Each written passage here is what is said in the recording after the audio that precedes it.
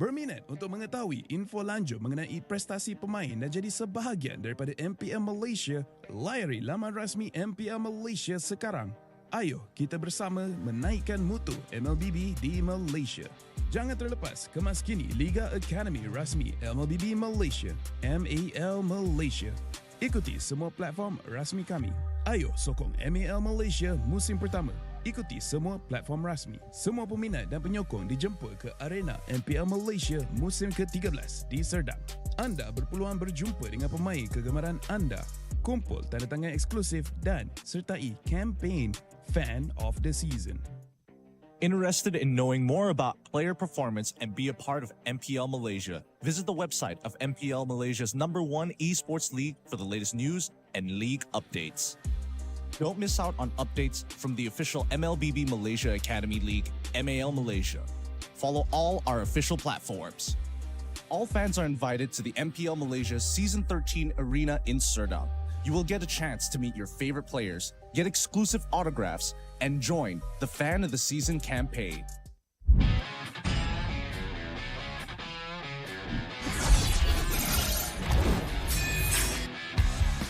Satu sekali can you do it? Dan Alvar di sana ternyata harus hilang.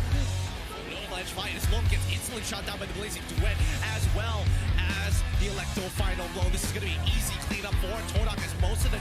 Apat yun, pero nasipa din siya. Yung ninakaw na sipa, buhay pa rin. Ang buhay! Backline already, and they're running for the lives. Gunning it, Jamie trying to drag the members of RG right underneath the turret. It's not enough though. Gray coming all the way in, he cleans it all the way up. Just nowhere for him to run. Kalau kita kata ada satu body weapon di Malaysia membuat pergerakan dari Biga tuh Alva benar-benar slow. Rafanya sudah tumbang.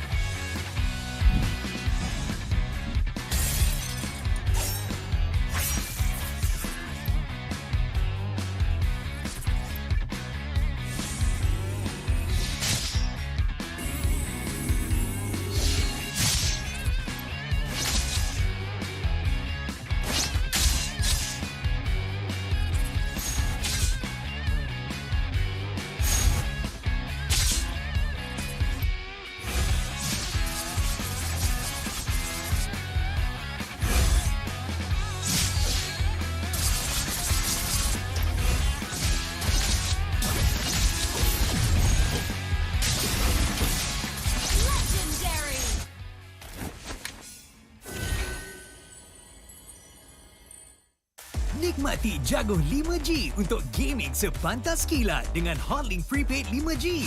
Internet 5G tanpa had dengan kelajuan 5G tanpa batas untuk layan gaming tanpa gangguan. Nikmati latensi rangkaian 5G terunggul dan gameplay termantap sepanjang malam. Semuanya hanya RM32 sebulan dengan 20% cashback. Dapatkan sekarang.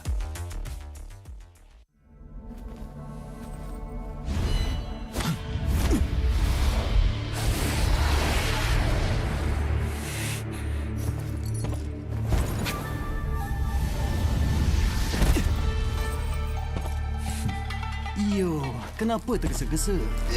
Tak boleh tunggu kejap ke?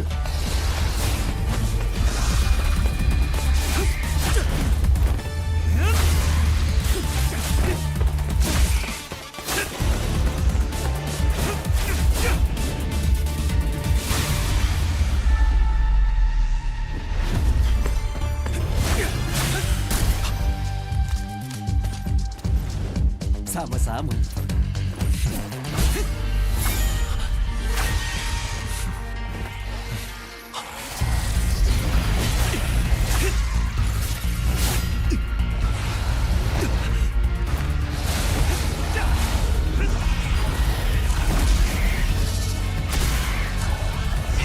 Bertahanlah. Awak nak mati kat sini ke? Kalau saya hilang kawan, bunuh saya tanpa lagi. Itu tugas saya. Mestilah.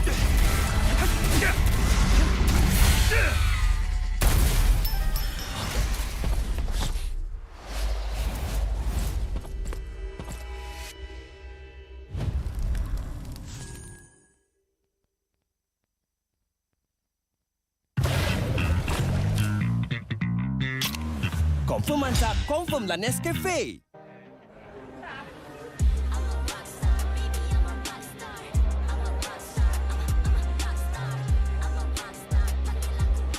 Kami akan bantai Barakuda.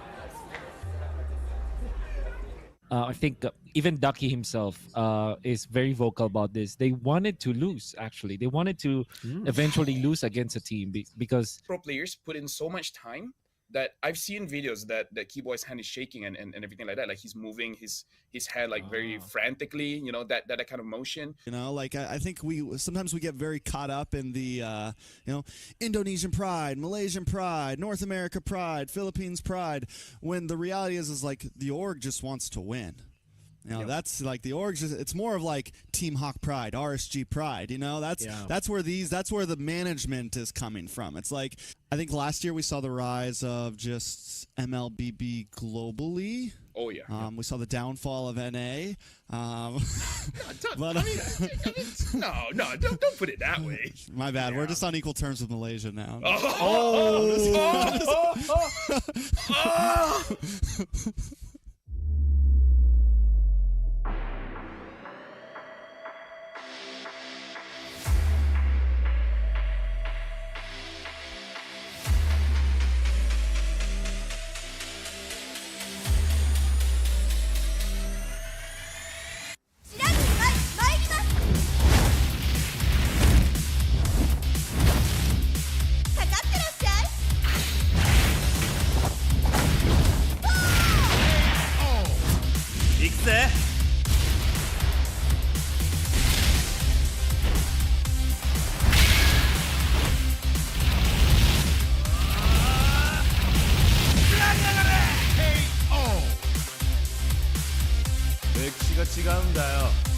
Hey, come on.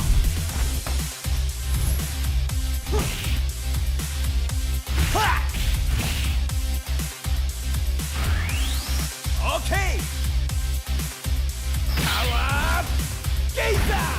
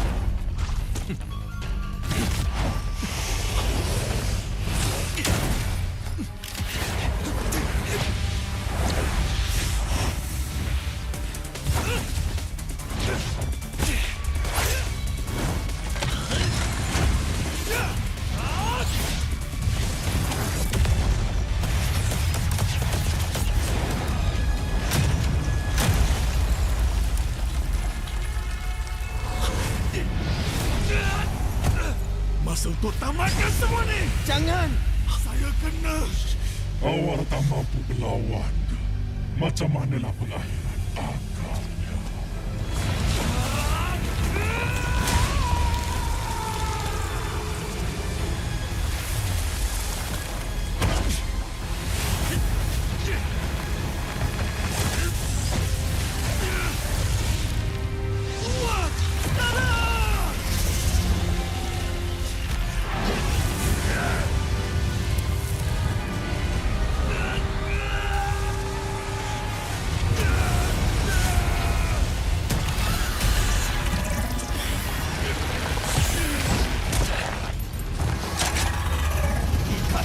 Sumpahan mesra.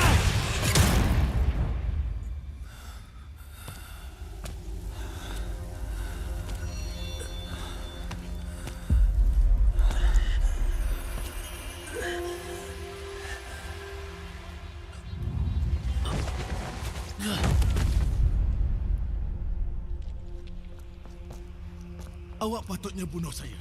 Ya, tapi ini hari bertuah awak.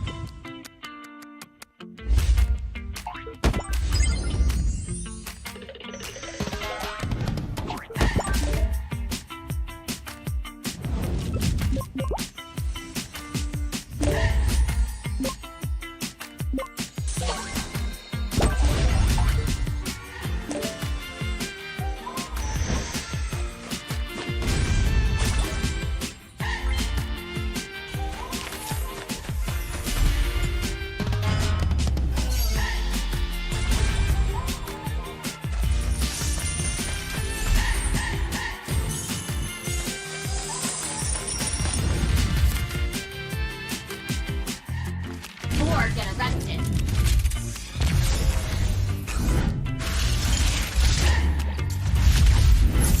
This will sting. You have my word.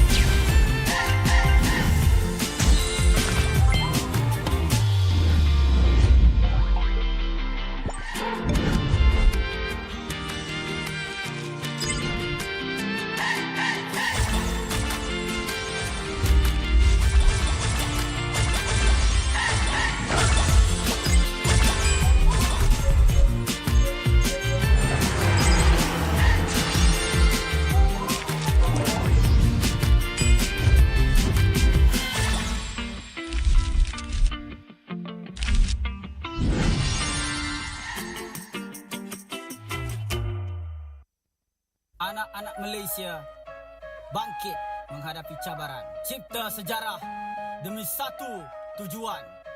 Pertahankan tanah air kita demi kemuncak M6.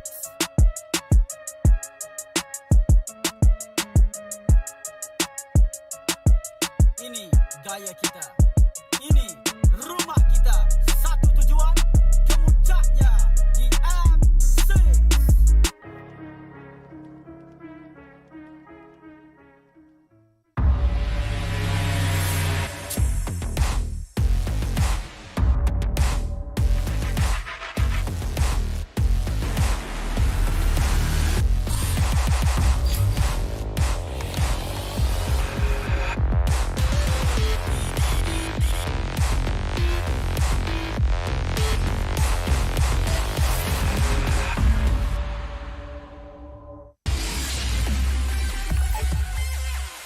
Berminat untuk mengetahui info lanjut mengenai prestasi pemain dan jadi sebahagian daripada MPL Malaysia?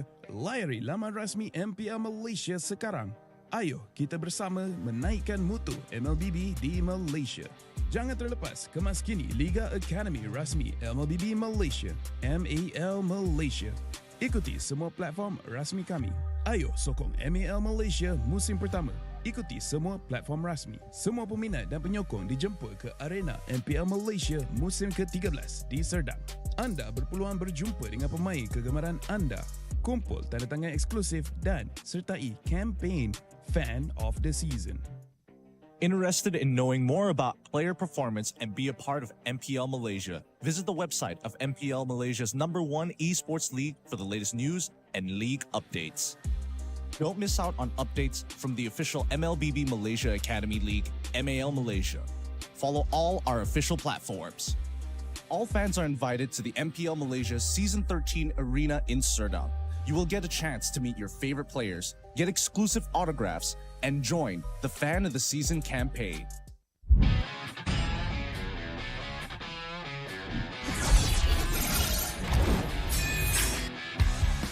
Satu Skylar can you do it? Dan Albert di sana ternyata harus hilang. Middle-edge fight as Logan gets instantly shot down by the Blazing Duet, as well as the Electro final blow. This is going to be easy cleanup for Todak as most of the... Apat yun, pero nasipa din siya. Yung ninakaw na sipa, buhay pa rin. 4v1! Backline already, and they're running for the lives. Gunning it, David trying to drag the members of RG right underneath the turret. It's not enough though. Gray coming all the way in, he cleats it all the way up. Just nowhere for him to run. Just... Kita akan ada satu warrior weapon deploy yang membuat pergerakan dari Bigat lalu benar-benar slow. Rafanya sudah tumbang.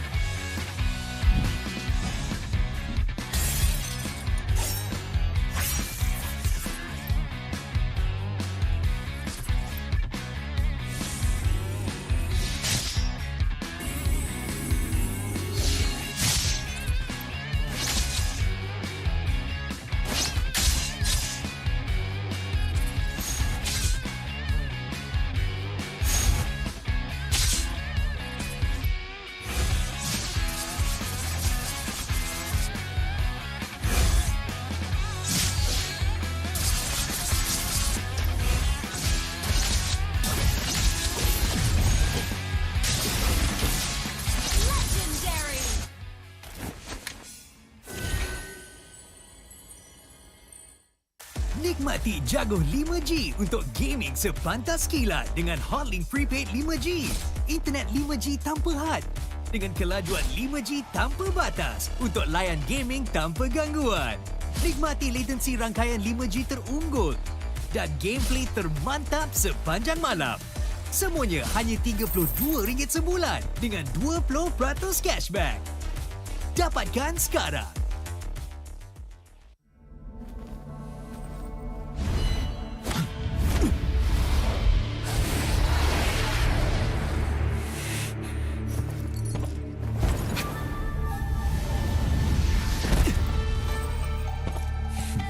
Iyo, kenapa tergesa-gesa? Tak boleh tunggu kejap ke?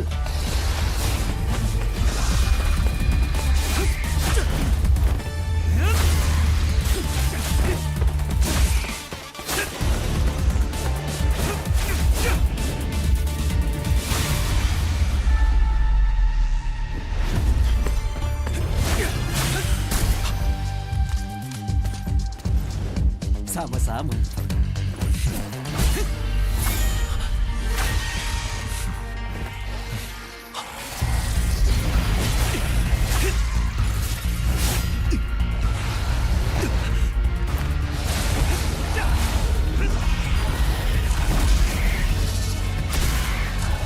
Hei, bertahanlah.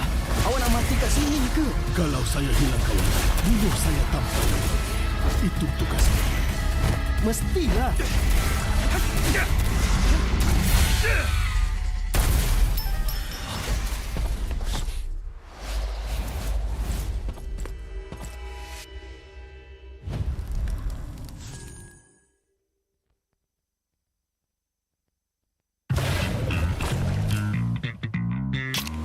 Confirm mantap, confirm lah Nescafe.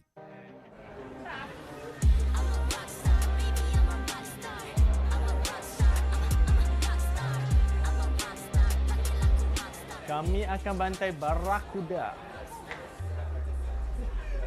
I think even Ducky himself is very vocal about this. They wanted to lose, actually. They wanted to eventually lose against a team because Pro players put in so much time that I've seen videos that Keyboy's hand is shaking and everything like that. Like he's moving his head like very frantically, you know, that kind of motion. You know, like I think sometimes we get very caught up in the Indonesian pride, Malaysian pride, North America pride, Philippines pride, when the reality is like the org just wants to win. You know, that's like the org. It's more of like Team Hawk pride, RSG pride. You know, that's where the management is coming from. It's like I think last year we saw the rise of just MLBB globally. Oh yeah. We saw the downfall of NA. No, don't put it that way. My bad. We're just on equal terms with Malaysia now.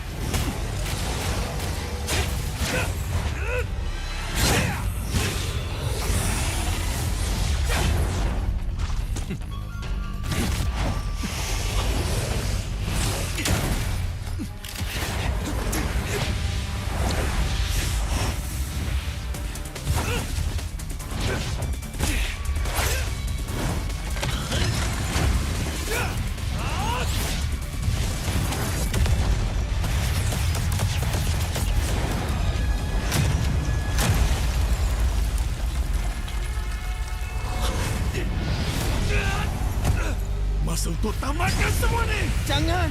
Saya kena. Awak tak mampu melawan. Macam manalah pengakhiran akalnya.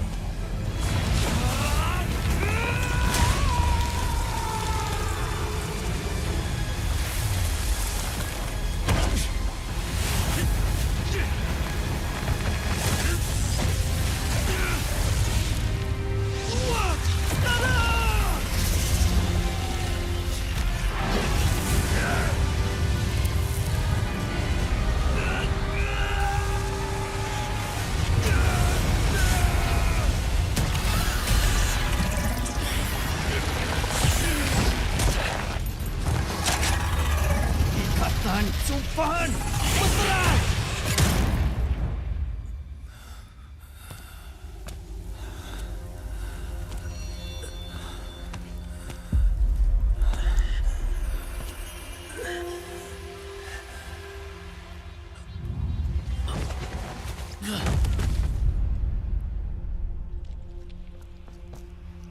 Awak patutnya bunuh saya.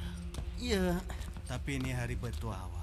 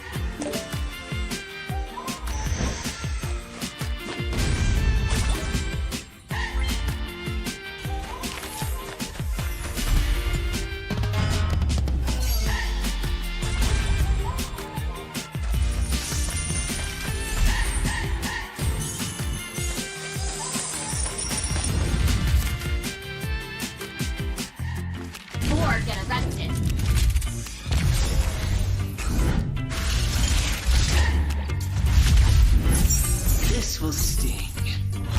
You have my word.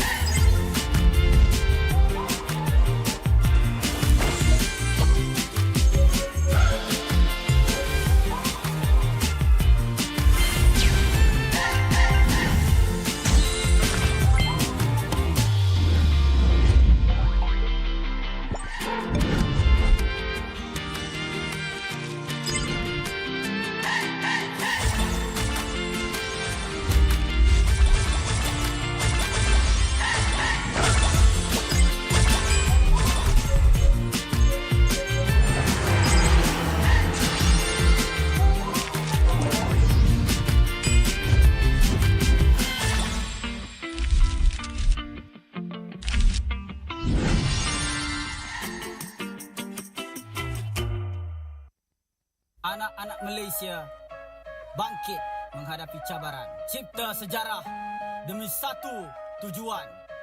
Pertahankan tanah air kita demi kemuncak M6.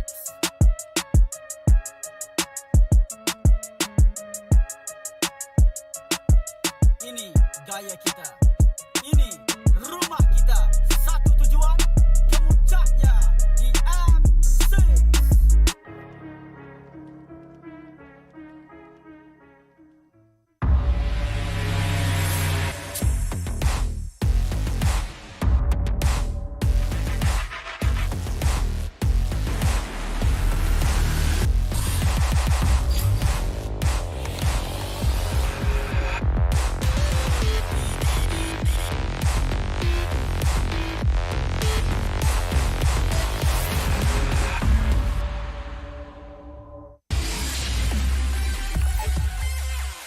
Berminat untuk mengetahui info lanjut mengenai prestasi pemain dan jadi sebahagian daripada MPL Malaysia? Layari laman rasmi MPL Malaysia sekarang. Ayo kita bersama menaikkan mutu MLBB di Malaysia. Jangan terlepas kemas kini Liga Akademi rasmi MLBB Malaysia, MPL Malaysia. Ikuti semua platform rasmi kami.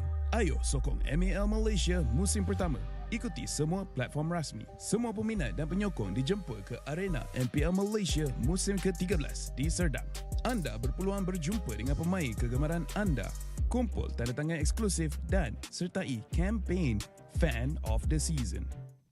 Interested in knowing more about player performance and be a part of MPL Malaysia? Visit the website of MPL Malaysia's #1 esports league for the latest news and league updates. Don't miss out on updates from the official MLBB Malaysia Academy League, MPL Malaysia. Follow all our official platforms. All fans are invited to the MPL Malaysia Season 13 Arena in Serdang. You will get a chance to meet your favorite players, get exclusive autographs, and join the Fan of the Season campaign.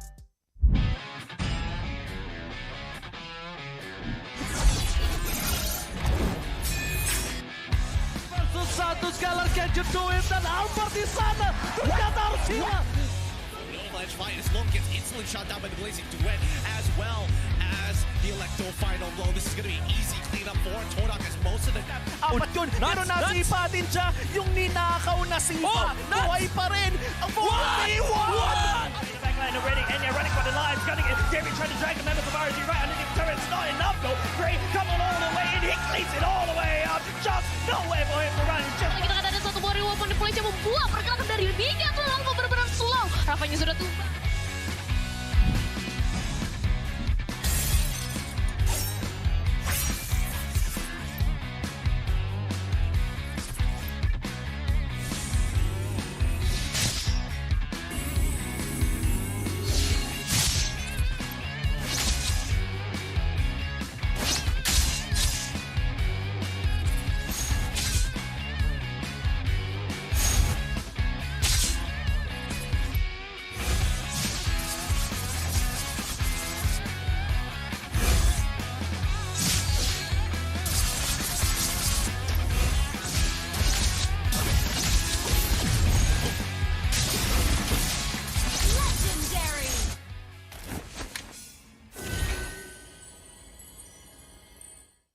Nikmati jago 5G untuk gaming sepantas kilat dengan Hotlink Prepaid 5G.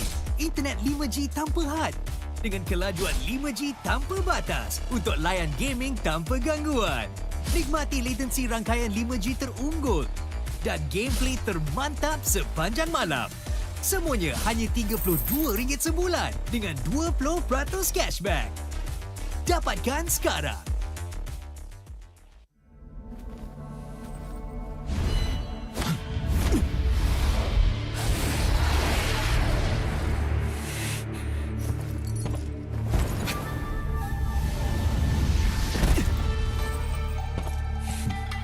Yo, kenapa tergesa-gesa? Tak boleh tunggu kejap ke?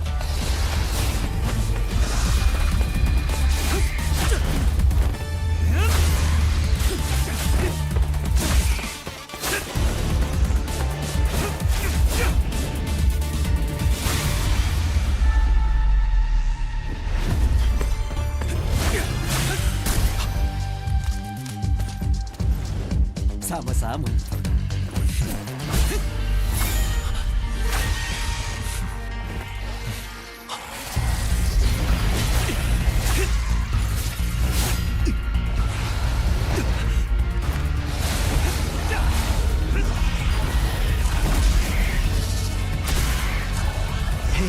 Bertahanlah. Awak nak mati kat sini ke? Kalau saya hilang kawan, bunuh saya tanpa lagi. Itu tugas saya. Mestilah.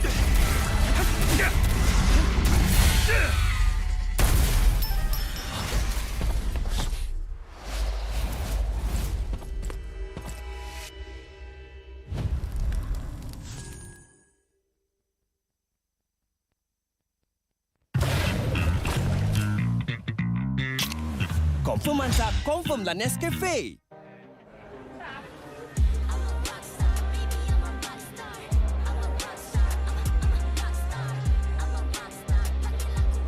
Kami akan bantai Barakuda.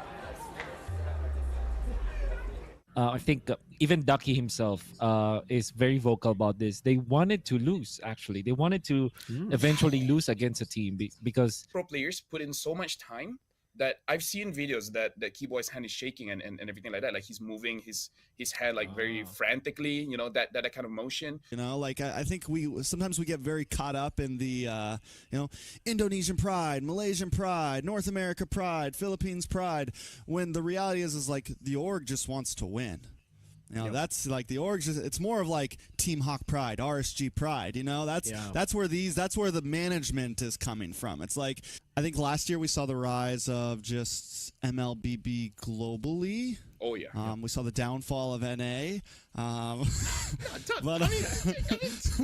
don't put it that way. My bad. Yeah. We're just on equal terms with Malaysia now.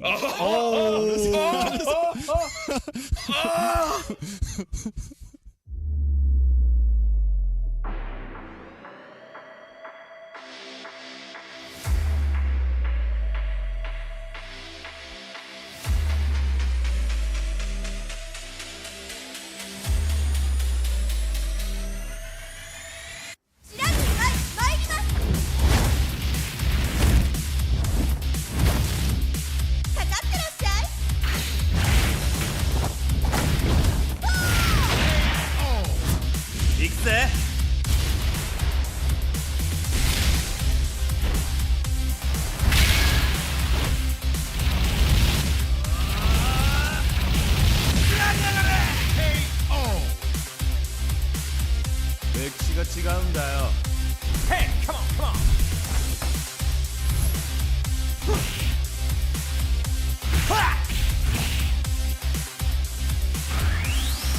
Okay. Power Gazer.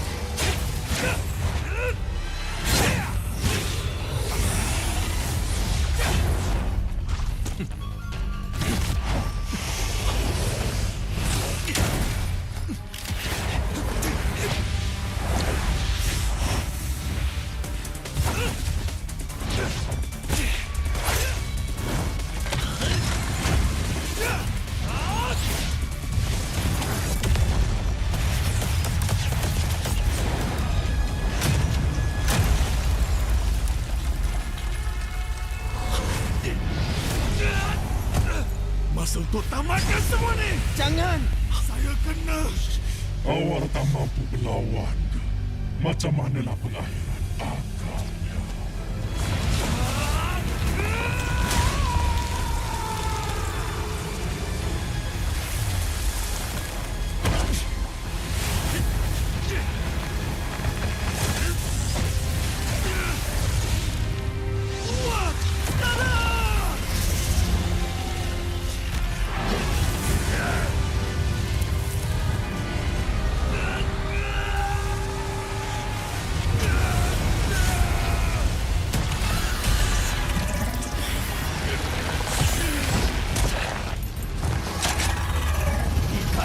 Sumpahan berserah.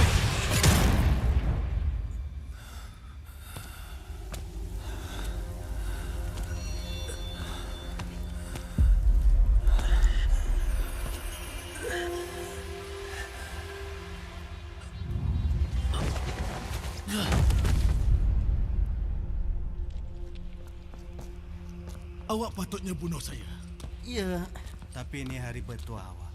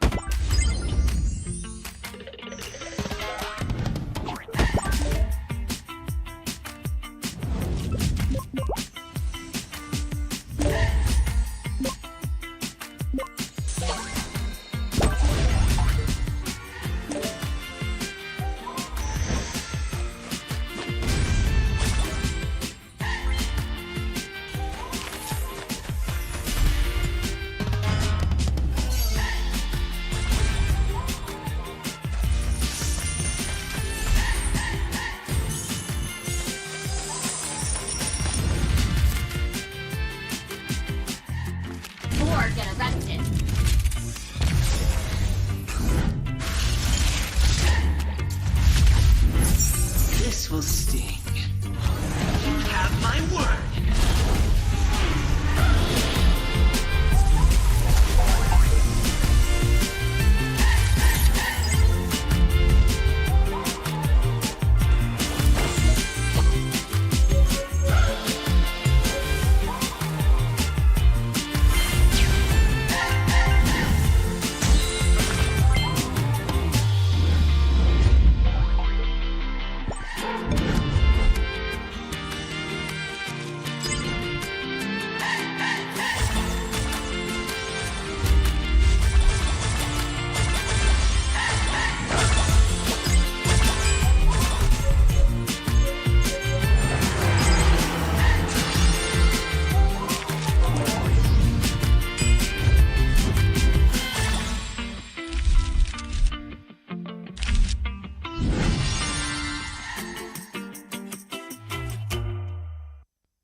Anak-anak Malaysia bangkit menghadapi cabaran. Cipta sejarah demi satu tujuan.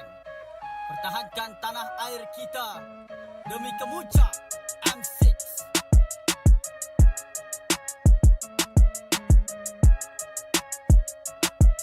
Ini gaya kita. Ini rumah kita. Satu tujuan, kemuncaknya di M6.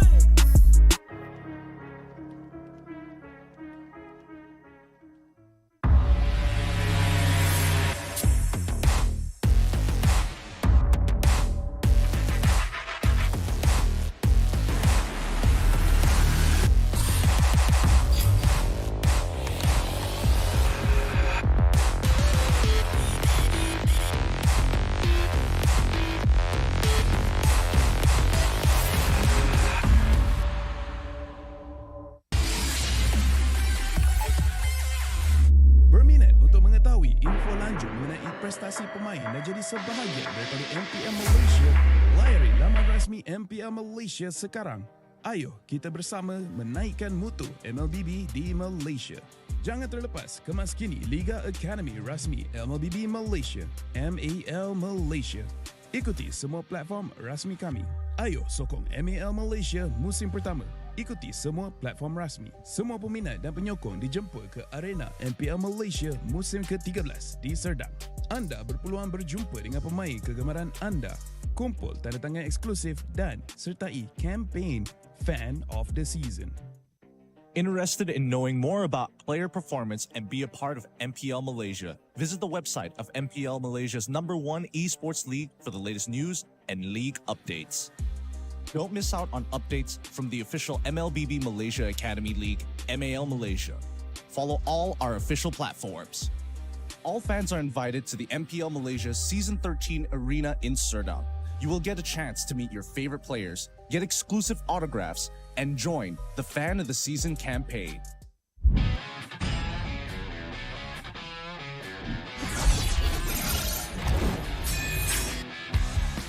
Satu Scalar can you do it? Dan Albert di sana ternyata harus hilang. Ledge fight as Logan gets instantly shot down by the Blazing Duet, as well as the Electro final blow. This is going to be easy cleanup for Todak as most of the...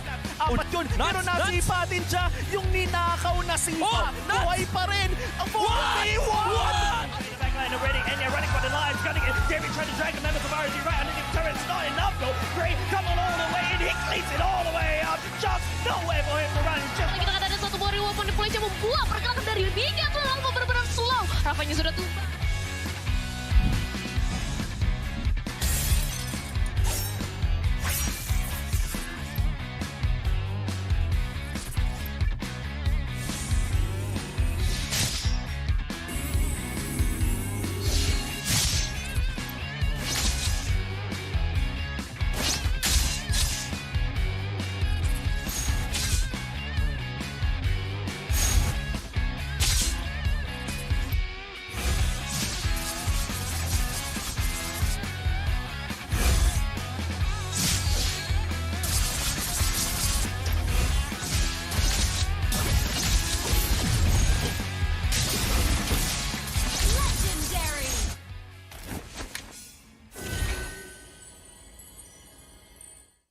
Nikmati jaguh 5G untuk gaming sepantas kilat dengan Hotlink Prepaid 5G.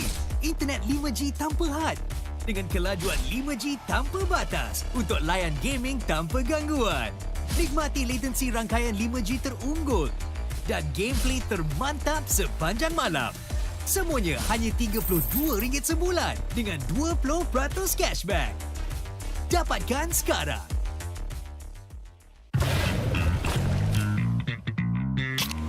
Confirm mantap, confirm lah Nescafe. I think even Ducky himself is very vocal about this. They wanted to lose, actually. They wanted to eventually lose against a team because pro players put in so much time that I've seen videos that Keyboy's hand is shaking and everything like that. Like he's moving his head like very frantically, you know, that kind of motion. You know, like I think we sometimes get very caught up in the Indonesian pride, Malaysian pride, North America pride, Philippines pride, when the reality is like the org just wants to win.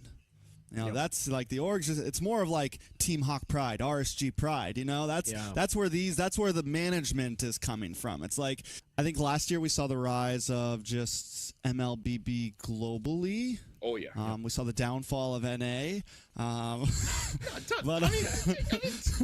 don't put it that way. My bad. Yeah. We're just on equal terms with Malaysia now.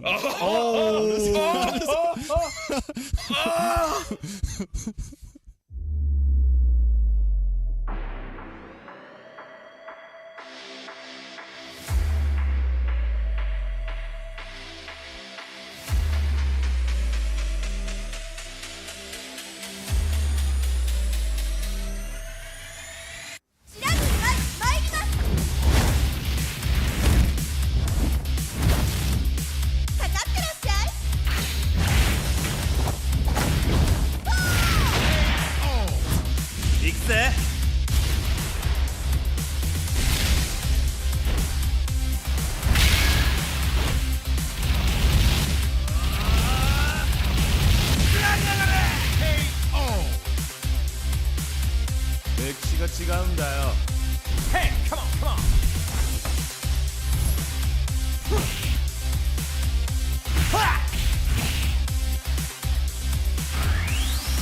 Okay. Power Gator.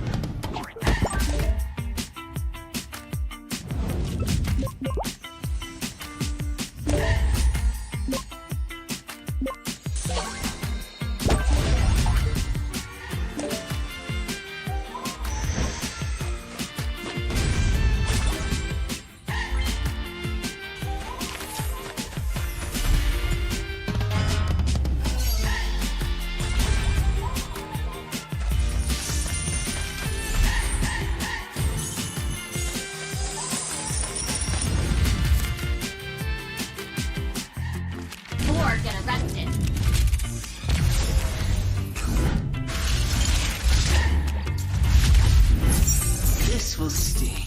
You have my word.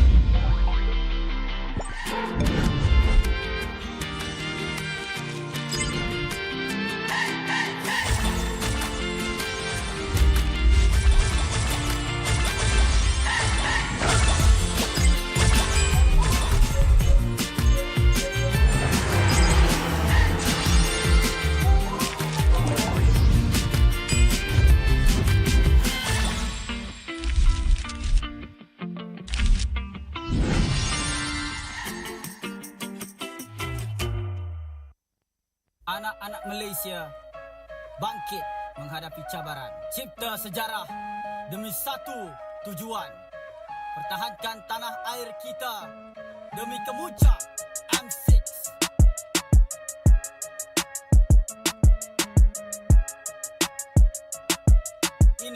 budaya kita. Ini rumah kita. Satu tujuan, kemuncaknya di M6.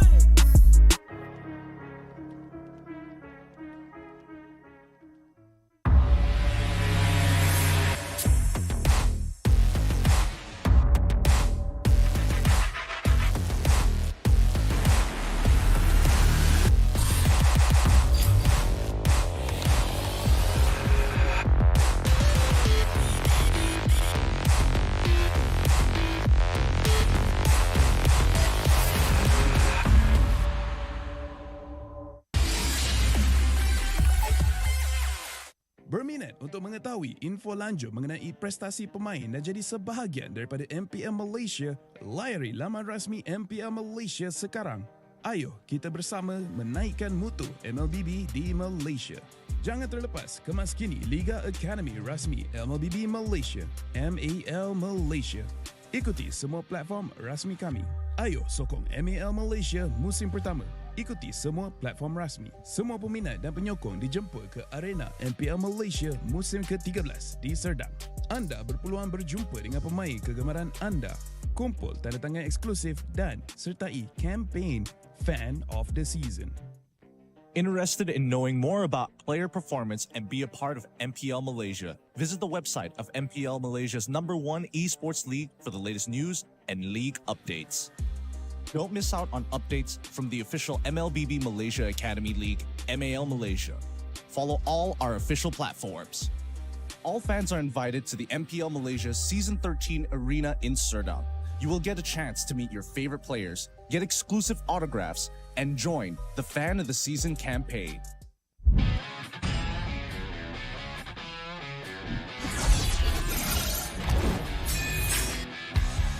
Satu sekali catch to him dan Albert di sana ternyata harus hilang. Avalanche fight as Lone gets instantly shot down by the Blazing Duet, as well as the Electo final blow. This is going to be easy cleanup for Todak as most of the... Apat yun, pero nasipa din siya yung ninakaw na sipa. Buhay pa rin ang 4v1! Backline already, and they're running for the lives, gunning it. Jerry trying to drag the members of RG right underneath the turret. It's not enough though. Gray coming all the way in, he cleans it all the way up. Just nowhere for him to run. Just... Kita kata ada satu buah reward di Malaysia membuat pergerakan dari Liga terlalu benar-benar slow. Rafanya sudah tumbang.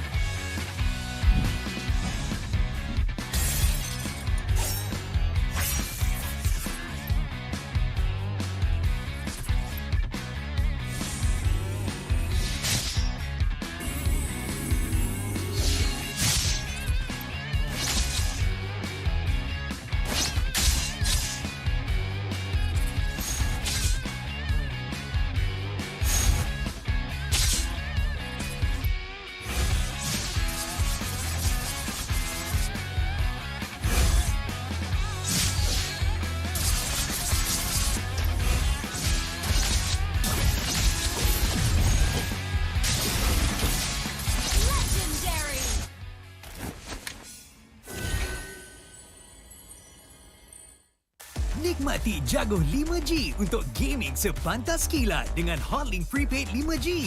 Internet 5G tanpa had. Dengan kelajuan 5G tanpa batas untuk layan gaming tanpa gangguan. Nikmati latensi rangkaian 5G terunggul dan gameplay termantap sepanjang malam. Semuanya hanya RM32 sebulan dengan 20% cashback. Dapatkan sekarang.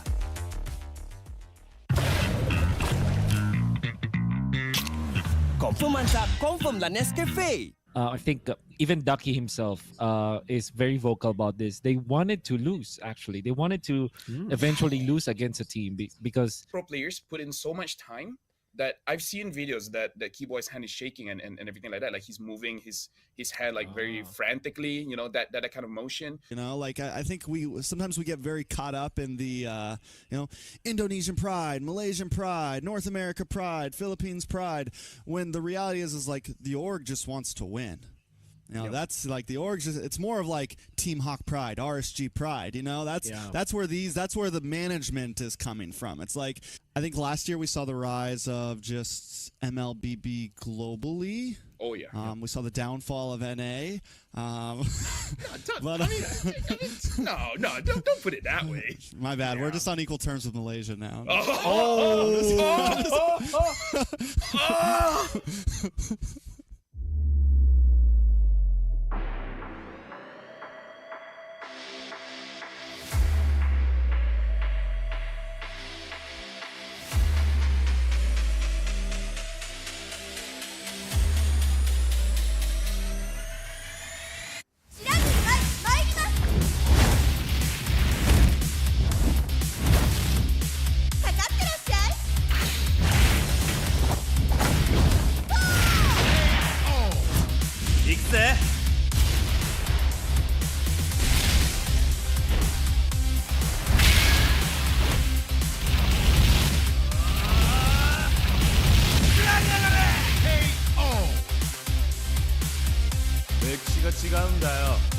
Hey, come on.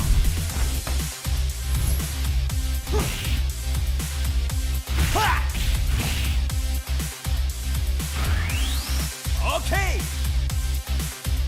Power Gazer.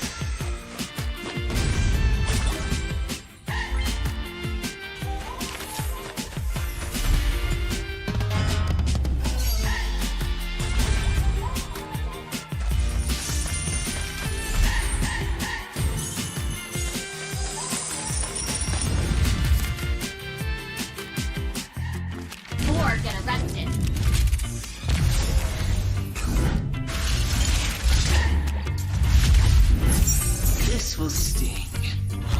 You have my word.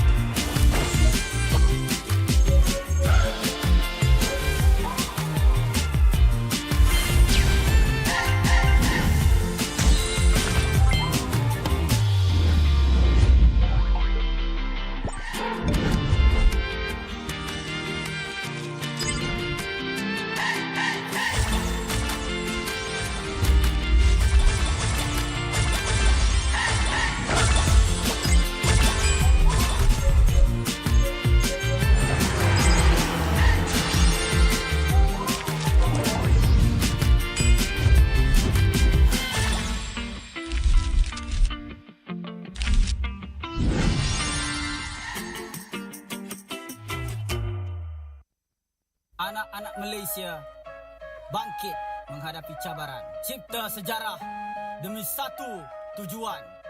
Pertahankan tanah air kita demi kemuncak M6.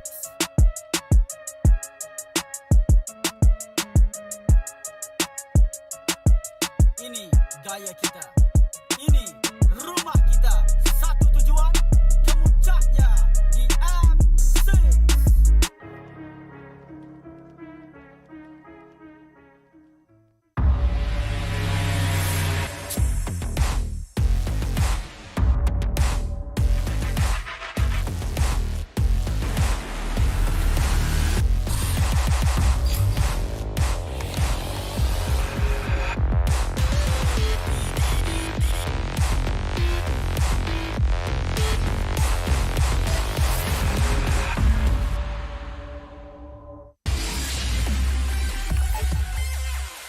Berminat untuk mengetahui info lanjut mengenai prestasi pemain dan jadi sebahagian daripada MPL Malaysia?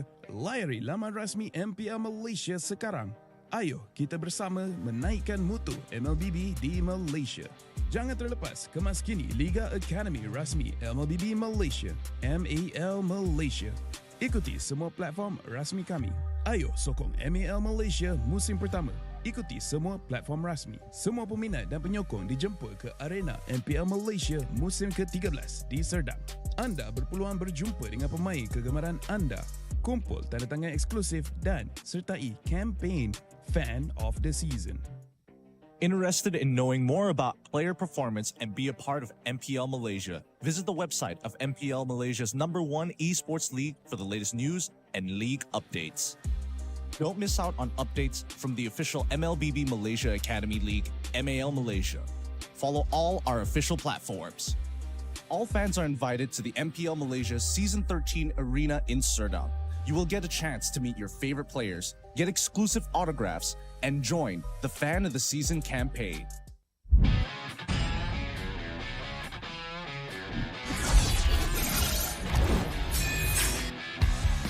Satu Scalar can you do it? Dan Albert di sana ternyata harus hilang.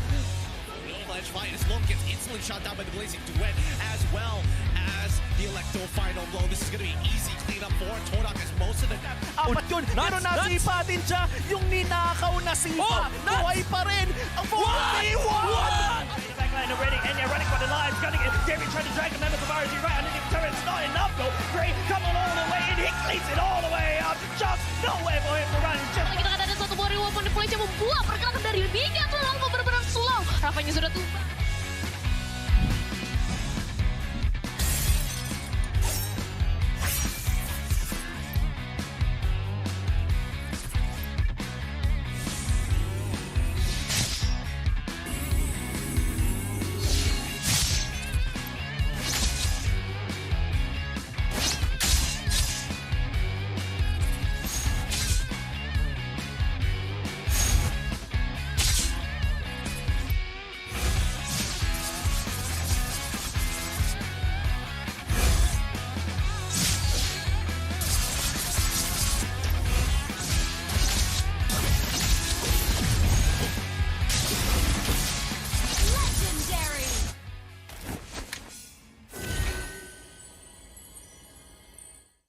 Nikmati jago 5G untuk gaming sepantas kilat dengan Hotlink Prepaid 5G. Internet 5G tanpa had dengan kelajuan 5G tanpa batas untuk layan gaming tanpa gangguan. Nikmati latensi rangkaian 5G terunggul dan gameplay termantap sepanjang malam. Semuanya hanya RM32 sebulan dengan 20% cashback. Dapatkan sekarang.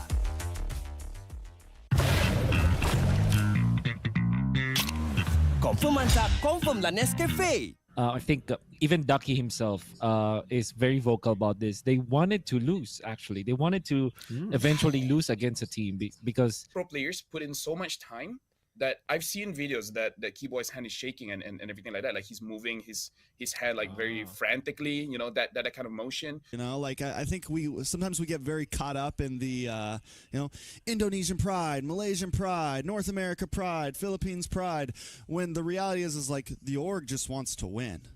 You know, that's like the org. It's more of like Team Hawk pride, RSG pride. You know, that's where the management is coming from. It's like I think last year we saw the rise of just MLBB globally. Oh yeah. We saw the downfall of NA. No, don't put it that way. My bad. Yeah. We're just on equal terms with Malaysia now.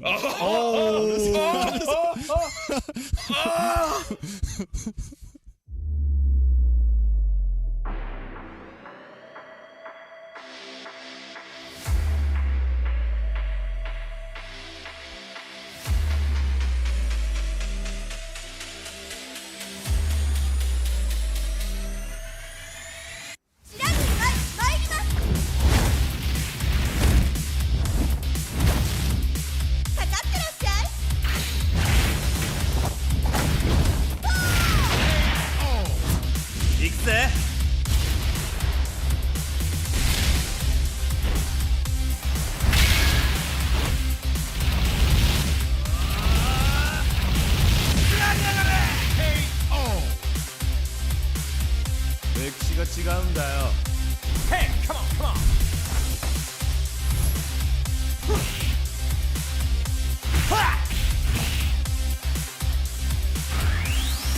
Okay.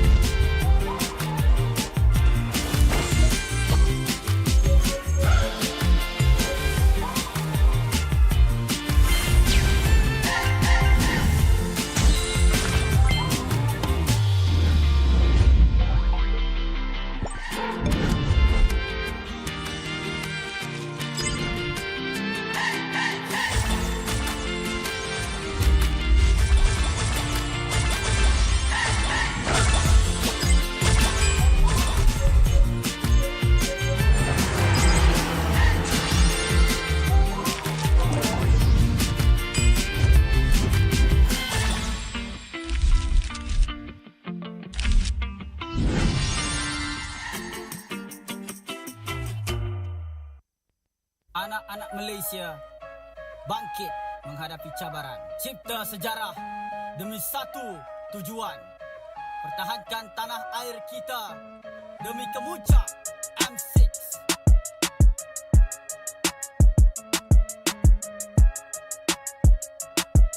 Ini gaya kita. Ini rumah kita. Satu tujuan, kemuncaknya di M6.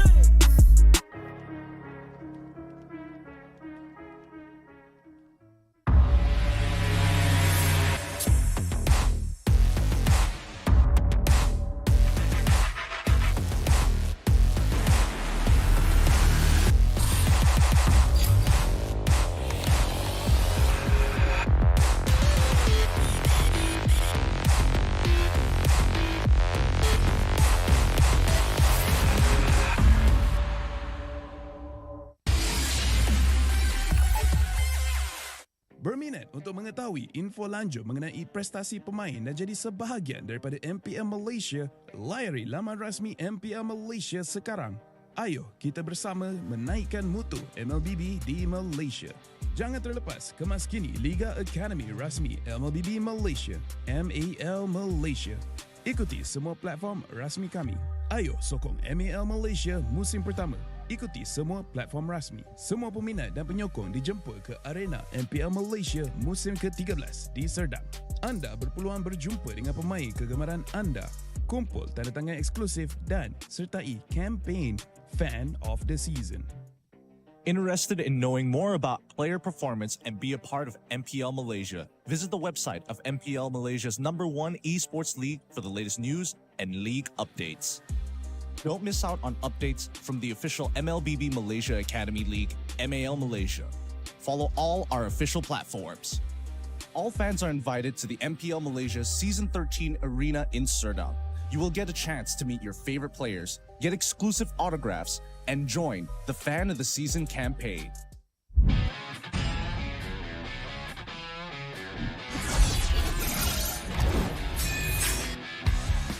Satu scalar gadget duit dan Albert di sana. Ternyata harus hilang. Ledge fight is long, gets instantly shot down by the Blazing Duet, as well as the Electro final blow. This is going to be easy cleanup for Todak as most of the... Apat yun, pero nasipa din siya. Yung ninakaw na sipa. Buhay pa rin. Ang 41! Backline already, and they're running for the lives. Gunning it. Jerry trying to drag the members of RG right underneath the turret. It's not enough though. Gray coming all the way in. He cleans it all the way up. Just nowhere for him to run. Just... Kita kata ada satu warrior weapon di Malaysia membuat pergerakan dari Liga terlalu benar-benar slow. Rafanya sudah tumbang.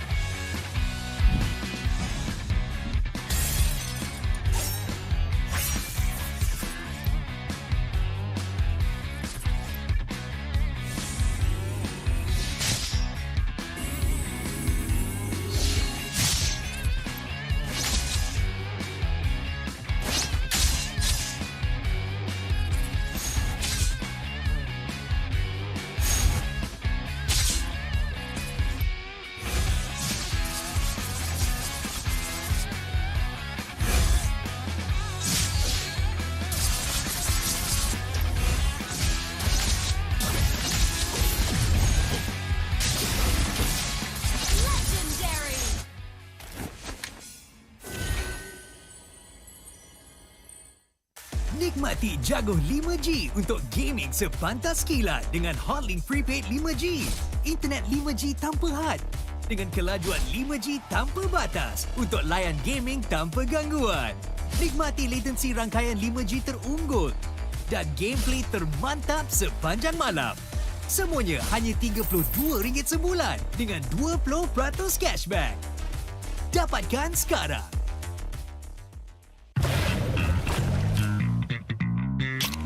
Confirm mantap, confirm lah Nescafe. I think even Ducky himself is very vocal about this. They wanted to lose, actually. They wanted to eventually lose against a team because... Pro players put in so much time that I've seen videos that Keyboy's hand is shaking and everything like that. Like he's moving his head like very frantically, you know, that kind of motion. You know, like I think sometimes we get very caught up in the Indonesian pride, Malaysian pride, North America pride, Philippines pride, when the reality is like the org just wants to win. You know, that's like the orgs. It's more of like Team Hawk pride, RSG pride. You know, that's where the management is coming from. It's like, I think last year we saw the rise of just MLBB globally. Oh yeah. We saw the downfall of NA. But no, don't put it that way. My bad. We're just on equal terms with Malaysia now.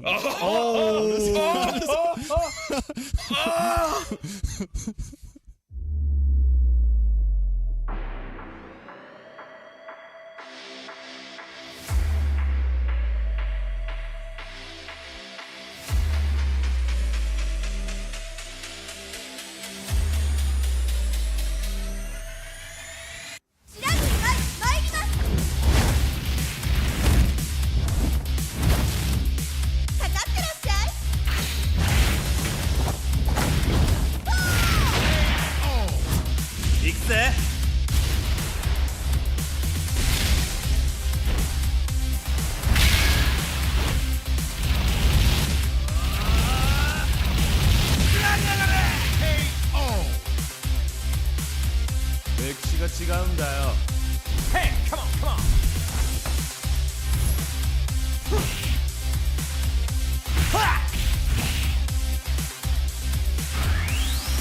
Okay. Power Gazer.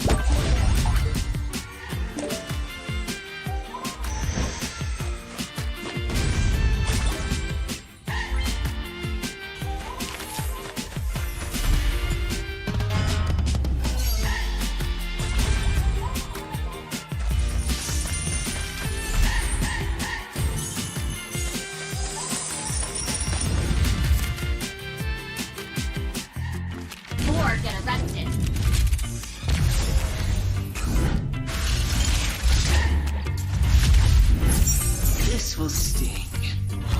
You have my word.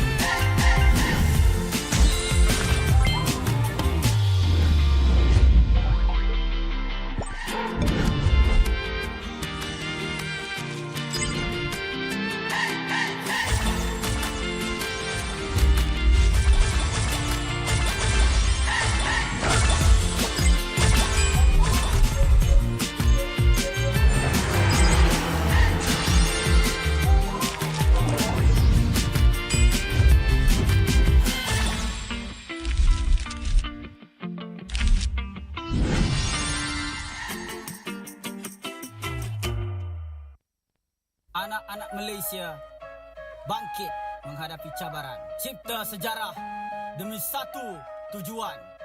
Pertahankan tanah air kita demi kemuncak M6.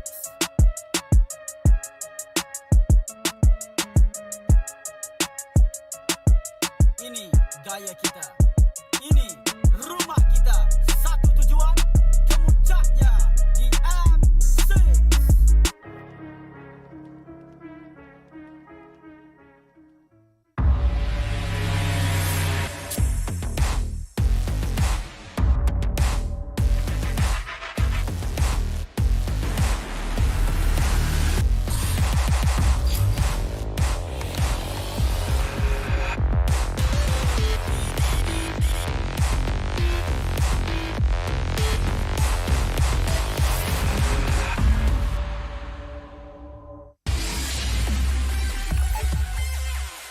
Berminat untuk mengetahui info lanjut mengenai prestasi pemain dan jadi sebahagian daripada MPL Malaysia? Layari laman rasmi MPL Malaysia sekarang. Ayo kita bersama menaikkan mutu MLBB di Malaysia. Jangan terlepas kemas kini Liga Akademi rasmi MLBB Malaysia, MPL Malaysia. Ikuti semua platform rasmi kami. Ayo sokong MPL Malaysia musim pertama. Ikuti semua platform rasmi. Semua peminat dan penyokong dijemput ke arena MPL Malaysia musim ke-13 di Serdang. Anda berpeluang berjumpa dengan pemain kegemaran anda, kumpul tanda tangan eksklusif dan sertai kempen Fan of the Season. Interested in knowing more about player performance and be a part of MPL Malaysia? Visit the website of MPL Malaysia's #1 esports league for the latest news and league updates. Don't miss out on updates from the official MLBB Malaysia Academy League, MPL Malaysia. Follow all our official platforms. All fans are invited to the MPL Malaysia Season 13 Arena in Serdang. You will get a chance to meet your favorite players, get exclusive autographs, and join the Fan of the Season campaign.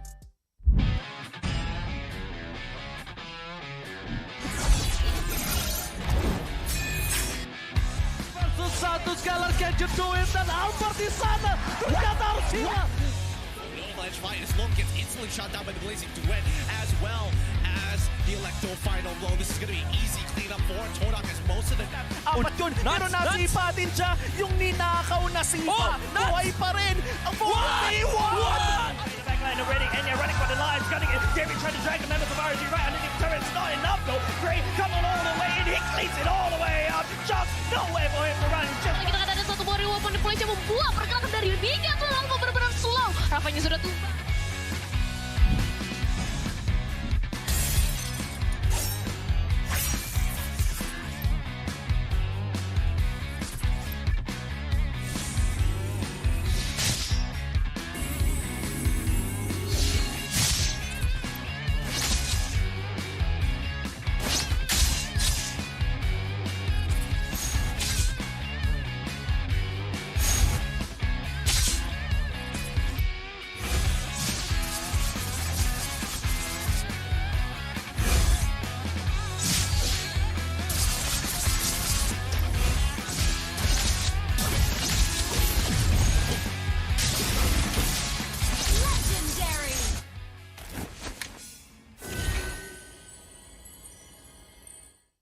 Nikmati jago 5G untuk gaming sepantas kilat dengan Hotlink Prepaid 5G. Internet 5G tanpa had dengan kelajuan 5G tanpa batas untuk layan gaming tanpa gangguan. Nikmati latensi rangkaian 5G terunggul dan gameplay termantap sepanjang malam. Semuanya hanya RM32 sebulan dengan 20% cashback. Dapatkan sekarang.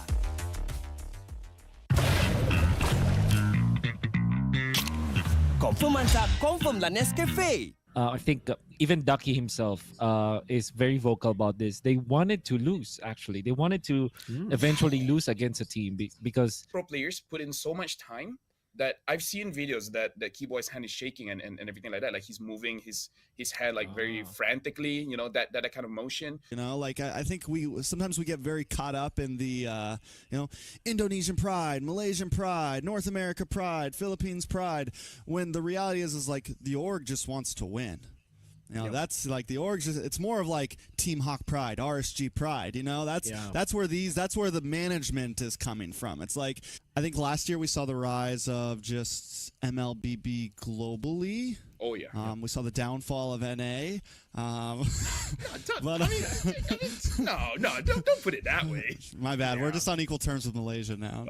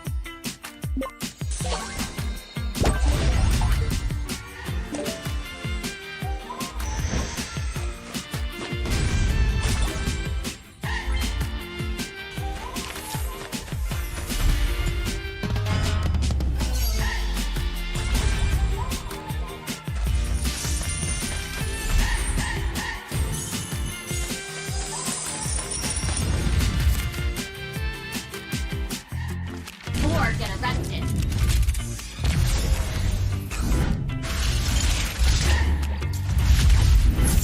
This will sting. You have my word.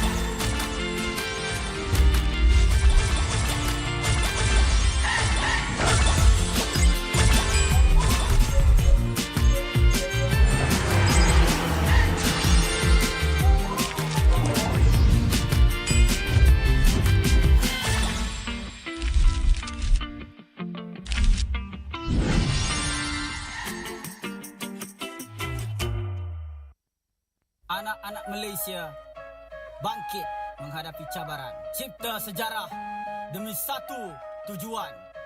Pertahankan tanah air kita demi kemuncak M6.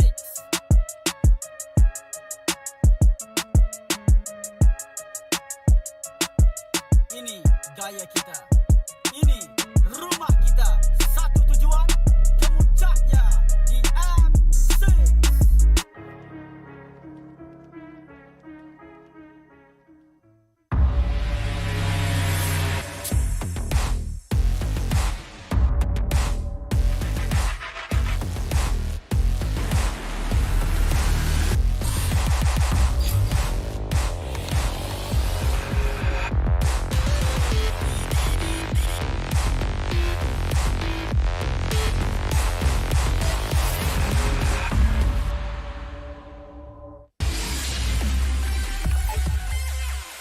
Berminat untuk mengetahui info lanjut mengenai prestasi pemain dan jadi sebahagian daripada MPL Malaysia? Layari laman rasmi MPL Malaysia sekarang.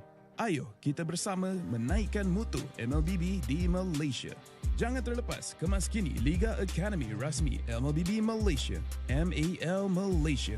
Ikuti semua platform rasmi kami. Ayo sokong MPL Malaysia musim pertama. Ikuti semua platform rasmi. Semua peminat dan penyokong dijemput ke arena MPL Malaysia musim ke-13 di Serdang. Anda berpeluang berjumpa dengan pemain kegemaran anda, kumpul tanda tangan eksklusif dan sertai kempen Fan of the Season. Interested in knowing more about player performance and be a part of MPL Malaysia? Visit the website of MPL Malaysia's #1 esports league for the latest news and league updates. Don't miss out on updates from the official MLBB Malaysia Academy League, MPL Malaysia. Follow all our official platforms. All fans are invited to the MPL Malaysia Season 13 Arena in Serdang. You will get a chance to meet your favorite players, get exclusive autographs, and join the Fan of the Season campaign.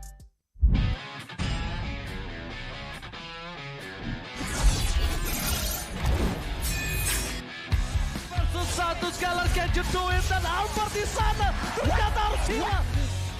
Ledge fight as Long gets instantly shot down by the Blazing Duet, as well as the Electro final blow. This is going to be easy cleanup for Todak as most of the... Apat yun, pero nasipa din siya. Yung ninakaw na sipa. Buhay pa rin. Ang 4v1! Backline already, and you're running for the lives. Cutting it. Jerry trying to drag the members of RG right underneath the turret. It's not enough though. Gray coming all the way in. He cleans it all the way up. Just nowhere for him to run. Kita kata ada satu buah reward point Malaysia membuat pergerakan dari Liga terlalu benar-benar slow. Rafanya sudah tumbang.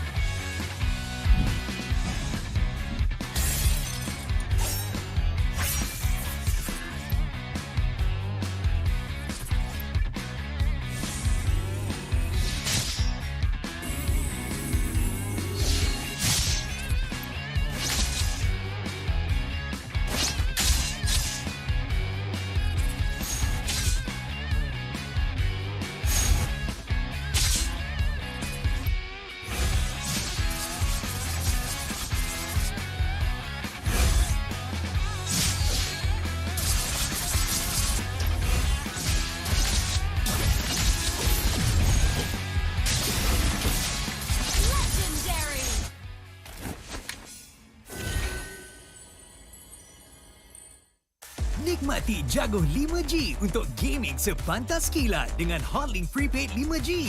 Internet 5G tanpa had. Dengan kelajuan 5G tanpa batas untuk layan gaming tanpa gangguan. Nikmati latensi rangkaian 5G terunggul dan gameplay termantap sepanjang malam. Semuanya hanya RM32 sebulan dengan 20% cashback. Dapatkan sekarang.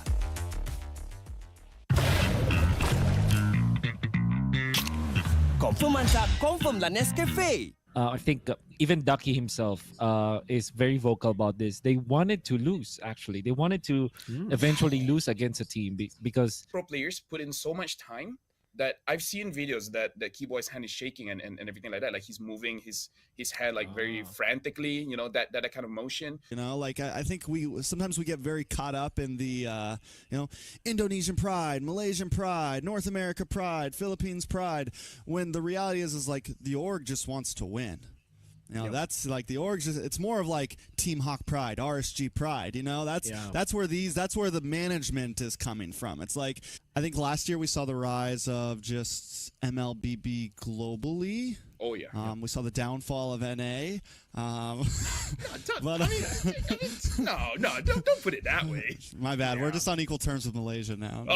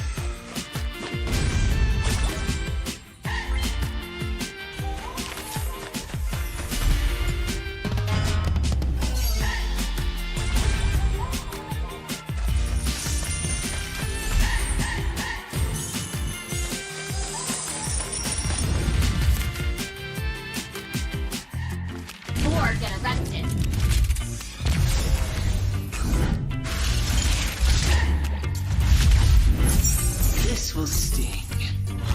You have my word.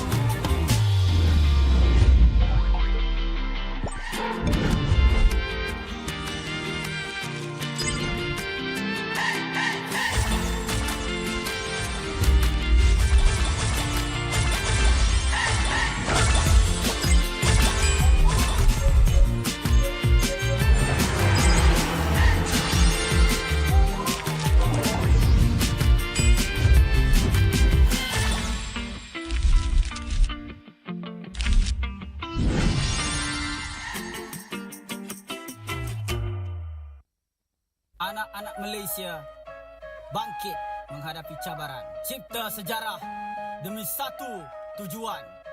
Pertahankan tanah air kita demi kemuncak M6.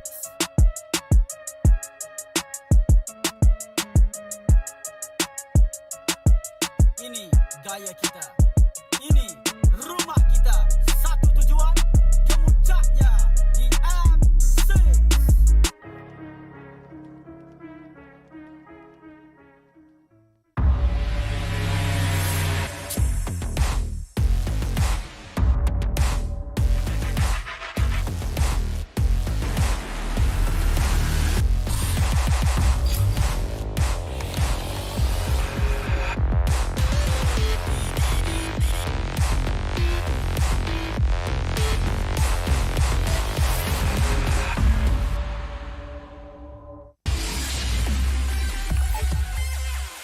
Berminat untuk mengetahui info lanjut mengenai prestasi pemain dan jadi sebahagian daripada MPL Malaysia?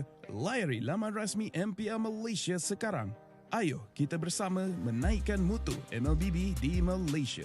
Jangan terlepas kemas kini Liga Akademi rasmi MLBB Malaysia, MPL Malaysia. Ikuti semua platform rasmi kami. Ayo sokong MPL Malaysia musim pertama. Ikuti semua platform rasmi. Semua peminat dan penyokong dijemput ke arena MPL Malaysia musim ke-13 di Serdang. Anda berpeluang berjumpa dengan pemain kegemaran anda, kumpul tanda tangan eksklusif dan sertai kempen Fan of the Season. Interested in knowing more about player performance and be a part of MPL Malaysia? Visit the website of MPL Malaysia's #1 esports league for the latest news and league updates. Don't miss out on updates from the official MLBB Malaysia Academy League, MPL Malaysia. Follow all our official platforms. All fans are invited to the MPL Malaysia Season 13 Arena in Serdang. You will get a chance to meet your favorite players, get exclusive autographs, and join the Fan of the Season campaign.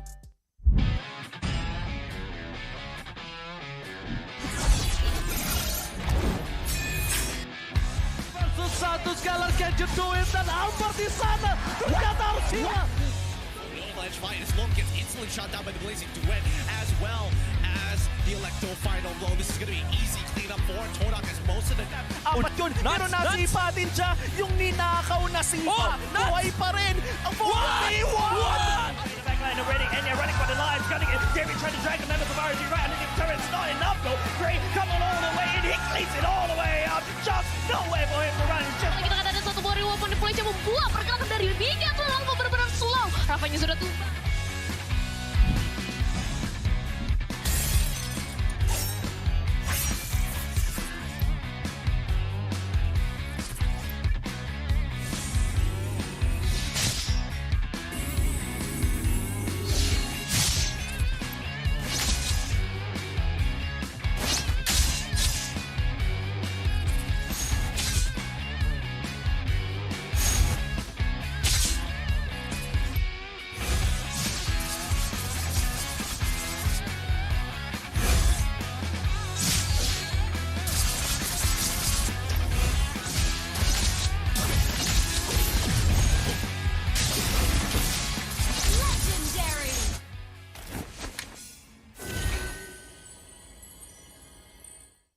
Nikmati jago 5G untuk gaming sepantas kilat dengan Hotlink Prepaid 5G.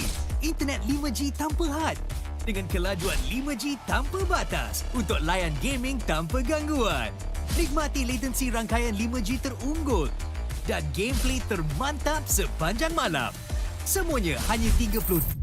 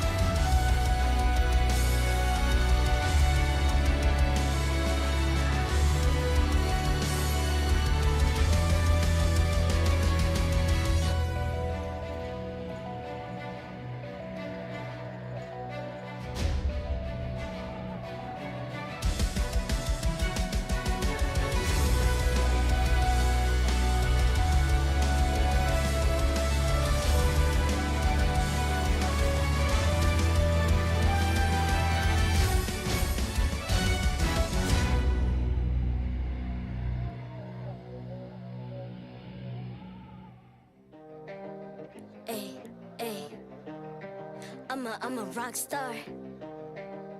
Yeah, rock star. Hey, hey, hey. I'm a rock star, baby. I'm a rock star. I'm a rock star. I'm a rock star. I'm a rock star. Panggil aku rock star. Ini kejohanan kita semua orang rock star. Kita rock star, kita buat saja gaya kita. Makin panas apinya sudah membara. Macam mana pun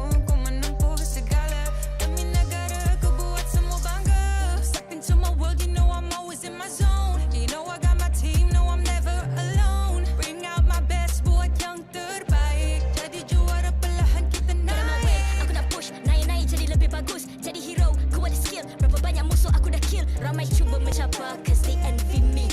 Tiap game aku pasti jadi MVP. Easy. I'm a rock star, baby, I'm a rock star. I'm a rock star, I'm a rock star. I'm a rock star, panggil aku rock star. Ini kejohanan kita semua orang rock star. I'm a rock star, baby, I'm a rock star. I'm a rock star, I'm a rock star. I'm a rock star, panggil aku rock star. Ini kejohanan kita semua orang rock star. Tengok nanti siapa yang juara. Ni peluang kita bawa pulang piala. This is my game, this is my time. Menang semua, everything will be mine. Kalau jatuh kau pasti kembali. Bangun balik ku tegak berdiri. Kuatkanlah tenaga, ganjaran diperoleh. Ni kejohanan kita, Malaysia memang boleh. Rise up to the top, kita buat bersama. Semangat kita kuat di bawah satu bendera. Ay. I'ma go hard for the win. Win. On the battlefield till the end. I'm trying to beat the greatest anyone has ever seen. Stand by, I'm coming in for the win. I'm a rock star, baby, I'm a rock star. I'm a rock star, I'm a rock star. I'm a rock star, panggil aku rock star. Ini kejohanan kita semua orang rock star. I'm a rock star, baby, I'm a rock star. I'm a rock star, I'm a rock star. I'm a rock star, panggil aku rock star. Ini kejohanan kita semua orang rock star.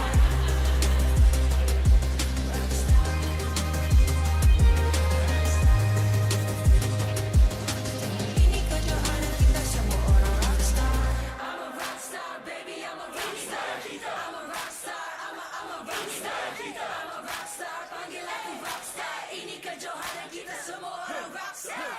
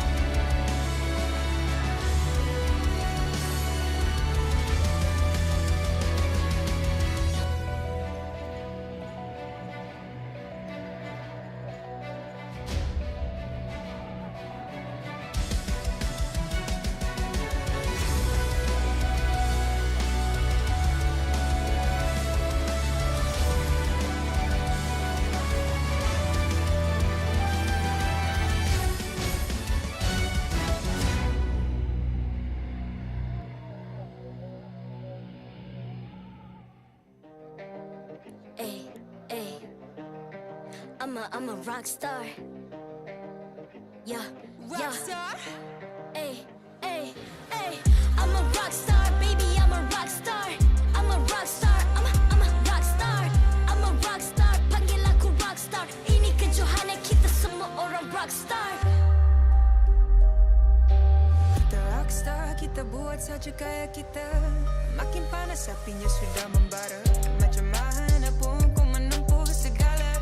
Demi negara ku buat semua bangga. Step into my world, you know I'm always in my zone. You know I got my team, no I'm never alone. Bring out my best, buat yang terbaik. Jadi juara perlahan kita naik. Aku nak push, naik jadi lebih bagus. Jadi hero, ku ada skill. Berapa banyak musuh aku dah kill. Ramai cuba mencabar cause they envy me. Tiap game aku pasti jadi MVP. Easy. I'm a rock star, baby, I'm a rock star. I'm a rock star, I'm a rock star. I'm a rock star, panggil aku rock star. Ini kejohanan kita semua orang rock star. I'm a rock star, baby, I'm a rock star. I'm a rock star, I'm a rock star. I'm a rock star, panggil aku rock star. Ini kejohanan kita semua orang rock star. Tengok nanti siapa yang juara. Ni peluang kita bawa pulang piala. This is my game, this is my time. Menang semua, everything will be mine. Kalau jatuh kau pasti kembali. Bangun balik ku tegak berdiri. Kuatkanlah tenaga, ganjaran diperoleh. Ni kejohanan kita, Malaysia memang boleh. Rise up to the top, kita buat bersama. Semangat kita kuat di bawah satu bendera. Ay. I'ma go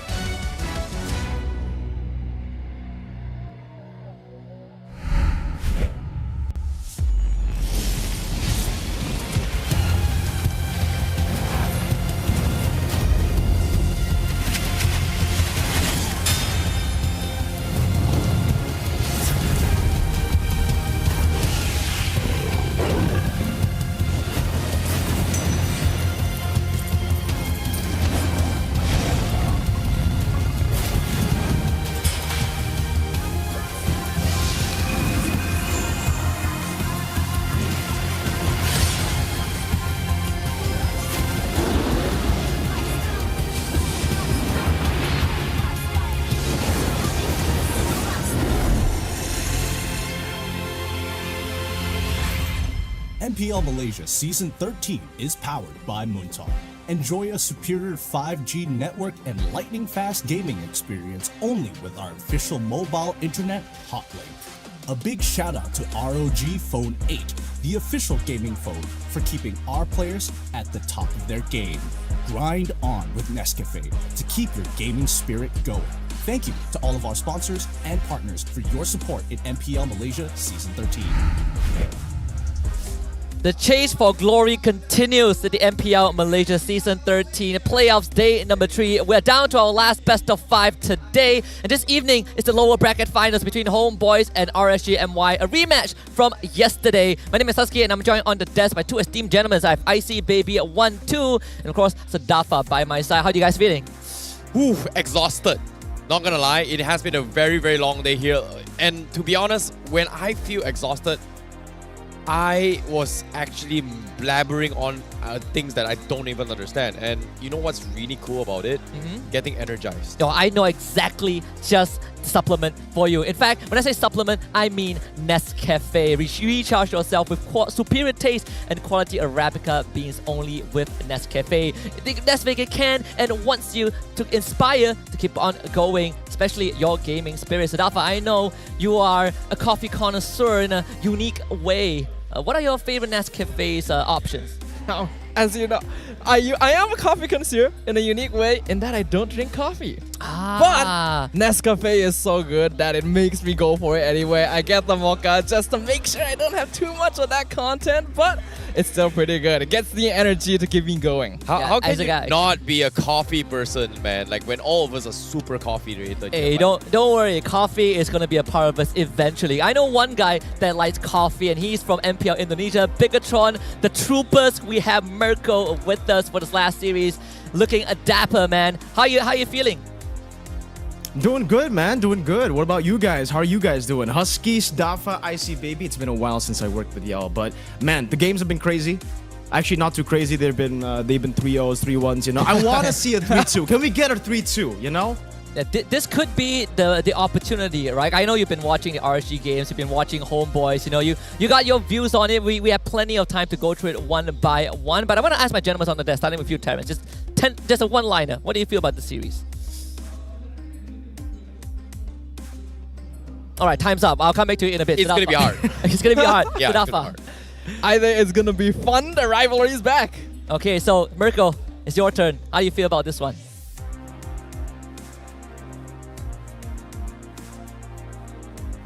I'm pulling an icy here, but I think it's going to be one line, right? Crazy. Yeah. I think it's crazy. Going to be crazy, yeah. Yeah, I mean, it is a rematch, right? Yesterday, RSGNY did the unexpected. We saw a 3-0, right? People were expecting that out of SRG against KG, but no, RSGNY gave us a 3-0. And this morning, they got 3-0 by SRG. So coming down to the lower bracket, it's definitely going to feel hard going up against Homeboys, who had a resounding victory against KGE. We got to talk about one of the main points because it's all gas, no breaks, no room for error. Winners will secure MSC wildcards at the very least. So a lot is at stake. That wildcard slot is on the line for these two teams. Well, speaking of stakes here, it feels like all gas, no breaks, right? There has been a lot of instances where, to be honest, I was debating on what my one-liner is going to be here. I'm too afraid to say it, to be honest. Like, that's why I'm just stuttering all the way through, right? I feel like that word, one word would be gone. Gone? Yeah. As in Veno, I'll save that for a bit because I want to talk about the MSC 2024 wildcard stage. And this is how the format works, right? 8 teams from different regions will be drawn into 2 groups, and it's a best-of-1 single round robin. And the top team of each group would advance to the decider match, which will be a best-of-5 to secure that one sole slot to MSC main stage. Isn't that crazy? The stakes are so high, Stalfa. It is crazy. Honestly, I'm a big fan of these wildcard tournaments that have been introduced this last year. It started with the M5 wildcards. Now we have MSC wildcards. Gives these teams a chance to play again, to participate in these big international stages. But this one is even closer because out of 8 teams, only 1 will get a slot into the main event. Yeah, and I know Mirko is a fan of odds, right? When you look at this, right, 8 teams, only 1 team is going to go through. We already have a couple of teams who have locked in the slot for the wildcards. How's it looking right now for you? How's the climate for the wildcard slot? Honestly, like, I'm looking at the way that both these teams have been playing, Homeboys and RSG Malaysia. At this point, I think it's very 50-50. I have no idea if Homeboys can do it, if RSG Malaysia will be able to take it. I think it'll all depend on how they perform in the next match because it's going to be really different to the first time they met. Yeah, I'm gonna bounce something off of you, Mirko, very quickly, right? Because for some reason you feel like you have an aura when you tune in to watch Homeboys games. Something iffy happens, right? They kind of mess up a Lord fight, end up dying too many times. RSGMY, we saw Naisu got a heartbreak this morning because they got absolutely rolled over by SRG. Do you think that Homeboys on this winning momentum and RSG needing to hard reset is going to affect this upcoming series? Honestly, for RSG Malaysia, I feel like, again, losing against SRG, I think they're also quite prepared going up against SRG. I think they were coming into that match with, an open mind that they might actually take a loss. SRG are the top favorites right now, like #1 in MPL Malaysia. I still think, that this is technically the battle for second place, in my opinion, but now it all comes down to how they beat each other, right? It's how RSG Malaysia reset. I'm a Repo fan, but I'm also an Udil fan, so I'm conflicted, man. I know. Choose one, man. You gotta choose one, man. But you can't be playing neutral here. This is not the Mirko I know. Like, the Mirko I know is so biased towards one team, and for you to pick a neutral standpoint, that's not you, man. You gotta choose one. Who is it gonna be, Repo or Udil? I'll say Repo because he's I believe he's an ex-Bigatron player. Okay. Yeah. Okay. We see. I mean, Mirko's the real G right there, right? 2 spicy flavors. That's what gets everyone pumped up. And I want to take a look at something that I think is going to be crucial for this best of 5, and that is going to be the team head-to-head. Again, RSG Malaysia up against Homeboys. We have seen so much action today, but specifically for playoffs day number 3, I want to start it off with you, Sadafa. Talk me through what we're seeing right now. So it does look very Homeboy-centric. They have the win percentage, KDA, tower rate, objective rate. The only thing that RSG comes out on top in terms of is going to be that total damage dealt. And that's honestly quite impressive considering that Homeboys has traditionally been known to be a more aggressive team, right? So we can see that RSG has grown quite a lot. I think they've improved as a team quite a bit compared to the regular season. That's why they are in the top 3 spot right now. But I feel like one problem is both these teams are still looking kind of shaky.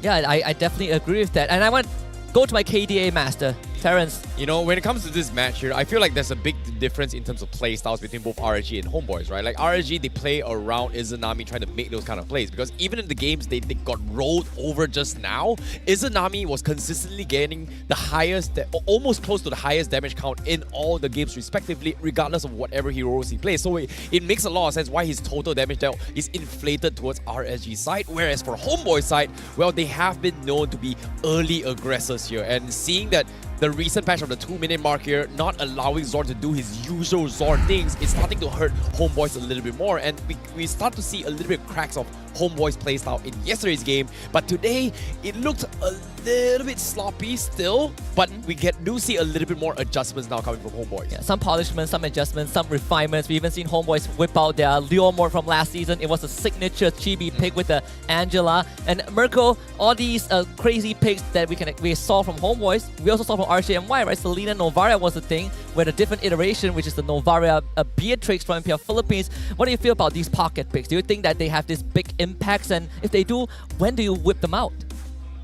I think now is the perfect time to whip them out, right? I mean, it's a best of 5. You want to get things going, get momentum straight off the bat. I think if you want to go for something crazy like the Leo Mord, as long as they follow their game plan, right? Because I feel like, sure, they have their pocket picks, they have their cheese picks, but it seems like they're a bit too rushed. And it seems like they don't have the game plan in mind sometimes. They want to go early aggression, but then they hold out a bit too long. They play reactive, and their composition just completely fails. Yeah, that was the only game that KG was able to take from Homeboys. But without further ado, we're gonna get our hands ready, brace ourselves, because this is gonna be the last time we see one of these teams walking into the stadium. As Homeboys and RSGMY, this rivalry has gone on for far too long. Both have gotten a victory. Let's get the teams into the arena at this point of time to get this best of 5 started. RSGMY.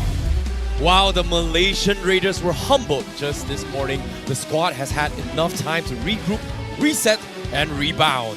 All eyes on Luleo and Izanami, the 2 loyal Raiders serving the team since Season 7, alongside the Raging Repo to regain their prime form against the defending champions.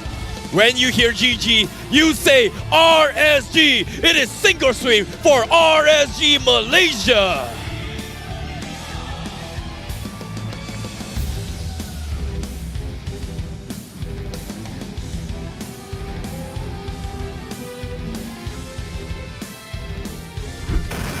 Homeboys! The road to the grand final might be a bumpy for the defending champions, but the Owls have rallied and bounced back after yesterday's defeat. Fresh off eliminating KGE, the players are fired up and ready. The boys are charging full steam ahead for their rematch against RSG MY. Can they get the revenge? They've got to do the action, because get ready, this is the crowd favorites, Homeboys!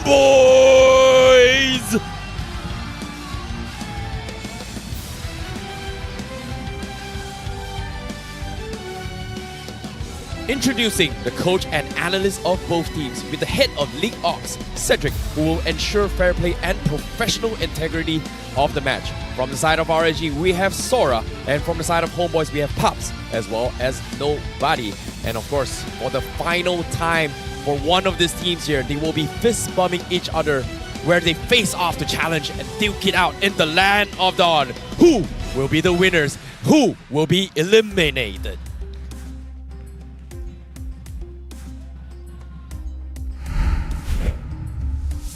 All right, boys, get your pants on because it's about to get heated. We see the spicy boy from Malaysia and the spicy boy from Indonesia already pointing finger guns at each other. Someone's about to get their heads blown off. But I want to quickly just start this off with Merkel fact, right? Because MPL Indonesia, they're going to have the playoffs next weekend. And I think the most important thing is to know how to bounce back when you face the same opponents in the same day. And I think this is a very good way to start it off, right? Keys to victory. Walk me through it. Well, speaking of the keys to victory here, it seems like, to be honest, I'd say Gone was my first word here. Vinogo definitely is going to be someone that really stands out for me, right? Vinogo must be able to win his objectives, because this entire past 3 days, Vinogo has been very, very inconsistent on the jungle role. Yeah, I gotta agree with that. I think that you look at the retry states, right? Objective secured. Deto has more objectives secured than Vinogo himself. But what about the second one? Respect bans from Homeboys. Now, we know that Homeboys, their players are all generally very iconic. And while they're not quite to the level where teams are going to respect ban every single time like KGE, for example, you're still going to see people respect things like the Nolan. You're going to see the chip being banned out by Zorn to make sure that they don't get that map control. And that is the third key as well, to make sure that they're able to have that domination over the map. Because both these teams are very momentum based. They want to be able to scale up, snowball off of that early to mid game to actually have a presence in the late game. Yeah, and I think just to follow up on that, right, Vinogo has been quite a hot topic overall on not just the English desk, but I think you look at the internet, you look at the World Wide Web, a lot of people has been talking about RSG MY seemingly having an anchor chained to them, and we even brought that up this morning when they went up against SRG, which was Vinogo just not being consistent enough. And I gotta throw this question to you guys. How is RSG MY gonna help Vinogo with it?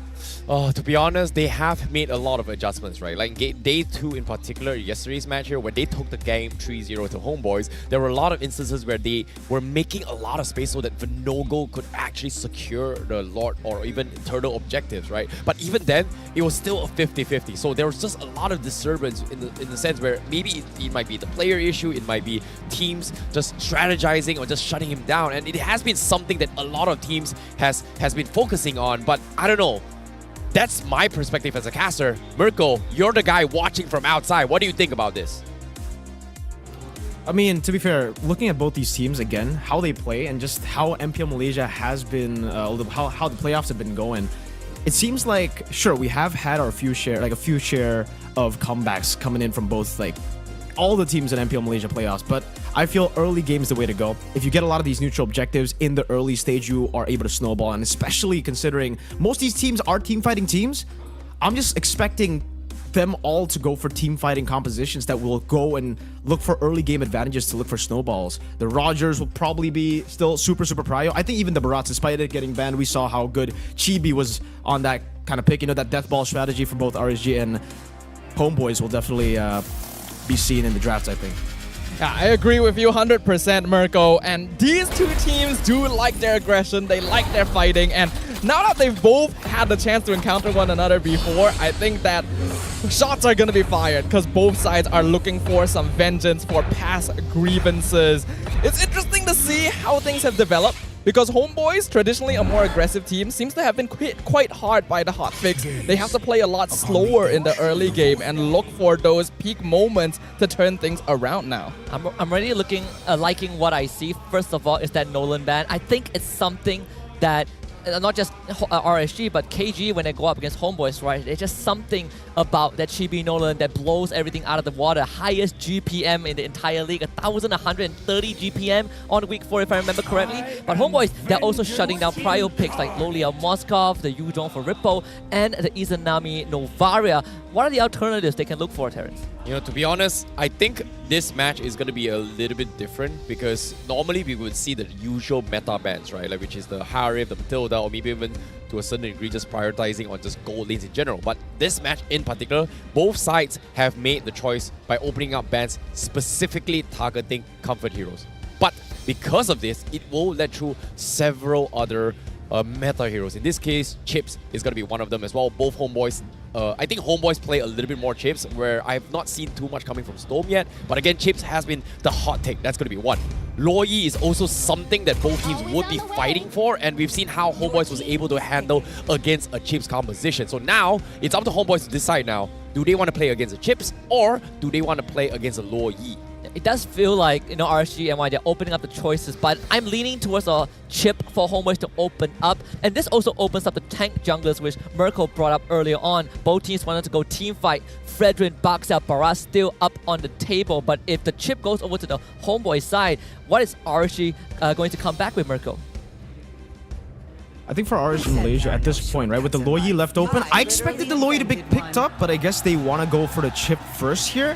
I think the Fredrin will be a good choice, and maybe even a Vexana if they want to go for the control and the neutral objectives. But at this point, they can even go for something like a Faramis too, very early on. Or, yeah, I mean, to be fair, the Loyi and the Roger makes sense. You want to take away the Roger from that chip. That map presence, we did see in the Keys of Victory as well, that is going to be super prio. So getting the Loyi for that map pressure, for that global presence technically with the teleports, and the Roger for the early game dominance is going to be very good. But now it leaves Homeboys to pick up something that's, again, very strong in the neutral objective department. If you give that over to Homeboys, it might just be GG. So RSG, they need some late game insurance as well later on. Yeah, we see some stats up there, right? Sapat ranked second lowest in MPL MY for the kill participation at 55.70%. We talk about cross-map plays. There's the chip available. How do you think this looks for Homeboys, Staffan? Homeboys has been the premier team when they play with that chip. Zorn is easily the best chip player that we have here, and I wouldn't be surprised if he was one of the best across MPLs internationally. So Homeboys are going to want to make things happen with this early game draft as much as possible. But speaking of, right, I think both these teams do have a lot of history with each other. Yeah, absolutely. Even for Loliao and Izanami, the first match from more than 1,000 days ago. You know what? I feel old now, Staffa. Like, I know, Husky, you weren't there 1,175 days ago, because I remember during Season 7 when they won the first championship, they were playing in... We were all casting on this warehouse where the caster's desk was like a double story all the way top. And it wasn't really open to public, but that was... very interesting experience that time. It was terrifying. I mean, I'm pretty sure if you're 2 stories up, it's going to be quite scary. We saw this Minotaur, which is something that we want to see from RSG earlier on this morning against SRG, because the team fight was kind of lacking for RSG. But what is this going to add to the composition, Mirko? Like, this Minotaur pick has been missing for quite a while. Well, I think it adds a lot of stability for the composition, especially in the early game for neutral objective battles, right? Because now looking at the way that they Homeboys have drafted, they picked up the chip, and the Fredrin Vexana they expected from RSG Malaysia, they picked it up themselves. So RSG needs some way to actually have more pressure around these neutral objectives, and the Minotaur is a good way to have that. If Chip engages on him, especially post level 4, RSG will have so many ways to re-engage and to just fight for those neutral objectives. So I think right now for Homeboys, their #1 priority is to take away the junglers later on from RSG Malaysia, because with this composition, RSG are looking to just snowball through team fights early on. I can see where you're coming from, Mirko. Focusing on junglers would be very valuable right now, since Homeboys already have their Fredrin. RSG does not have their jungler, unless they intend to flex the Roger, but that didn't work so well for them yesterday. Interestingly enough, they do decide to go for the ban on the Terizla instead. So since they already know there's a Minotaur, there's a Loyi, the counter engage from RSG is going to be very strong. They don't want want to hand over the penalty zone for even more team fight pressure? To be honest, I don't know. Like, Merkel feels like RGMI has a very, very strong early presence. For me, I disagree. Like, I strongly disagree that RGMI is going to be able to play an early game just because of you don't really know what chips is going to be popping out from, right? And for me, I feel like the only reason why this Minotaur kind of works is because of the fact that they have Loi as an insurance, because I'm pretty sure that there's no way 24/7 you are going to be able to keep tabs on where chips is going to be coming from every single time. But and I feel like having this Loi helps RSG a little bit more, because if there is a fight across the map, Minotaur is able to get in time to make a counter engagement. This is where it makes RSG strong as a counter engaging composition rather than the one that dictates the early fights. So you feel like for RSG MY, it's all about just responding to Homeboy's move and not making moves on their own. And Merkel, I want to hear your thoughts on that. Are you sharing the same views as Terrence? Yeah. That's what I said, right? I mean, with the Minotaur, that's all about the counter engage. So if Homeboys, especially the chip, jumps on the Minotaur, jumps on anyone on RSG MY, post level 4, they're gonna have so many ways to re-engage and look for the better team fights later on. But it all depends on how RSG react to the plays from Homeboys. And the fact that they haven't banned out the Barats, yeah, it's been nerfed. We did talk a little bit about that. I like how they banned out the Terizla, right? Because that's additional setup on top of the Minotaur. That actually does let them look for crazy engages as well on top of the re-engage potential that they already have. But at this point, like, going for something like a Barats would still be insane for RSG. They're going to have so much more anti-CC, and that re-engage potential becomes even more of a threat for Homeboys.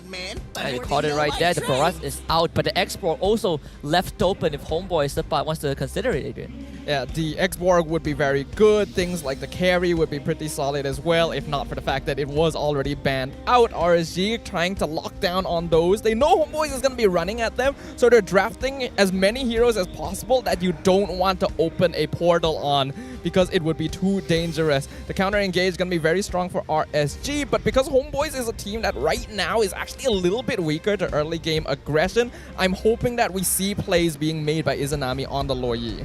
Okay, now I have a very, very bad feeling. I got this instinct earlier on the final game when RSG MY was going against SRG, right? This Roger was flexed into the jungle role by Venogo. Personally, I wasn't a big fan of it. Yes, there is a Barats in jungle, but I don't know why when I see RSG, I feel like they might give this Barats to Repo and then force the Roger for Venogo again. And I think it's a bad idea, but I don't want to jinx it, but I just have this weird feeling about this matchup. I mean, there could be a possibility. It depends on, again, what Ripple gets, right? I'm feeling that there's still Export Lapu-Lapu heroes that Ripple can kind of lean on. We see Sapa getting the CC for, I think, the 10,000th time today. Okay. Carmilla gets picked up for RSG MY. And this has kind of been a hot topic because Carmilla is going into the jungle. Merkel, walk me through this quickly. What do you feel about the draft for both sides? I honestly love RSG Malaysia's draft. They doubled down on their early game, like, team fighting composition. They might not get the neutral objectives, but again, I think it's just how they react to the plays from Homeboys. Homeboys need to be proactive with the chip. RSG Malaysia, they can actually take the initiative, play proactively, but they can also play reactively. So they have both styles on their hands to go up against Homeboys in this match, and I honestly feel like RSG should be able to get it done with this early game comp. Alright, I agree as well. RSG are the ones that want to make things happen. They're basically trading a lot of their late game insurance in order to make their presence on the map known as quickly as possible. While the Homeboys, they're okay playing for that late game. They got a ton. Well, I can't believe my instincts was half right. Baxia on the XP. We have our first ever Camilla jungle in the playoffs, played by RSG MY. Will they be able to sweep Homeboys, or will Homeboys start their revenge? Because this is game 1 of the lower bracket finals, best of 5 series, Homeboys versus RSG MY. It's going to be quite a doozy because Venogo Carmilla jungle, I think it's the very first time we see him on that hero, contrary to whatever he has played up to this point. So RSG MY bringing in some minor but drastic change as well, especially to the jungle. We saw this Carmilla pick by Zorn actually twice earlier today, specifically to counter the chip strategy, and that Curse of Blood worked very well to make sure that they weren't able to do anything once they engaged onto them. But if you add that with the Minwen Fury, RSG is terrifying. Oh my god, this is what I'm talking about, right? Early aggression. Zorn comes in out of nowhere. You don't know where he's coming from. Immediately forces massive battles as well as HP. And RGMY, just like that, they've pretty much lost mid-control. And I don't know how Izanami is going to be able to make a comeback like this. But again, with this Carmilla jungle, it feels like Zorn is just not afraid of this. I see that the priority has shifted for RGMY. I personally thought that Stone would help Izanami a lot more so that Udi just doesn't stand in the lane alone without having to worry about the Luo Yi. But you see Izanami, he's walking up top at level 2. Yeah, Izanami honestly does not need help. Luo Yi wins lane most of the time. Oh, in the mid lane though. Oh my goodness, Storm, he might be in trouble here. He's dead. Appraiser's Wrath comes in. First blood in the hands of Homeboys. No chance for RSGMY. Left alone. What a mistake coming in. And this time, they're preemptively setting out for the X-Key lane. And they're trying to make a attempt here. Zorn not having the shortcut yet, but they are still going to try and take a couple of chip damage here before heading in towards the turtle pit. Sabat half HP, but Repo in a very, very awkward spot now. He needs his Daytona Smoker before this first turtle fight, and Homeboy is just making sure he doesn't get it easily. Yeah, it would be the best case scenario if Stone can hit 4, but with that early death, it's going to take a while more. I think RGMY can afford to wait this out. Oh, it's going to be a stalemate here. They're about to hit those 4s here. Stone very close to the XP here. Chibi, they're looking for the crash. Here he comes. Gobble up coming in from Repo. They're pinning Chibi. He's going to be the first to fall. And now Turtle in the hands of RSGMY as they continue with the push. Homeboys has to back off a little bit more. But RSG seems like they've gotten the objectives in check this time. Yeah, the problem is Zorn plays a lot more confidently when he is on that chip, but because of that confidence, he spent... Oh, hold on. Oh my goodness, no. This confidence, but no go. He's going to try and buy time, but it's not good enough here. The rest of the team is not there to provide backup. Izanami wasn't able to teleport into this fight, but again, RGMY, they're not letting them off the hook. They are going to defend the tower. The objectives here, Stone was able to hold on and survive and get out. I mean, Homeboy just playing off of vision. They saw RGMY win the initial fight. They all rotate to the bot side, instantly calls for a gank on the Carmilla who just got the turtle, just completely nullifying whatever lead that RGMY would have potentially gotten. Yeah, initially I was gonna say because Zorn was roaming around and not getting EXP from the mid lane like normal, he didn't hit level 4, so they ended up losing that turtle fight. But because of that, Zorn is able to invade the jungle, punish Venogo, and they basically even it out and secure a net worth lead for the Homeboys. It's very important here that RSGMY are the ones that have a net worth lead, because if they don't, once that late game comes about, it's going to be very difficult for them to deal with nets. Oh no, again, Izanami getting focus fired. They are going to try and send him back to the base once again. If he divergence out, means there's not going to be an element of surprise. Homeboys, they are going to take advantage of this to try and find a timing to push Izanami out. And look at this, divergent, he's coming out, but it's not going to be a surprise. He's going to be able to regroup, but Homeboy says that, okay, for the next 30 seconds, we're not going to be seeing Storm and Izanami making the drop on Nets for now. It seems like Nets, he has a good idea. He's instantly recalling out of here. Izanami needs to deal with the mid wave just in time for the turtle. And again, this teamfight composition flourishes when you are fighting in tight spaces. And they gotta keep this in mind, that Venogo is a level behind Chibi, so this retro fight is already gonna be hard by default.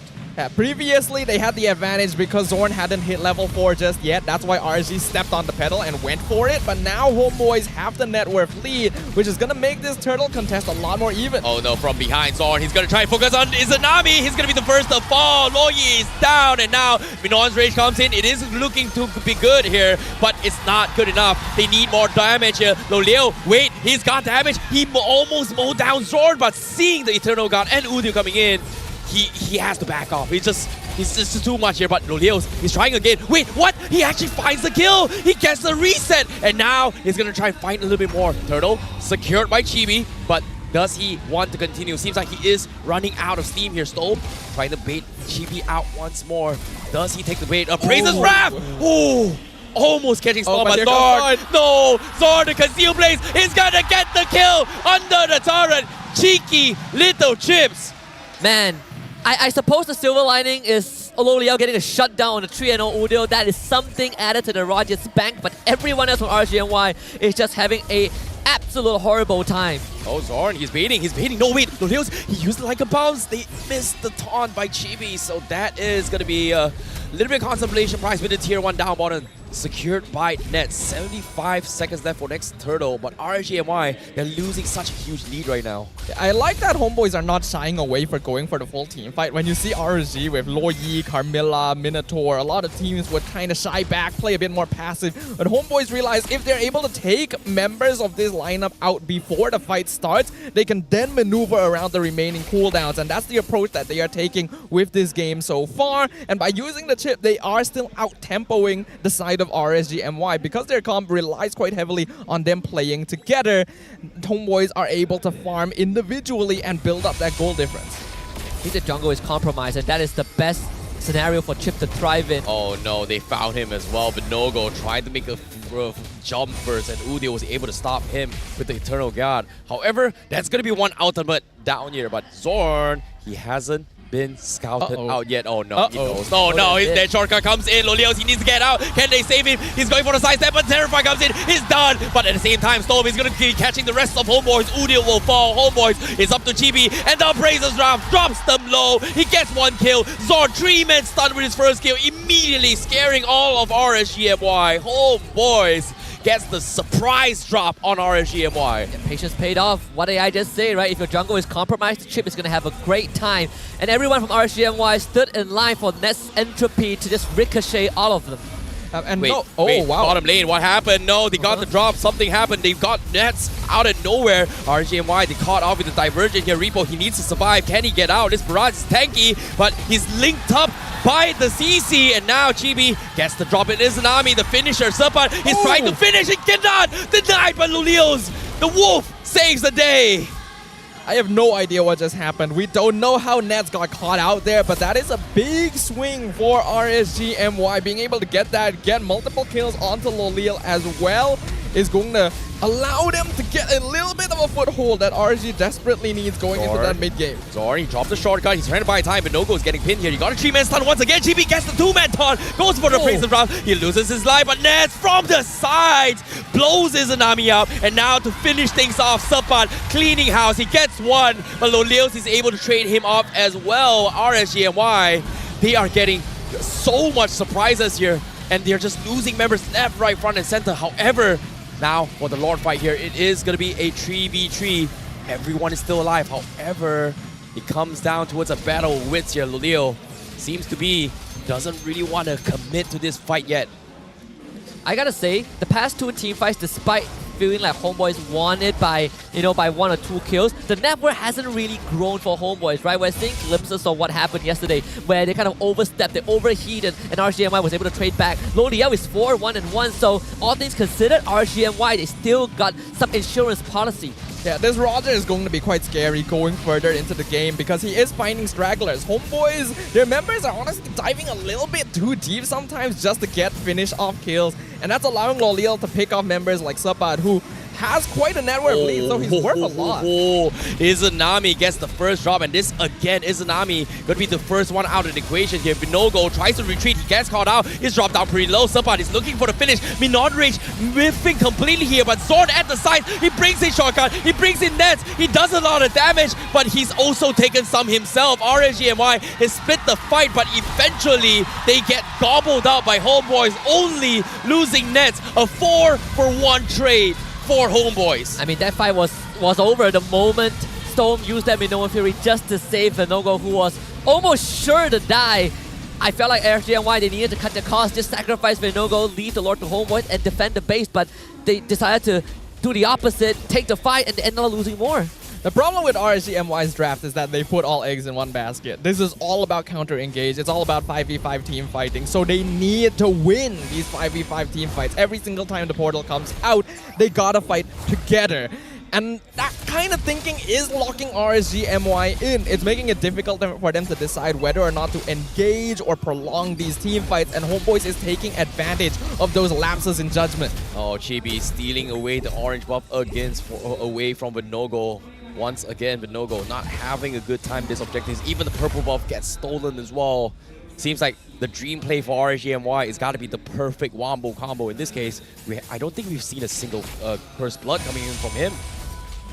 It's going to be a bit tough. I mean, with the Lord coming out, Homeboys are looking to at least get one inhibitor. RCNY has some decent wave clear, but Lo Liao is losing phase. Leos, he's taking so much damage here. Here comes the Minon Rage. He connects on Chibi to try and stall them off. RSGMY, they're trying their best to clear off the Lord, but Sampan, he's poking them apart. Storm and his Nami, can they get out? Yes, they will, but Reaper almost losing his life as well. Serpat, extremely annoying in these situations here. Lord still somehow survives. Leo, he gives chase, but he's taking too much damage. Zord re-engaged with the flicker. Leo, can he get out? Yes, he can. The saves from Repo, the saves from Storm to keep him out of harm's way. They somehow hold on. Homeboys, they're dropping too low. They need to re-engage. They need to find a pick, but they cannot do so. Homeboys just so slippery in all these fights. I gotta give shout out to Lolil, man. He is surviving some impossible situations. Basically, the only win condition remaining for RSGMY. He's got that great Dragon Spear build, so it would allow him a little bit more maneuverability during these fights. But we can tell the difference in Homeboys' gameplay when they have Zorn on a hero like the Chip. The way they rotate around the map, the way they force out resources from RSG. Honestly, I think RSG is starting to make some mistakes. They're not supposed to be using these cooldowns to force engagements. They need to be more patient. But no goal. Curse Blood, he might be able to set it. Is he gonna go for it? They're all 3 down. 3-man catch. Here comes the stun. They're all connected, but the Daytona's welcome saves one. In one fell swoop, they got the wombo combo. But he's still alive. He got a free entropy. He was able to chip everyone apart. 2 down. Vinogo needs to run, and he might die to this. Sampan, he's getting mowed by the turret. The turret kills him. Vinogo survives. RSGMY is up to Izanami. No, he gets picked apart. 3v2. RSGMY had what seems to be one of the greatest openings, but just somehow couldn't wipe Homeboys at all. Man, the best case scenario for RSGMY still ended in the loss. Really extrapolates how far Homeboys are ahead. They ended up getting the second inhibitor down mid because it was down so low. Next Lord coming out in 15 seconds. RSGMY, they got one last shot at this. I mentioned during the draft, if RSG doesn't have an early game lead with this composition, their late game scaling is so behind that of the Homeboys. And 13 minutes in, Homeboys already have a 6k net worth lead. The game is pretty much theirs, 100%, unless they make a big mistake. Lolil needs to catch nets. If he cannot do that and survive, there is no win condition for RSGMY. Oh, imagine if Nets was caught in that fight as well. That would have been a perfect game for RSGMY, but Nets again getting 3 hits after 3 hits, but this time Zorn, is this what I think it is? He's trying to go for the GG push, but the Diverger comes in. Oh no, Zorn, you're not getting out there. They told us welcome. Chain stun all the way through. He's got immortality. Can he pop the shortcut in time? No, he doesn't pop it. He'll sacrifice his life because Homeboys will secure the Lord, but seems like they're buying a little bit of time here. Vinogo goes for the Curse Blood. He's getting melted pretty quickly here. Sampan doing a lot of damage. 3-man stun. Minon's Rage from Storm is getting melted as well. The rest of RSG not in time to re-engage. So Leos is going for the hunt, but he's getting kited here. Chibi with the stun and double kill for Nets. And now maybe a triple. Chibi is unstoppable right now. RSGMY, they've made the blunder. They made the mistake and they get punished for it. And now Homeboys, they're going to be crashing on towards the base here. It's up to Lolios. He goes for the outplay here. Purify out of there. He's trying to bait Homeboys, but guess what? They're not taking it. 2-man Curse Blood. Purify out of there for Nets. They are going to focus on Crystal, but no go. Next to fall. Storm is there. It's over. It's done. It's too much. Roger, nowhere to be found. Homeboys focusing on the Crystal. They take Game 1, they take their revenge against RSGMY. The first step right now. Hold your horses, not a revenge just yet, but definitely a first step to that conclusion. I gotta say, conditions not met for RSGMY at the start of the game. The first 5 minutes was a complete train wreck. They had some silver linings, they had some decent moments, but not enough to stop this avalanche that is Homeboys. They thought it would be a good idea. Give Zorn Chip, grab Minotaur, grab Carmilla, give all the counter-engaged teamfight tools that you can get. But the Homeboys just play so differently when they have this hero to enable them, upping the tempo to make sure that they disconnect the fight even within the ranks of RSGMY. Yeah, with a draft that is so cooldown reliant such as RSGMY, the moment those big cooldowns come out, you can see Homeboys disperse and then re-engage. Really felt like they played the intended draft of RSGMY slightly better. Well, to be honest, I feel like it was a game that Homeboys understood the assignment, right? The way to deal with the low E is to make sure that low E is never in position to divergent in on the fight. You can see every single time Homeboys somehow starts a fight, they always focus on Izanami, and if it's too low, means that the next 10 to 15 seconds is the best time to strike, and every single time that happens, Homeboys takes it. Yeah, they definitely took that opportunity. I think that last Lord fight, right? You saw a bit of disconnect from the side of RSG. Yeah, the approach was not the best, right? Because, like Terrence mentioned, Low Yi wants some space. They want the Minotaur and the Camilla to be setting up the front line so that they can pelt them with the yin-yang reactions from the back. But Homeboys read that strategy, they invaded the backline and didn't let it happen. And backstage MVP, game 1, of course, is Chibi.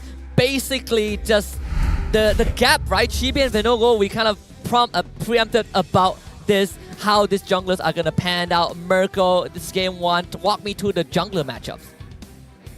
Chibi was doing a good job, man. I think, like, wow, Chibi's always been a phenomenal jungler from Malaysia. I feel like he's one of the standouts for sure. And in this game, basically showed why he's top tier, right? He understood completely how to take the game in his hands all the way from the start of the game, because he got a pick off onto Storm very, very early on the Minotaur, and he understood that if he can stop this snowball from happening, if he can actually help the team to weather the storm, and actually, you know, initially I thought he only wanted to do that, right? He only wanted to weather the storm, maybe look for cheeky little steals here and there, but he ended up creating a snowball for the team with a Natan and a CC, so it ended up being such a big stomp for Homeboys. All right, Adrian, analyst time. Support emblems on this Fredrin, we don't see this much often. So GB recognizes that his role is going to be towards that early game. He wants to be able to remain on the map for as long as possible, so that extra regen is going to be very useful. He goes concussive blast, he goes for the extra health to make sure that he's able to stay within these fights and participate. Because Fredrin at level 1 actually does a surprising amount of damage because he can just threaten you with his body alone. Yeah, and on top of it all, the cooldowns coming from the support emblem does help a little bit more. Usually, I think some teams, if they want cooldowns, they would prefer the Inspire here. But in this case, having the support emblem, extra HP regen with cooldowns, on top of more HP means it kind of amplifies the overall kit of a Fredrin, right? Like, Fredrin needs more HP and cooldowns, despite the recent nerfs onto his cooldowns. Yeah, and I think overall it's just, like Sadafa mentioned, the early game pressure, and Mirko also pointed that out as well. Didn't expect it to turn into a snowball, but it just went out of control. Even the overall stats in terms of net worth, by 14 minutes, 12k ahead for Homeboys. The global press is playing out really well. RSG, we saw some disconnect, Mirko, but these moments, do you think that RSG MY could have played it slightly better in another way? Oh, they could have played it way better. I don't think slightly better is something they can do. I think they should have played it way, way better, right? In the drafts, I think we all kind of agreed that their composition is more of a re-engage composition. They're looking to wait for Homeboys to engage. And I think the fact that Izanami, I think it's a mix of both, where Izanami kind of also positioned in the way where he's very, very vulnerable, but also Storm in a lot of these situations wasn't sticking to Izanami. I think he should understand that, he is the main re-engage tool. He is the main counter-engage tool. So he should be sticking with Izanami and Loliel, the obvious targets for Zorn. And because he wasn't able to do that, he wasn't able to prevent some of these shortcuts from being placed by Zorn. Izanami completely got dove on, and they weren't able to make their composition work in the early game. And also, the fact that they were so split up. They needed to stick together. That's their composition. They want to go for these team fights, but for some reason, they always look for these random fights, look to be super proactive when they could have just waited for the neutral objectives. Yeah, and then the split up part was something that Terrence said a lot during the fights, right? You went through all these team fights, you saw how RSG MY were very disconnected at every step of the way. Any add-ons to that? To be honest, I think it comes down to just priority, right? Like RGMY, they look disconnected because Homeboys was having a very, very good internal clock. And what I mean by internal clock is timings. Like once they do something, they have like a mental 5 to 10 seconds here to calculate, okay, if this guy recalls, how long it would take. If he recalls from the base and then also walking out is also something you have to take into consideration, right? Like there were a lot of instances, like I think Zorn, whenever, or whoever from the side of Homeboys, whenever they take a jab on Izanami is at health where it's so low, it forces the recall. So that's about 4 to 5 seconds to recall back. And from there, if he immediately diverges out, how far away can he reach the fight? And every single time Zorn was about to re-engage, like, hey, Izanami went back. Okay, I'm going to try and start a fight. Wait, this fight is in the purple side of RSG side space. Okay, he can diverge it off. There was 6 seconds has passed. This fight has not started yet. Let's back off. And I really like how Homeboys has been choosing to fight in their terms rather than following RSG MY's tempo. Yeah, adding on to that, Homeboys fighting on their terms is precisely why they came out on top in this situation, right? RSG, you look at their draft, you think they should win this. Like, this counters Chip in every way possible. But by putting all of their focus onto countering that Chip, it meant that they could only fight in fully coordinated counter-engaged situations, right?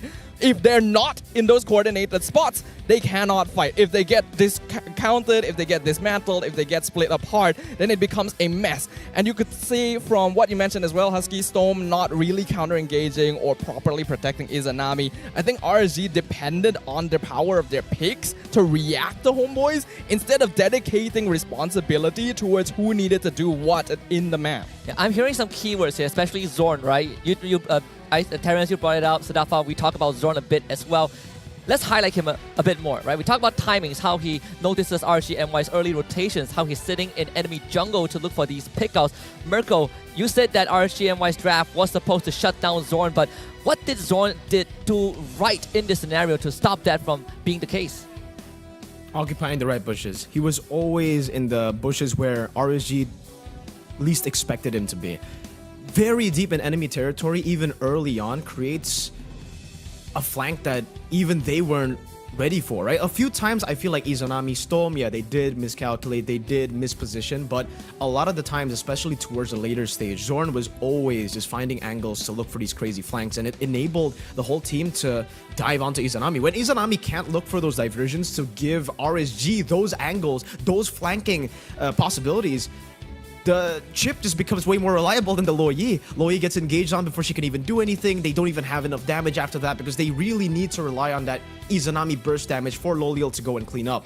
And the fact that, hey, really, the whole composition for Homeboys here, like all four, Chip, Vixana, Fredrin, and CC, technically, they were all just looking to weather the storm of that early game presence, of that early game team fighting that RSG MY have. They were just waiting for Nets to get ahead. And the fact that Nets got Divine Glaive at the 9th minute. That's a power spike at the 9th minute for Natan. Up against a Roger, up against this composition. You would expect RSG Malaysia to use the Lo Yi a little bit more aggressively to the gold lane if they fail on the neutral objectives as well. So they didn't even utilize the plan B. And I think maybe it just might not be RSG Malaysia's style to go for this coordinated compositions, you know? Maybe make it a little bit more messy next game. Yeah, it definitely feels... Wait, make it a little bit more messy. Yeah, I think... Yes. I feel like RSG MY's composition is a little bit too messy, to be honest here. They need to be a little bit more organized, but they can't really do that because of the fact that they are getting... Whenever they try to regroup, Homeboys is there to just disrupt them from trying to get organized. And I feel like in this situation, RSG MY has been put in an awkward situation where nearly impossible, where they need to rely on Vinogo setting up this place, but when they get to do so, how can they do so? Because again, like we said, Izanami has always been targeted. They need the damage coming from him. And I feel like that one wombo combo, which I think RSG MY had a little bit of small hope down towards the buffs on RSG's side, where Vinogo was able to get 3-man Curse Blood. It looks so good, but it also gives towards credit to when the chips dropped the shortcut.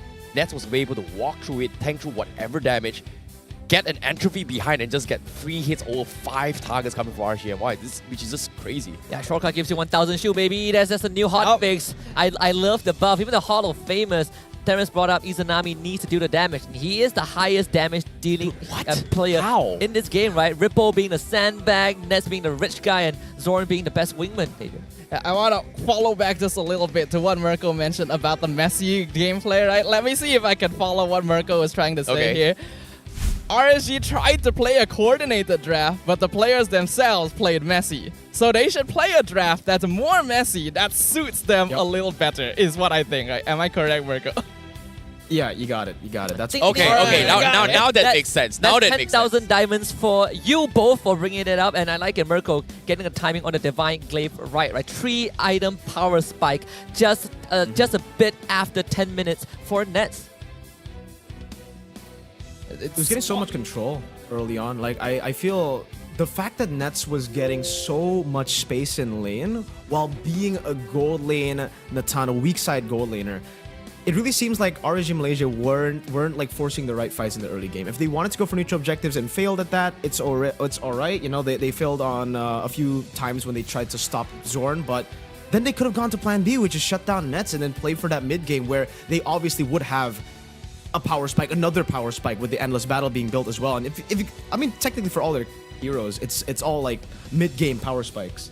I think it comes down to trust as well, because I like that you already brought out the point where Nets was able to get so much farm, right? Like, let's take a look at the compositions, the difference between Homeboys as well as RSG. Like, Homeboys, they've got Zorn on these chips who can, you know, just drop a shortcut out of nowhere, and then Nets just walks in and goes in. But from the side of RSG, MY, if they want to do that, they can't necessarily do that because they have to have a buffer time and also needing all 5 players to group up together before they can teleport. So if Lolios were to be stranded all his own, he most likely will die within 3 to 4 seconds before the team actually provides backup. Whereas Nets, well, you've got Zorn, instant zips into a different place, flickers forward, drops a shortcut, everybody's there with shields. Yeah, I mean, we saw kind of the Lo Liao basket, right? This time the gold laner experience does apply to Lo Liao. He's the only one who is able to hit that full build at the late game thanks to a couple of shutdowns earlier on. But I think Adrian also pointed out, Lo Liao himself is not enough. This Roger is a cleanup crew and you need everyone else to kind of step up their game and make space for him. Yeah, when you have a draft like this that depends on 2 main sources of DPS, it's very important to set them up to do that DPS. And in this case, Izanami did not have the space to be able to do so. You can see that Stone, Venogo, Repo are all going to be itemizing quite defensively because they're meant to form the frontline bulk. But they're not able to fulfill that responsibility, which causes issues, right? Nets, he gets that Divine Glaive as a 3rd item. Instantly, the Athena Shield and the Radiant Armor on Rippo and Storm become non-effective, right? It's not going to help them at all. And you can usually tell how comfortable Homeboys are in a game based on how greedy they are itemizing, right? Chibi, able to get Brute Force into Oracle, into Guardian. Typically, you would have to switch one of these around based on how tanky the hero needs to be. Sapat, he has War Axe, Hunter Strike, Malefic Roar. So this CC as well is just completely unchecked. I'm not gonna lie, like considering now I've seen this, right? Sapat actually got his War Axe before 6 minutes, whereas Repo got his first item, which is an Athena Shield, after 9 minutes. And by then, Sapat has pretty much completed his 2nd item. So technically, quote-unquote, based on this itself, the XP lane was just completely stopped by Sapat. Yeah, we've seen some examples even today where Ripple had to make early rotations just to keep Lo Liao's lane afloat. We saw that how SRG was able to condition that to happen, and that is the exact same thing in this game. I think KG also had examples where if you put Smooth on something like a Baraz, he tends to gravitate to these early rotations when the early game doesn't go well. And the highlight basically reflects this very well, right? RCMY just felt that they needed to go into plan B, but that plan B wasn't really what Merkel was looking for. Yeah, I mean, the plan B for Homeboys was very evident. All the way from the drafts, they had the early or the late game insurance within a ton. So as long as they were able to look for these fights, and even if they lose, they were all really just looking to weather the storm out, right? Because a few of these fights, it actually looked kind of bad for them. Like at the start, like this fight that we saw earlier, but then obviously they were able to come back because RSG Malaysia, they weren't able to target the right targets. And then again, I think RSG Malaysia, they felt in the 7th minute of the game that they were falling way too behind. 4,000 gold lead already in the hands of their opponents who were looking just to weather the storm. So they just continued to fight. But at this point, I think the game was already over, right?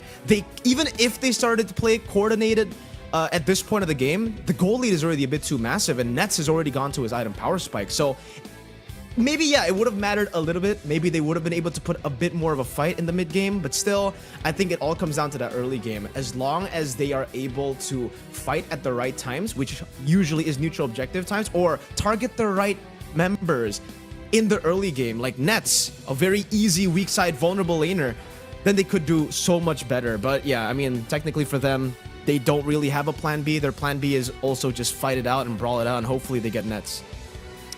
It's not a reliable enough plan, right? And I think another problem with a draft like this that's so cooldown based is that I could use a metaphor for this. Imagine you're playing a video game, you're playing against a big boss, and you know their attack chain perfectly. You know when to dodge, you know when to counter attack. When you have a composition like this, Homeboys knows exactly what order of abilities RSG wants to play around, and it becomes very easy for them to decide how they want to circumvent this order and attack in a way where this boss cannot respond. So there are two ways to go around this when we go into the part where we talk about adjustments, right? Does RSGNY refine on this, Terrence? Or do we instill a bit of chaos into how they want to play out the game, just keep Homeboys guessing? To be honest, I don't think the draft was an issue for RSGNY. It's more on understanding when to engage in fights. That's something that I think RSGNY did not get down. Because one thing I realized here, like just now, where RSGNY, they were able to get a very nice 3-man Curse Blood, the first thing Homeboys did wasn't to fight, was to run, wait for the Curse Blood to expire, and then re-engage. That pretty much destroys the entire idea that RSGNY was trying to do, which is one-shotting everybody. I guess that also kind of backs up what Merkel was saying, right? Like RSGNY felt like they needed to fight and they just kept on going until they eventually bled out. I think so far, Homeboys, they've been living up to our expectations, right? They are coming off a huge momentum. But I want to hear what Rose has in store for us in the crowd. So, Rose, stage is all yours. Tell us what you got in store. Terima kasih kepada kasih-kasih kita. Hai semua, this is Rose dan sekarang saya dengan Daddy Hood. Hello, hi, Assalamualaikum. Okay, Daddy. First of all, sekarang Homeboys tengah main di lower bracket tapi ada nampaklah sikit the light is shining towards grand final. As Homeboys punya owner, how are you feeling, Daddy? Happy dengan performance sebab kita memang suka sentuh semua bracket.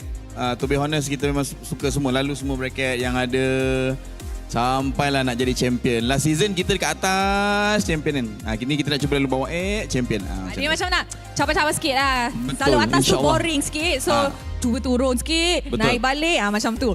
Okay, Daddy, kita main di lower bracket ni, ramai orang cakap you kena macam ada mental kuat. Now, as a Homeboys owner yang pernah lalu lower bracket di season 11, lepas tu musim ke-12 pula upper bracket, sekarang back to lower bracket dan nampaknya high chances masuk grand finals.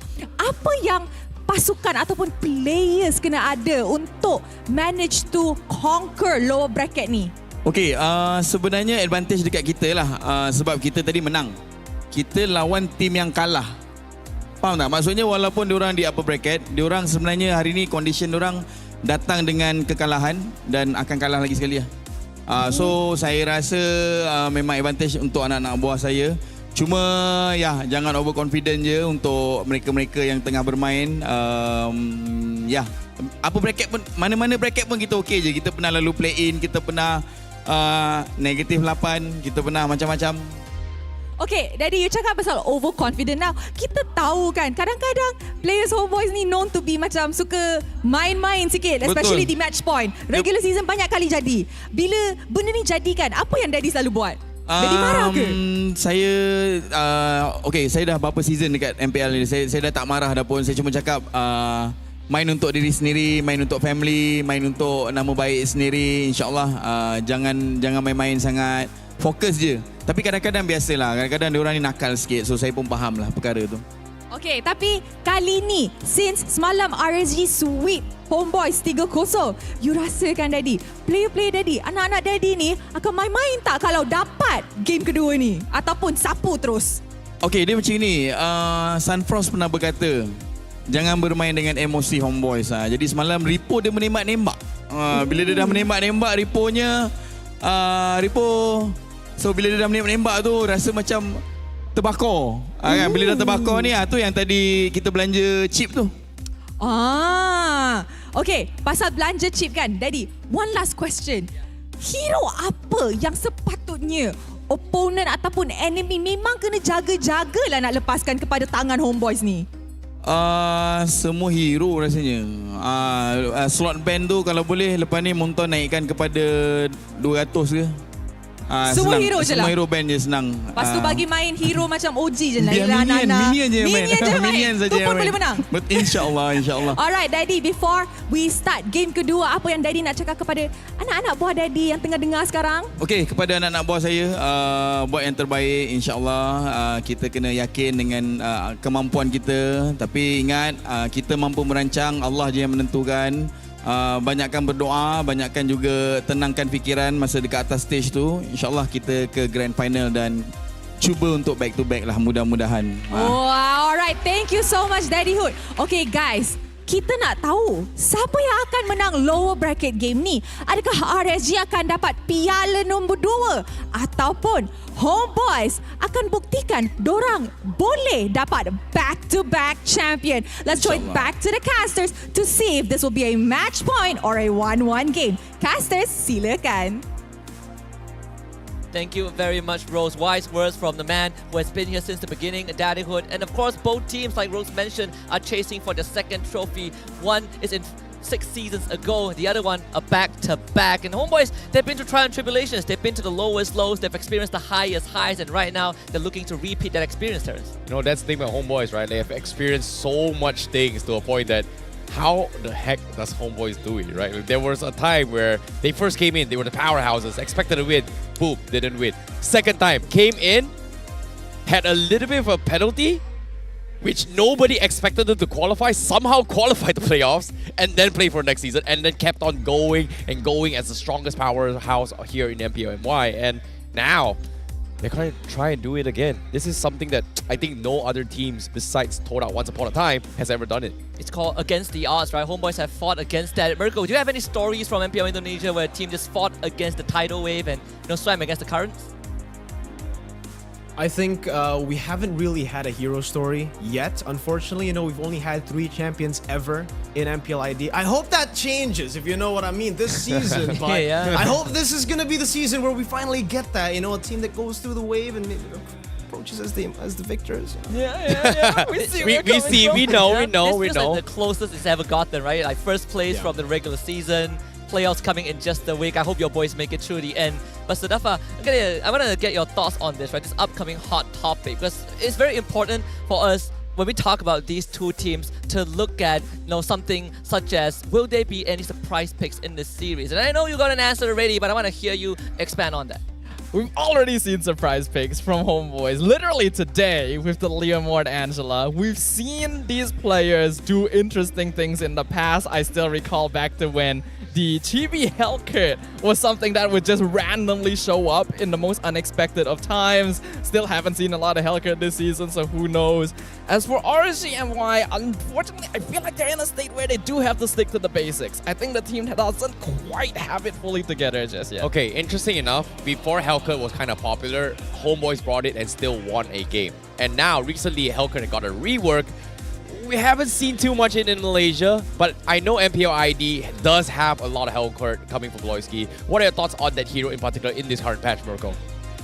It's very hit or miss. It's like, it's a big gamble to play the Hellcat, right? Because if you have a player like Beloyski who understands how to utilize these kind of assassins in the roam position, because obviously he's a very experienced Antalya player as well back in the day, M3, I think we all remember the Beloyski M3 days when he was in Onyx PH, but we've seen him, the Hellcat, played by other players in Rome and it hasn't worked out. I think it's at a 0% win rate if it's not on the hands of Beloyski. And we haven't even seen it playing in the jungle. So initially, us on the broadcast, all the other casters and the analysts, we thought that it was first picked by GeekFam because they wanted to utilize it as a flex pick, Beloy or Ray in the jungle. But it turns out it's just a really, it's a prio pick for Beloyski. It actually became a meme kind of in MPL ID or in the Indonesian MLBB scene where if you're not Beloy, don't pick Hellcat. I think I saw that meme, right? Like not just Hellcat, it extends to like don't pick Saber Rome. That's something that Beloyski also kind of popularized. Only Beloy can commit war crimes. Exactly. Only Beloy, he understands the Bible enough to commit blasphemy. I think we had a similar thing a few seasons ago where if you weren't Humes, don't go Fanny Row. That is true. I mean, we had our fair share of weird shenanigans. But I know we saw like the Selena Novara, more like a pocket combo from RSGMY. You talk about the Leomord Angela. What about you? I know the Odette at one time was a RSG thing. I think the Odette was something that people were still experimenting to deal with chips, right? Like when chips first came out here, people were trying to experiment. What's the best way to counter?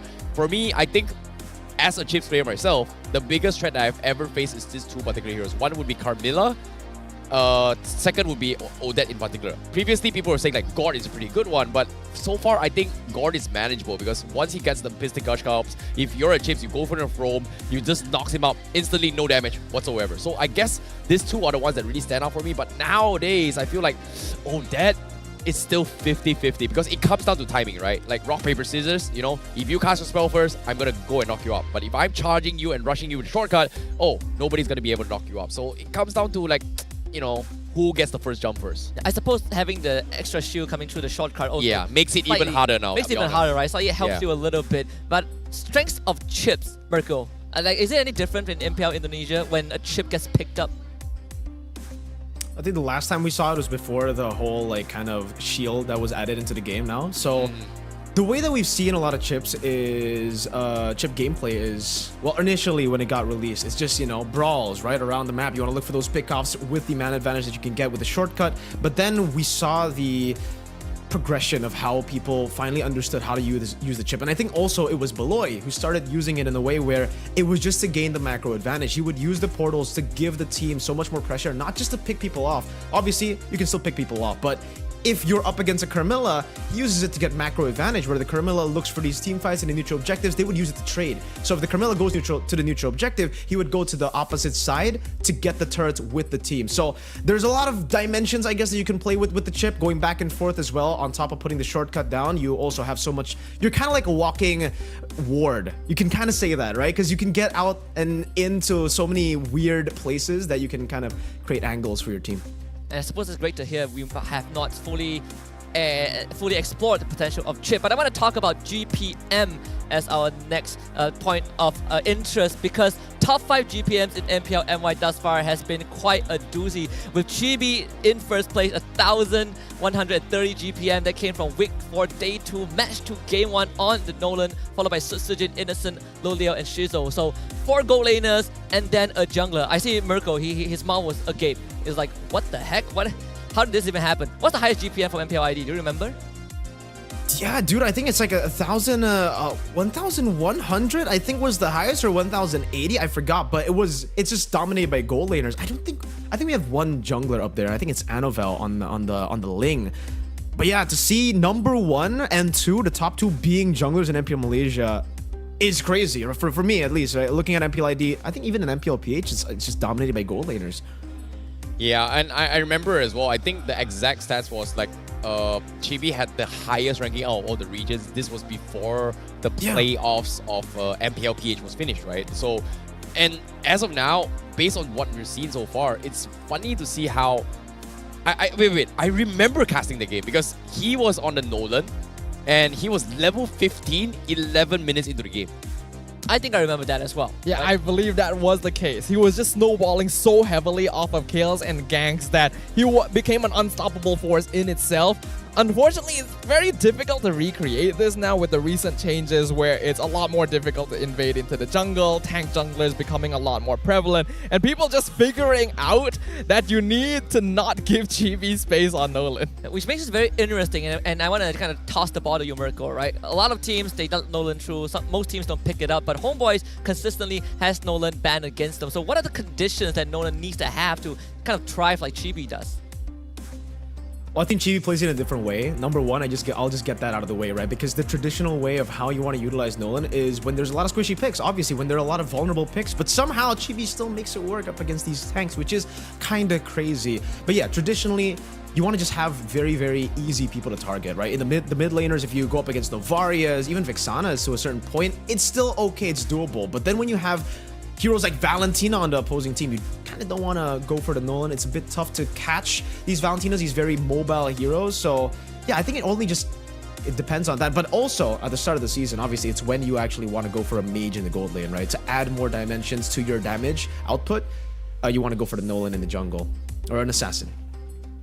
Okay, seeing how this has happened so far here, surprise picks, to be honest, I'll be surprised to see the Nolan again, just because I have a lot of skepticism on this hero, especially in the recent patch as well. Agreed. Seeing how Homeboys was playing it yesterday, I think. Yeah, yesterday. Yes. Oh yes, it was yesterday as well. They brought in the Nolan, got completely destroyed by RGMY. So RGMY was able to kind of read Homeboys' rotation based on their usual playstyles from regular season. But today itself, in this particular match, Homeboys kind of made a little bit switch up in their usual rotations, and I feel like RSGMY wasn't prepared for that. Yeah, and I want to bounce that off of you, Terrence, and I want to get your thoughts on this, right? We saw the Homeboys game yesterday. You were asking, what the heck happened to RGMY, right? What did they have during the break that made them so good? What changed for Homeboys yesterday and today? Firstly, the patch hotfix changed a lot because we know Zorn. He wants to invade, he wants to make an impact, he wants his enemy to see him face to face right when the game begins. It's no longer safe to do that because he's gonna take that extra damage. So we can see that when he's not on the chip, he actually starts playing a bit more passively compared to before. Because of this, Homeboys doesn't have as much information early on to work with, which means they have to play more towards their early side laning phase instead of directly invading and ganking. Because of this, we saw teams like King Empire take advantage of that by using superior map movement to take kills, to get snowballs, and push Homeboys back. What separates Homeboys is that they're still capable of identifying pivot points during the mid-game to take control of the game again and scale up for late game. So it is that patch difference as well as Homeboys attempting to adjust their approach to the game based on the heroes they have and based on the meta as they see it. We're going to head into the drafting phase and see if that is going to be the case for Game 2. RGMY, one game down this best of 5, which means they're one step closer to elimination. Any expectations coming into this? Let's start with you, Mirko. Expectations? Well, maybe it's first. RGMY maybe taking the blue side. You can dictate a lot of how the game will go with the drafts on blue side over red side. I think overall, in a lot of different regions, blue side has been getting so much more success. But yeah, they ban out chip too. If they don't want to pick it up, they gotta ban it out. Okay, seeing how this time they are still going to be respecting Homeboys here. Both teams kind of started this off in game number 1 with a unusual ban playstyle, right? Like usually we kind of ban the S tier bans or even meta bans here, but even in the first game, it was pretty apparent that RGMY are just banning off comfort heroes coming from Homeboys, and Homeboys is banning off comfort heroes coming from RGMY. So this time they are respecting the Nolan as well as the chips. These are signatures coming from Zorn as well as Chibi. Meanwhile, Homeboys, it is going to be the Moscow for Lilios, Yujong for Repo, and the Novaria for Izanami. So 3 gone through. Loi completely ignored, but RGMY not taking it, but prioritizing the Matilda instead. Yeah, I do find it pretty surprising, right? I guess there are 2 ways around it. Last game is the same as well. RGMY had to ban the Matilda. Now the Loi goes through with the Fredrin. Nothing much changes on the side of Homeboys, but will RGMY look at Loliel's hero pool at this point of time? Because he ain't getting Moscow, but there's still Nathan there. I think they will prioritize going for Loliel. RSG generally likes to give Loliel his hero as early as possible, especially if more than one marksman has been banned in that first phase. And looks like, yes, they will do so. They grab the Nathan. What kind of does interest me is the fact that RSG has been consistently banning Hardif even on blue side, because this used to be one of Loliel's signature heroes. I think he's still very good with it. So I actually don't know why they decide that it's something they have to get rid of. I mean, usually when RSG and Y are put in a spot like this, that's where Ripple starts to tank a little bit, right? Because his hero pool is going to get targeted. So Mirko, from an XP laner's perspective, if you are put in the spot where your hero pool is going to get hard locked, are there any alternatives out of it? Like, what is the way to remedy this? How do you adapt to it? Just try to get a winning matchup for Repo. I think that's the way you remedy it, right? I think they had a chance as well to do that in the previous game, but they obviously opted to gamble on the full team fighting composition with the Carmilla last pick to flex over the Barats into XP. That was a cool little idea that RSG Malaysia tried to make happen, to try to make, work.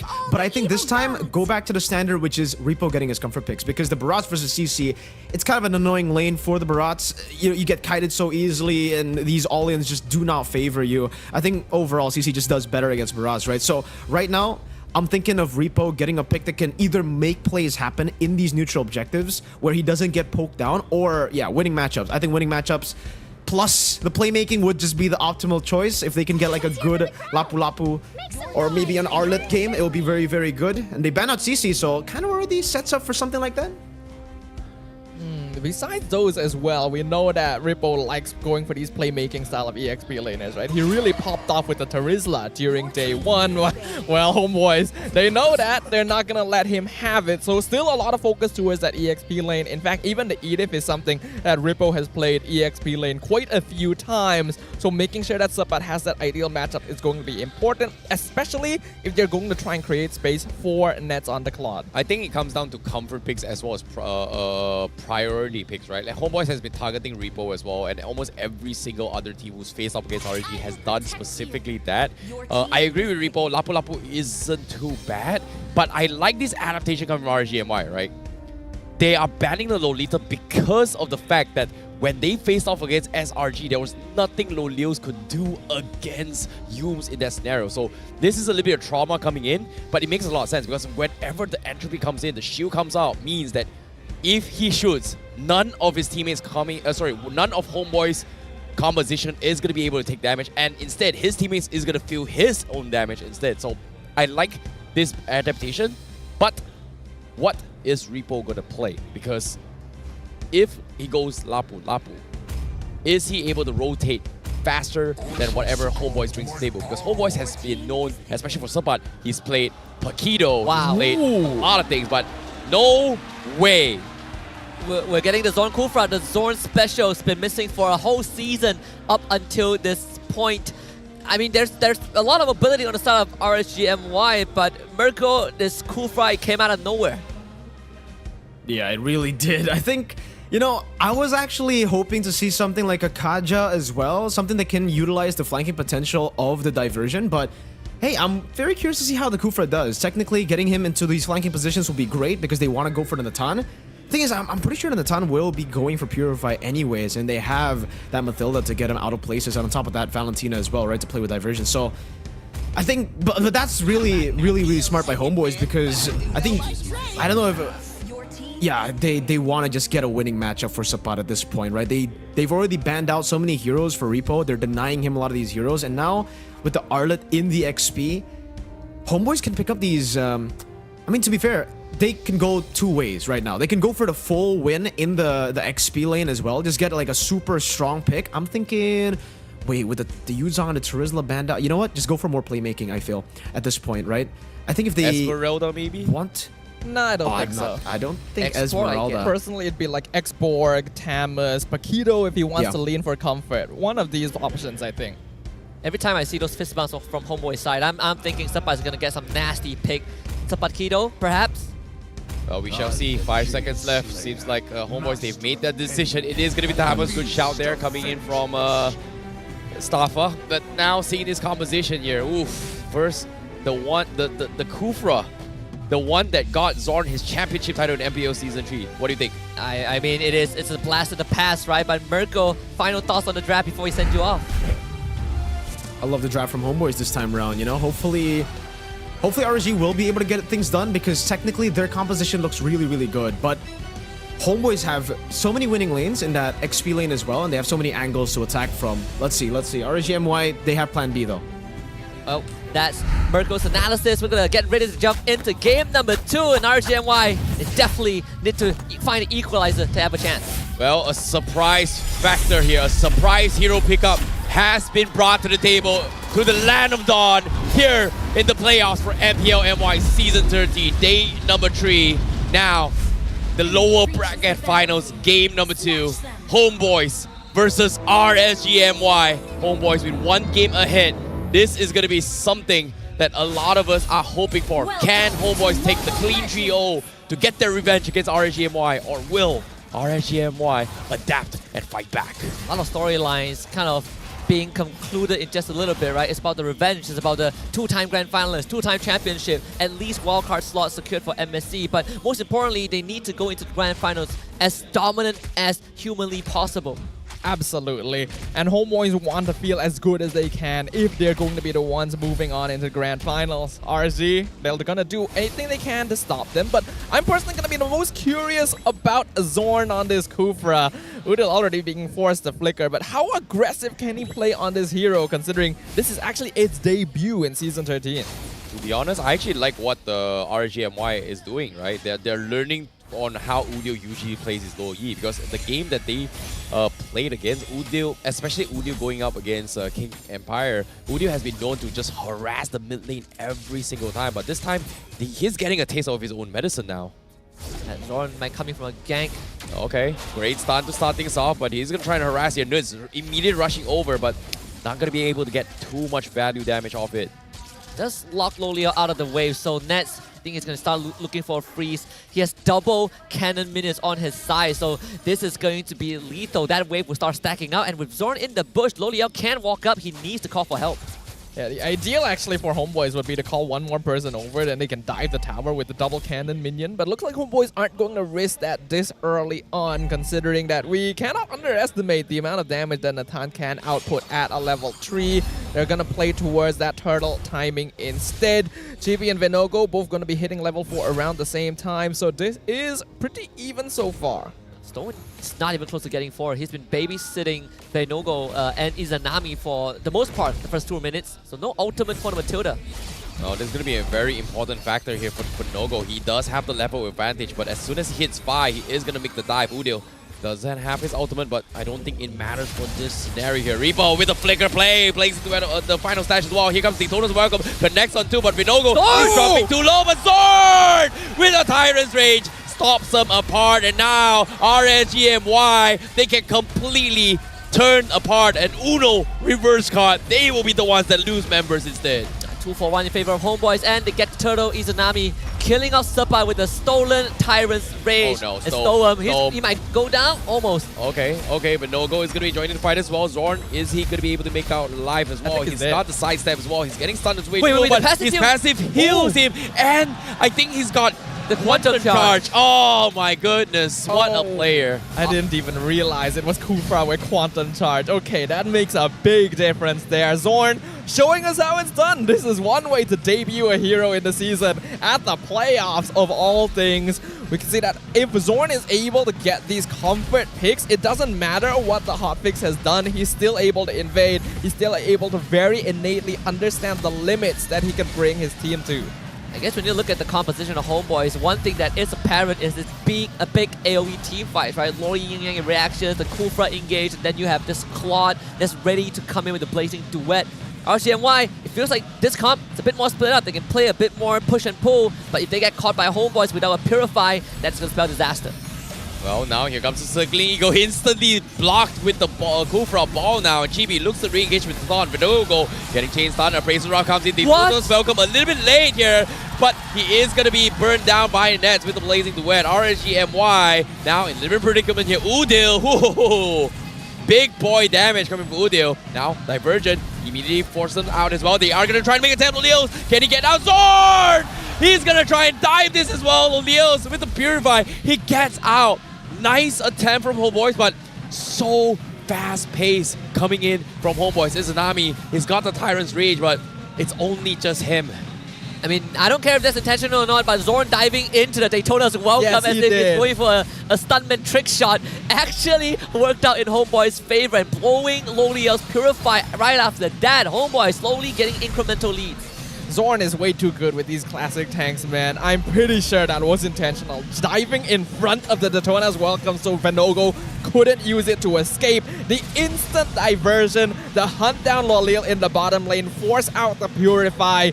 You can see how different Homeboys plays when Zorn is confident, when he's on a hero that can actually create this space. They already have that 1k net worth lead, controlling the turtle now. Well, Izanami getting zoned out by Zorn. Zorn, they have a rough idea on what they are doing as well. Venogo is able to get out for now, but with the turtle dropping down pretty low, they are going to commit again. Venogo getting pinned away here. Tyrant's Rage comes in from Izanami. Counterplay comes in. The Homeboys, they secure the turtle. Zorn, he actually managed to survive the re-engage. Reaper also going to fall as Homeboys is able to flip the table once more. Izanami, a beautiful play, but doesn't seem to be enough. But right now, Homeboys, Nets, he finally showed himself here.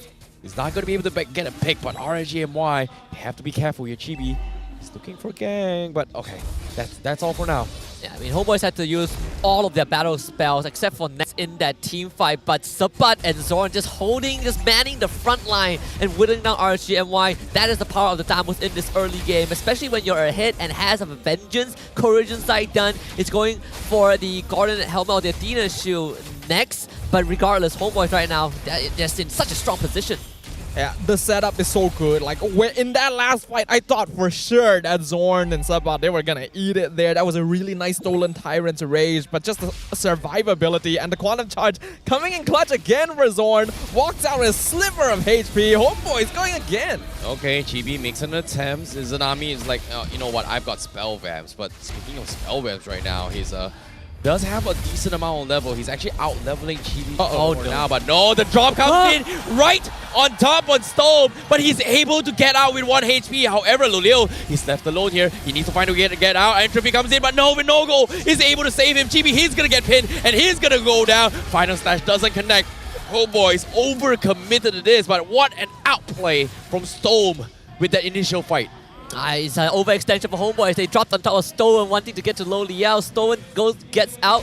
They still went for Lo Liao. At the end of the day, losing Chibi, not too big of a deal. He's still decent in terms of levels, even with a no-go. And Sabat, he set up the top wave, so that top tier 2 is going to fall regardless.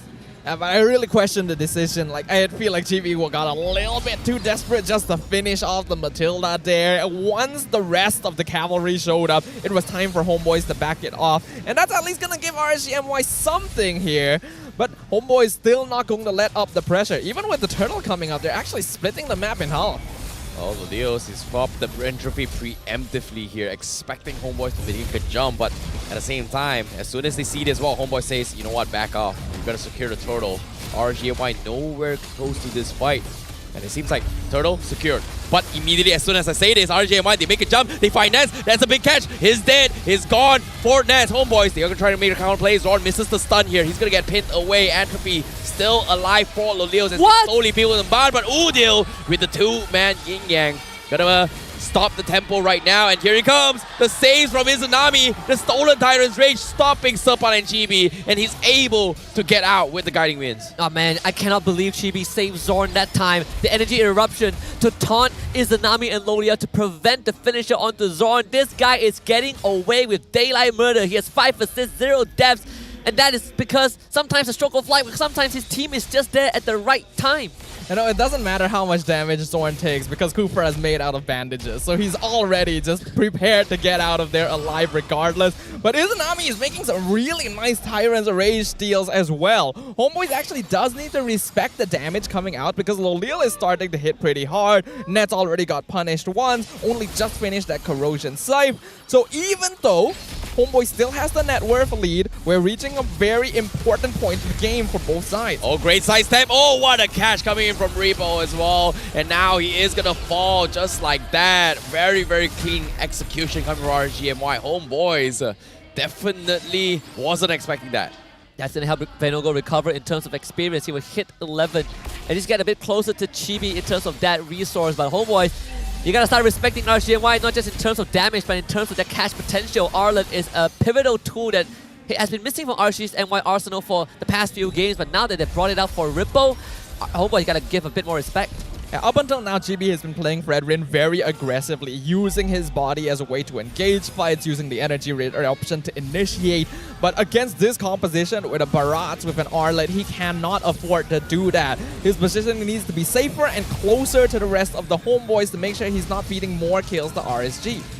Yeah, and seeing Homeboys, they are finally playing a little bit more defensive here, knowing that their lanes are, their housekeeping needs to be checked right now. And most of the lanes are pretty 50-50, is not giving any kind of advantage at all. And the Udil using a Divergent to scout RGMY's rotation. Are they going to be there? But guess what? Here's the stolen Divergent themselves. RGMY, they make the drop on Serpan. They're trying to go for it, but I don't think that's the right target here. And Repo, he's got to run for his life. He flickers away, but here comes a Praise's Wrath. But it is going to be scaring Repo off. He needs to recall back to base very, very soon. Storm gets in out to safety. Lord already engaged by Homeboys for now. Now, Zorn getting poked here. Lulio's popping the Entropy once more. They're still damage checking onto this, but here comes Funny Slash, catches up on this time. Vengeance keeps him alive. Does he survive? Yes, he does. He's gonna walk out, but the Daytona's welcome. He catches on Chibi, but Udil, he's able to get a 3-man yin-yang reaction. Just like that, they get 3 down from the side of RGMY. What a catch from Udil. What a catch from Zorn. Zorn again, the flicker, Tyrant's Rage, the pin tree into the wall, and that's the wombo combo we've talked about. Homeboys just laid everything on top of RGNY, and they started from Supa surviving with a sliver of health again. And the Yin Yang reaction's just doing so much damage overall. Udil topping the damage dealt rankings. And man, if I had a nickel for every single time a Homeboys player walked out with no HP, I would have a lot more than 2 nickels here. That's gotta feel bad for RSGMY. Instantly, the net worth lead bloats to almost 7,000. RGMY, they can still somewhat depend on Lolil to scale up into that late game. Then Tan is still 0-0-2, so his farm should be pretty matching to net. But Homeboys now has control of the map. Well, speaking of map right now, it seems like Homeboys has just got a huge lead against RGMY, and the comeback from RGMY seems to be very similar to game 1, but this time they've got better tools. But it comes down to execution though. Yeah, it definitely does. I mean, RCNY, they should be able to keep the Horde away and keep the inhibitor alive. And Loliao himself can handle the Lord pretty fine just with that entropy.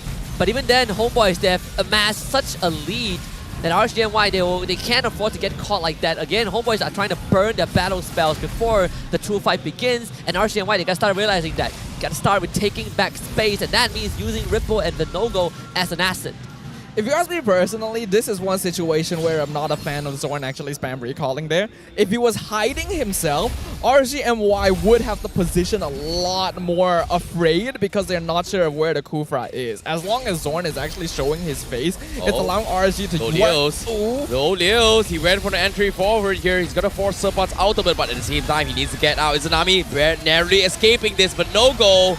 This is going to be the only one left stranded as Chibi locks him down. As Homeboys finds the pick. Despite all the engagements, RSGMY loses only Vinogo. A nice little attempt coming in from Lolios, but it seems like Homeboys is just so much prepared for what's happening. And Izanami stole the appraisal's wrath, so gotta get rid of that soon. And I guess, Sadafa, you said that Zorn being out in the open is not good because RGMY knows where it is. Not when you have divergence, I guess. It's like a magic trick, right? Now you see Zorn, now you don't. You know, maybe Zorn is the diversion all along. Or maybe he's just baiting them. It's like, oh, I'm right here. There's no way you'll get caught by anything. Boom, Udil shows up out of nowhere. AK net worth lead now. Udil already having the Blood Wings and the Divine Glaive. This Loi is going to hurt a lot. Even triple Radiant Armor on Zorn, Chibi, and Sabat because they know that Izanami, Storm, and Lolil all deal magic damage. Unfortunately, a little bit front-loaded in that regard, making it easier for Homeboys to itemize, and that's why a lot of them are surviving with the tiniest bit of HP. Well, speaking of HP right now, RGMY, Lolil, he does have the damage to turn things around. However, he just needs to find the perfect angles to fight with. In this case, Zorn has been making it very, very difficult for RGMY to do so. And Sapat as well, extremely tanky. He's got the Vengeance, which is a big problem for them. Lolios, oh my goodness, 1-2 slaps. Udil just almost deleting Lolios from this game. But fortunately for them, Guiding Wind keeps them alive, but the Lord already being started from side of Homeboys. Half HP Vinogo is now or never. You got to get the biggest catch, but Udil once again pins them apart as Sapat blocks their entry, and Zorn from the sides, he catches Repo. Izanami tries to get out with a diversion. Is not good enough. Too much damage from Homeboys, and now they are going to be knocking in towards the inhibitors. They're diving past the tier 3s, but no-go getting focused down as well. Udil barely surviving it. Nets finally takes down the tier 3. Storm now. Oh my God. Razor's Wrath drops on RSGMY. They have to reset, but Homeboys, they have to back off. Repo's going to be back in 5 seconds. In this case, Nets, he's running for his dear lives. The game is not going to end here, but still, Homeboys, now more than 11k goal advantage. This is literally a checkmate situation. RGMY managed to hold back the wave, but Homeboys, They got the divergence coming back up soon in just a little bit. They are ready to fight another time. They actually used it just for Udil and Nets to get closer to the fight here. The Lord gonna be crashing up top lane.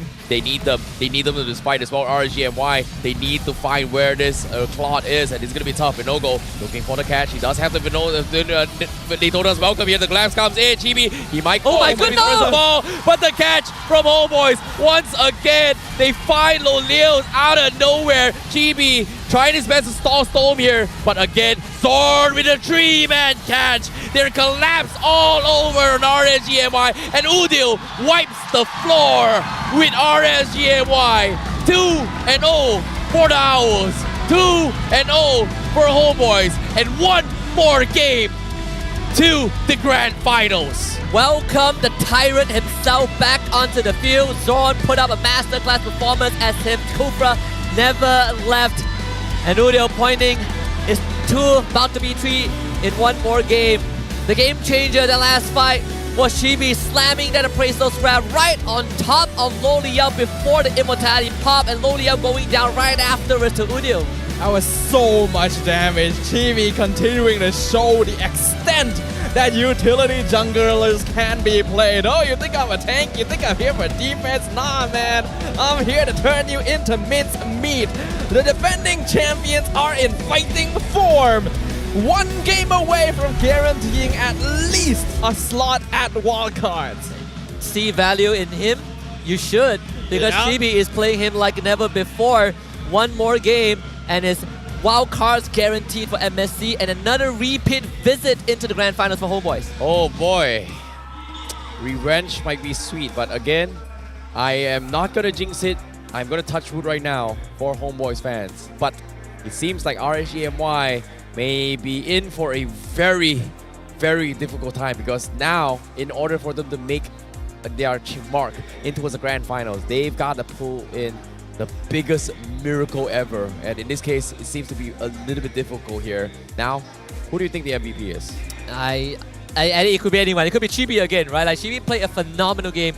But you know what? I'm gonna go out on a limb and I say Zorn is the MVP, because he brought back the Kufra. Udil, fine with it as well. Loi played impeccable across the map. And Mirko, you called it right. You like Homeboys draft, but did you expect this to be the result? Yeah, I kind of expected this result, you know, a very dominant game, because they had 3 winning lanes, basically, with the jungle as well doing pretty good, right? We know the Barrage nerfs, we know that the Fredrin is still a bit more prio, and how do you want to utilize a Loi, right? How do you want to utilize a hero with teleports that can get so much map pressure, like the Loi, like the Chip? It's with winning lanes. With winning lanes, you get so much more pressure when you use these diversions, and we didn't even get to see technically the combo from Zorn on the Kufra with the diversion. He usually just tries to go and he plays with the team usually. Like we didn't see any crazy angles for that Tyrant's Revenge or Tyrant's Rage combo, but hey, he did his job. He was able to enable all these winning lanes to be even crazier monsters in these team fights. So shout out to Udil, man. This guy, he's gotten a lot of hate moving to Malaysia, you know, at the start by a lot of Indonesians, but I think from the start, I'm a big fan of him, and I'm glad to see him find success like this. All the way from the start, he was doing really good. Yeah, your boy is eating well. He's eating well. He's cooking well here. He was eating them for breakfast, lunch, and dinner all at the same time. Loi as a hero is designed to punish messy team fights. Like, if you are not paying attention to your positioning, that yin-yang reaction just melts you so quickly. And we literally talked about this during game 1. RSG's players tend to position kind of messily. So Udil is just able to continuously pelt them over and over again. But man, I really gotta highlight, I missed seeing this kind of Zorn gameplay. Yeah, Zorn, you know, this is the one that got him his first championship, right? Like, this is the one that got him Season 3 when he was playing with GFAM. And guess what? He also, if I do recall this, they also brought the Kufra last season for Homeboys to win their his second trophy. But again, back-to-back is something that Homeboys is looking forward to. And personally, I feel like this composition, I think Mirko mentioned as well, is so good. The Kufra bouncing ball has been extremely annoying for RSGMY in particular, because of the fact that it stops the guiding winds or whoever that Storm is trying to save. It does somewhat annoy Storm in these situations. Yeah, I mean, Mirko even also said that RCMY, the objective is to look for winning lane for Ripple. But we look at the stats, that's not really the case, right? Ripple, he's been getting some great setups with that final slash, but it really felt like RCMY couldn't really go for the finisher. So this winning matchup kind of blew up in smokes, Mirko. Yeah, I mean, I don't think it's a winning matchup, right? I think it's actually a bad matchup for him with the Arlet up against the Thamuz. That's why technically he had a chance to go for a winning matchup in game 1 when he was on red side. I think the red side gives you that opportunity to go for, you know, a counter matchup for whoever it is on the last pick. The Homeboys did a very good job picking that Thamuz late because that was the lane that will bully Repo. I think all the way from the start, Repo was just finding it difficult to actually look for the advantage in lane. All he had to play with was the final slash flicker, and after that, the combo.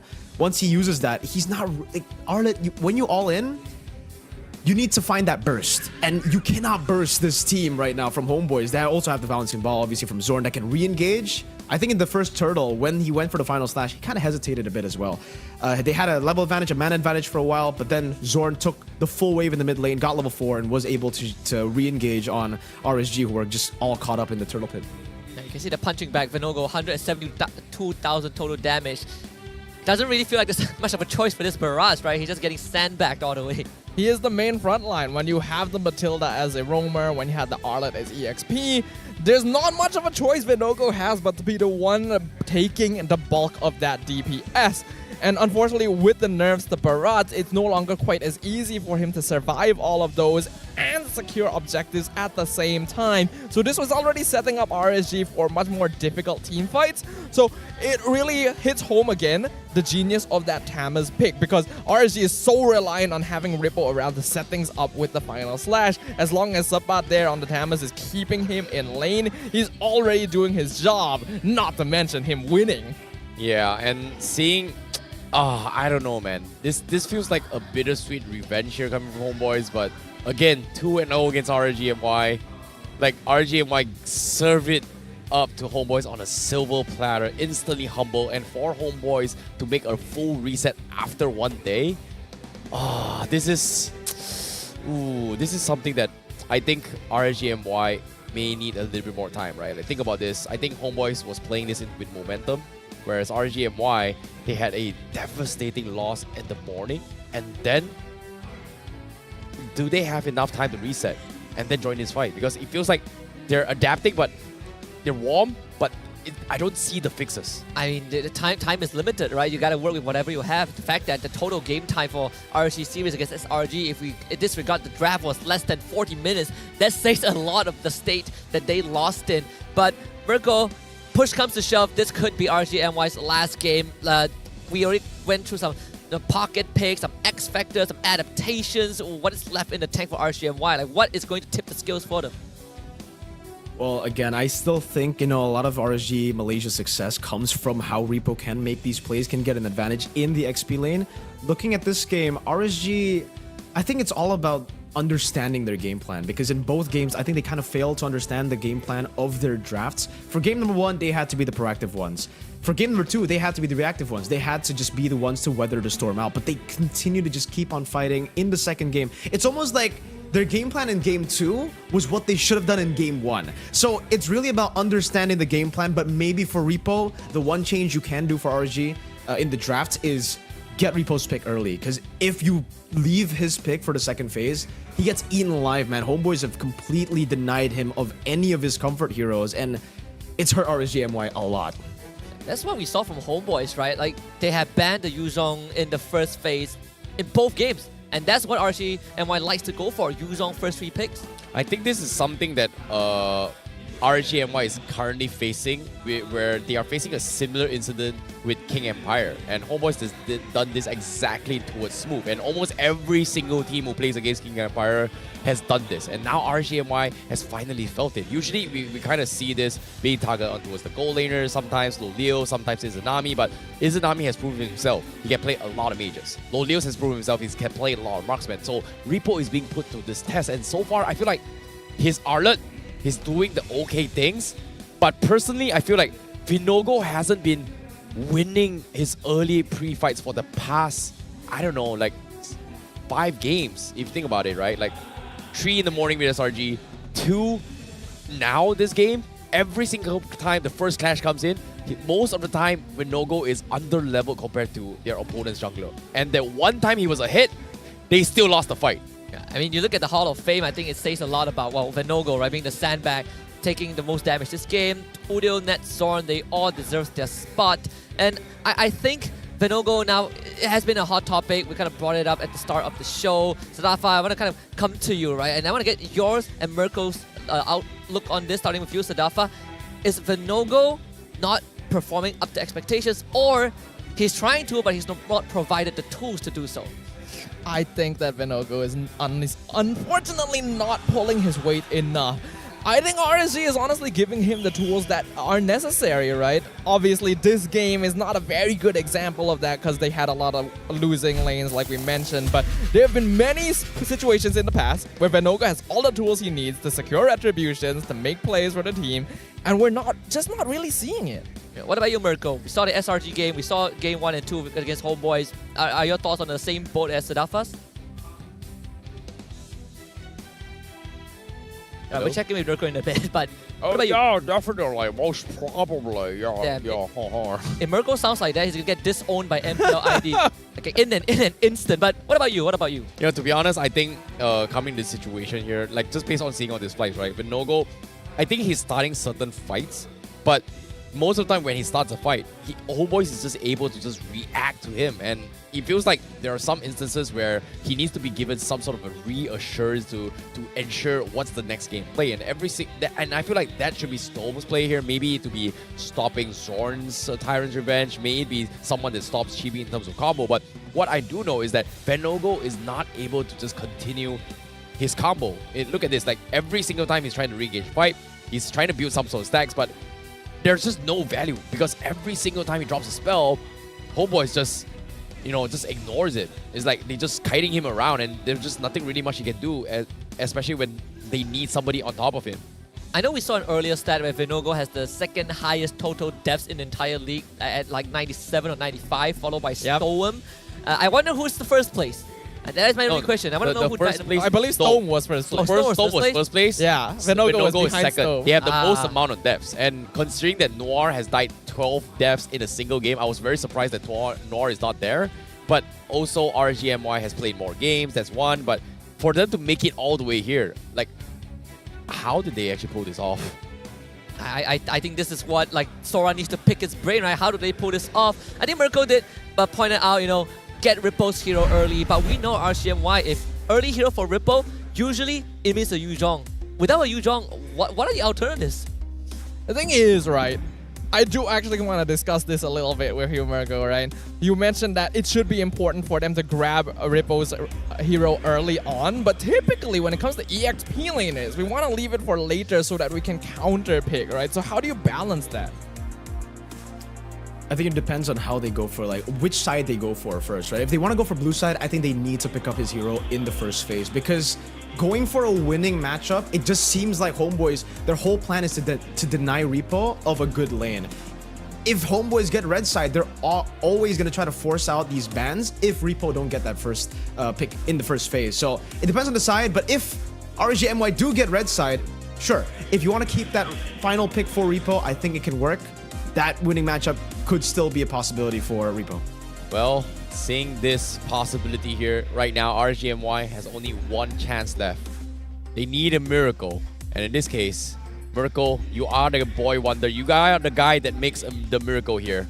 You gotta make a prediction here. Is it Vinogo or Vinogon? It's RS gone. I think if they continue to play like this, the whole RSG are gone. I don't know what it is with RSG, by the way. It's like RSG MY, RSG PH, RSG SG. They're all very momentum based, and if they find themselves in this kind of spot, it's really hard for them to come back. I've seen this so many times from RSG. It's super sad, but I don't know if they can make those adaptations just in this short break. I mean, just a short segue. There's actually a parallel storyline going on with Homeboys as well. Like Homeboys Singapore is no longer part of the playoffs. Oh yeah. The academy team Homeboys Syndicate finished second in the recent MAL. So this is the only remaining Homeboys team that has a chance to lift that trophy to complete the season. But I just got word that we gotta check in on our PCU milestone. That is my favorite part of every MPL playoffs. Let's put it up for all of you guys to take a look. The PCU milestones right now currently sitting at 303,926. We've completed 2 of the milestones, surpassing MPL MY season 10 and 11, but we're looking to surpass last season, which almost doubled season 11. Not gonna lie, we set a very, very big benchmark last season here, and we are hoping to set a new record once again, because every single season of MPL, we have always hit the target. This season, we gotta need your help.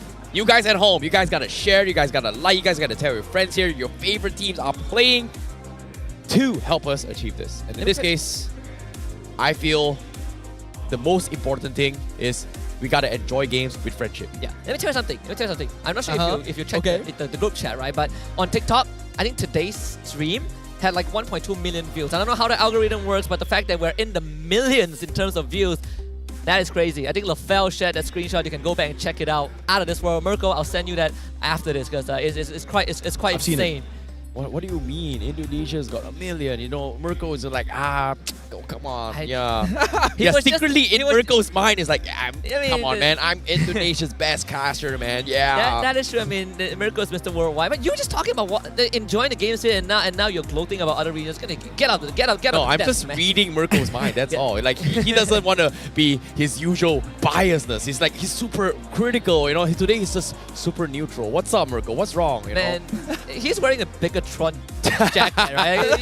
I mean, you can't. So did the previous gaslight two me. guests, Trex and as well as Naisu. Yeah, you can't gaslight me into believing something that is literally not true in front of my eyes. But I wanna. But he's smiling. He's not denying, though. He knows he's it's true. You can't take that as approval. All right, gentlemen. Coming back into this, we've gone through certain elements. You know, it could be RS gone. We talk about Zeno gone at this point. One last chance. If there's a pocket pick, right? What can we expect out of RCNY? What is that one pick that makes a moment that turns everything around? Lolil Harry. Okay, Lolil Harry. If that ever goes through, all right, Terrence. What about you? I think just let it through. Like pick something they're comfortable here. Like just the reason Lolil was able to carry the game was literally him playing on his iconic hero, the Moskov. Just prioritize and hope and pray Lolil carries the game so hard that RCNY makes it through somehow. Okay, so these two are talking about perma-ban heroes. What about you, Mirko? I think for every single one of them, it's not one pocket pick. I think everybody just needs to use their pocket picks, right? Like, at this point, go for the individual playstyle, because it seems like that's how they get the wins. If every single one of them can individually utilize their pocket picks, their mechanical picks, and look for these team fights. It's all about the team fights right now for RGMY. That's how they win. That's also how they lost game 1, but at this point, just bank on that, man. Bank on your skills, because it's match point. There's nothing to lose anyways. Homeboys are going to play their game. You know, that's right? You just bring it all out. Bring all the pocket picks out. Venogo, let's go, Fanny. All right. Okay. I like that. All right. 50 diamonds on the line, right? You say the Fanny. Are we going to see Selena Novaria again, Terrence?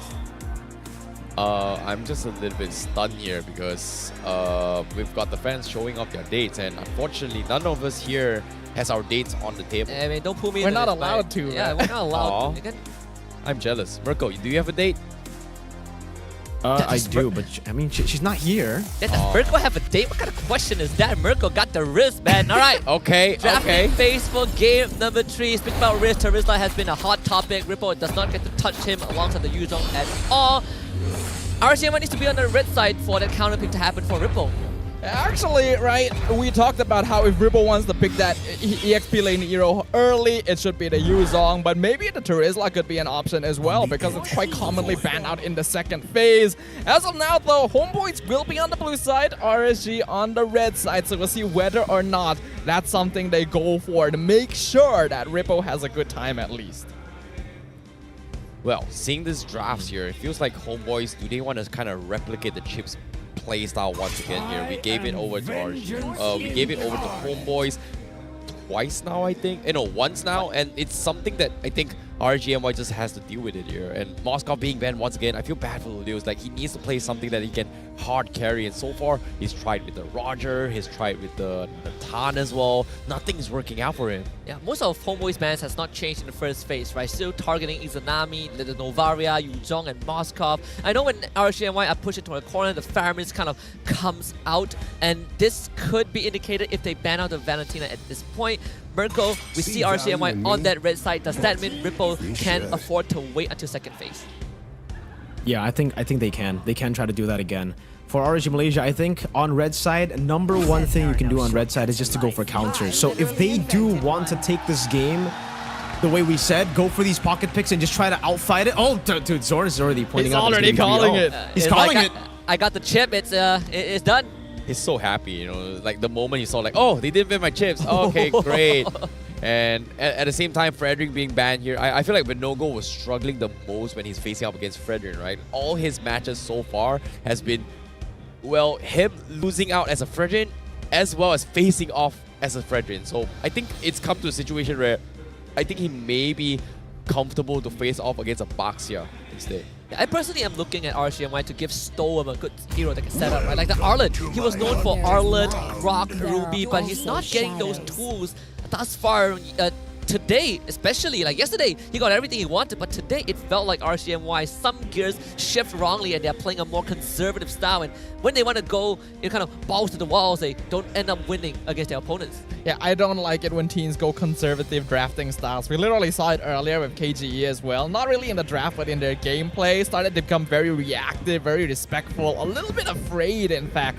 Play your own game, especially now that you're pushed against the wall. Just go all out and make your exit a bang if you have to go. But I do like that they take the Loyi at least. If you give Homeboys both teleports, the game is just over. It's gotta go down swinging. Mirko, I mean, RSG, first two games they have tried, like you said, right, kind of polar opposites play style. But in this game, does RGMY want to bank on we just take the fight to Homeboys, force an issue, make them earn the space, or we just fall back and get a late game insurance for Lolia? Nah, fight it out, dude. Fight it out. That's how RG Malaysia were able to beat Homeboys the first time around. That should be the game plan as well. Homeboys already want to try to stop that with the Vixana. It's very good peel, very good cover for the carry.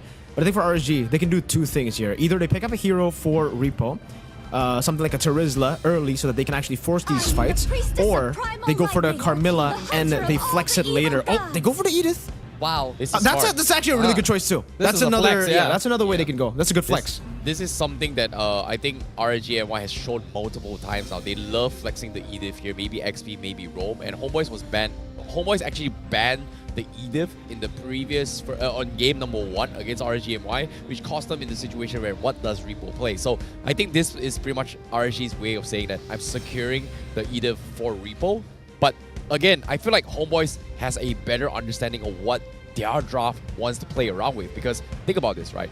Chips is the type of hero that is always going to be looking those flex. So you need two very, very strong frontliners, and Vexana is one of those great heroes and majors that provides that extra bodies in teamfights, which can soak up damage or even push your enemies away from the backlines, which is something that I think Homeboys understands, and they tend to lean on triple tanking compositions. This time, without the Frederick, I feel like Chibi and Sapat, they are going to be remaining on tanking compositions again. Yeah, we see the Carmilla ban up by Homeboys instantly. Just don't want to give RGMY that teamfight potential. But RG, they also go for the CC ban, right? So regardless, Ripple is going to have a slightly decent lane unless we see that Tamus become a pick for Homeboys again. This Edith is kind of what allowed RGMY to pivot yesterday's Staffa. Yeah, I think banning the Tamus honestly wouldn't be a bad idea here, because yes, Sapa can still go things like the Paquito, he can still go things like the Benedetta, but the Tamus is just a brick wall that you can't break through, and since Homeboys already have the carry and the Vexana, they're going to be looking for more tanky options. Getting rid of it might be a good idea. I'm personally hovering on the possibility that Homeboys might bring out the Nolan this game. Did he nest a chance? I mean, Nolan was let through, you're alright. Is it a good environment? Oh wait, hold on, it is banned. You got me there. Kai does get banned out by RSG. Mirko, I mean, how is RSG looking right now? It's looking kind of tough for them, right? The Edith is still a very good pick, but I mean, with the Akai ban, it also just sets up for this all-in kind of gameplay, this long teamfight kind of gameplay with the Edith, because the Akai would be the optimal choice to disengage once the Edith uses the Primal Wrath. Once you get that out of the way, you can then re-engage with the rest of the team, but now with no Akai, Homeboys technically, it just seems like they need a jungler that can go back and forth. I think for both teams, it'll really benefit both these teams if they go for junglers that can completely just kite back and forth.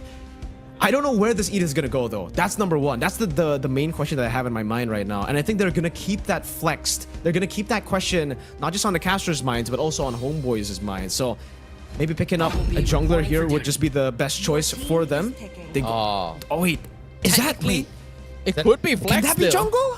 Yeah. Yeah, it could be jungle. It could be XP as well. Wow. They are going to be in this situation here. But Homeboys, again, replicating what they did earlier against King Empire. He's back. Leomon, third game. Never forget. Are they going to bring the Angela this time? Nah, not this time. Way.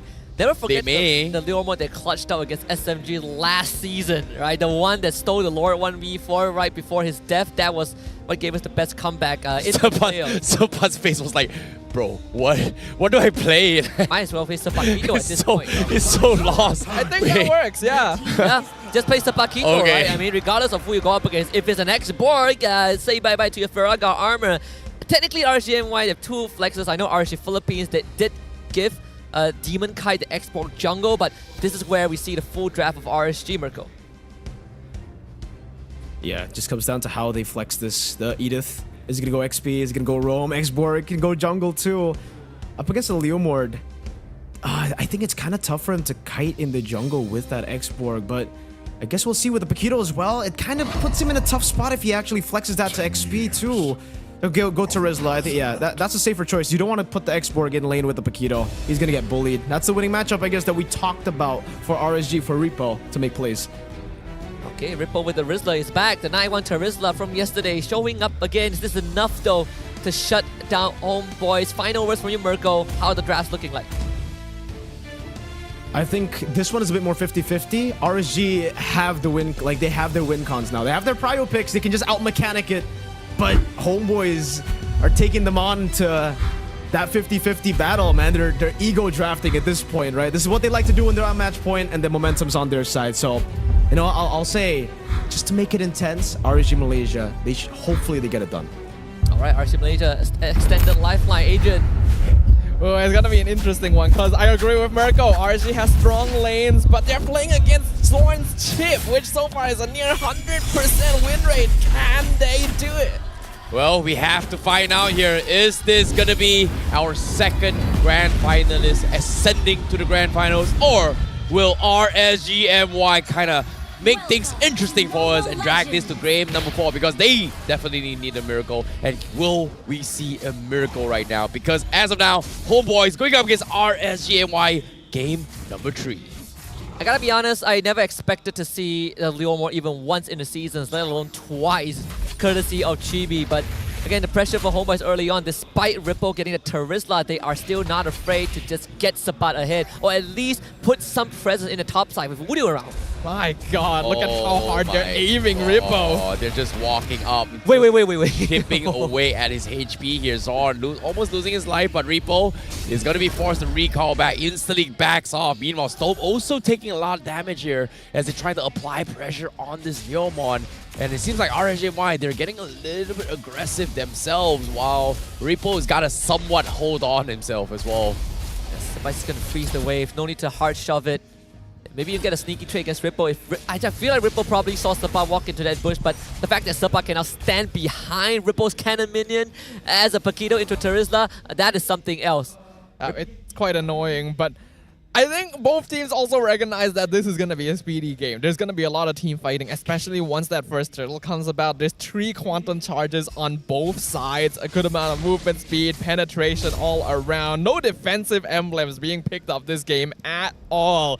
Looks like RSG is taking our advice, go down swinging, and we'll see if that happens.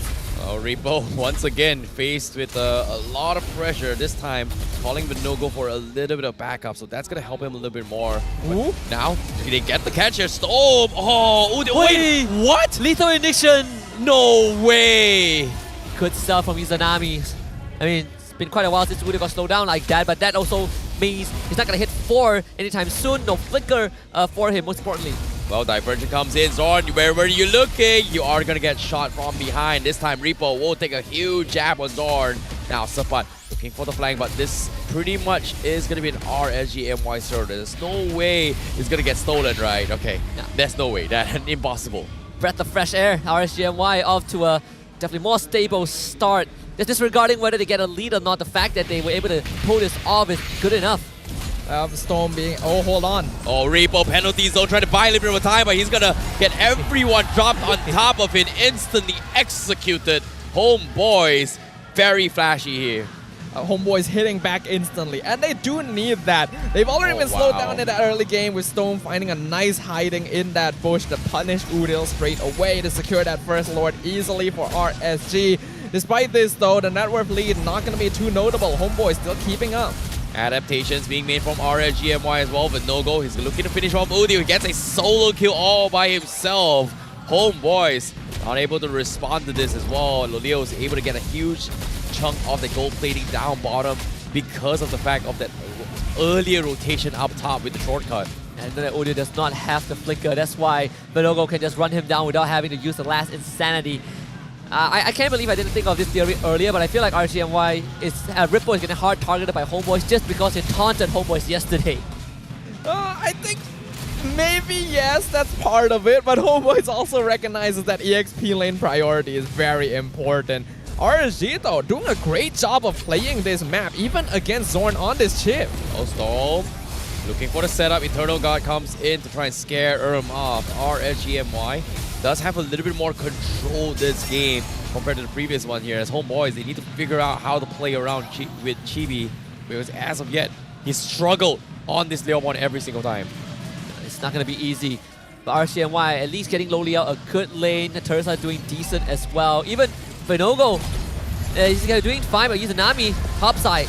Oh my goodness, topside Izanami going to be completely dove on as well. Homeboys, they just brought everyone with the shortcut. No way for RSGMY to kind of stop this as well, but Izanami is going to be priority. The Homeboys, they may have lost a turret down bottom, the gold plating here, but Udio, once again, he gets caught out. Storm was able to find a pick on him once more. Udio, 3 deaths, almost 5 minutes into the game. Of course, it's a small price to pay. They still get the top tier 1. Homeboys give away the turtle. Not too big of a deal at this point because Chibi, he is still power farming. So he's keeping tabs to Vinogo in terms of levels and experience and gold. I think Homeboys are fine with it. In RCMY, the most they got was an equalizer. Yeah, I think Homeboys are actually reverting to the same style they approached the game when we saw them playing against KGE, right? When they're behind in that early game, they start playing it slow, playing it more deliberate to make sure that they're able to stay somewhat even with their opponents to allow nets to scale up. And if RSG has learned anything from watching Homeboys earlier today, they knew that they need to step on the gas here and not allow Homeboys the space they're looking to create. They saw the NOD done by Udio, so some healing reduction, good utility, concealed by Storm. Oh, conceal Rebo with a catch and a follow-up setup as well by Storm. Instantly gone. Udio and Chibi completely shut down, but Nogo still fighting against Sapat. He's going to try and drag him back away as well. Sapat trying to run for his life. He is going to be fine. Zorn, however, looking to re-engage, but his teammates still not respawn yet. He does have the shortcut. He finally goes for Conceal Blade. Finally drops it. They want to re-engage this. Repo, no penalty zone. They want to retaliate. It's Tsunami. First of all, here comes the Phantom Seed to try and turn things around. RSGMY, they lose only 1 with this counter engage by Zorn. Great combo from RSGMY, but Homeboys at least clap back with 1 kill. They waiting for the respawn timer to almost come true, and Zorn instantly drops the shortcut to allow Ness to pick up his 2nd kill of the game. I literally just mentioned RSG needs to step on the gas, play the tempo quicker, and they did that. They found a nice play with the conceal, but Homeboys actually not allowing themselves to play too slowly. Nets though, is he gonna get caught here? Oh, he does have the flicker, so he is gonna be in a very, well, he's gotta have fast fingers, right? Considering that usually we kind of see purifies coming from Homeboys, but this game, RGMY, if they hit those stuns on you, that is gonna be perma lock on Homeboys.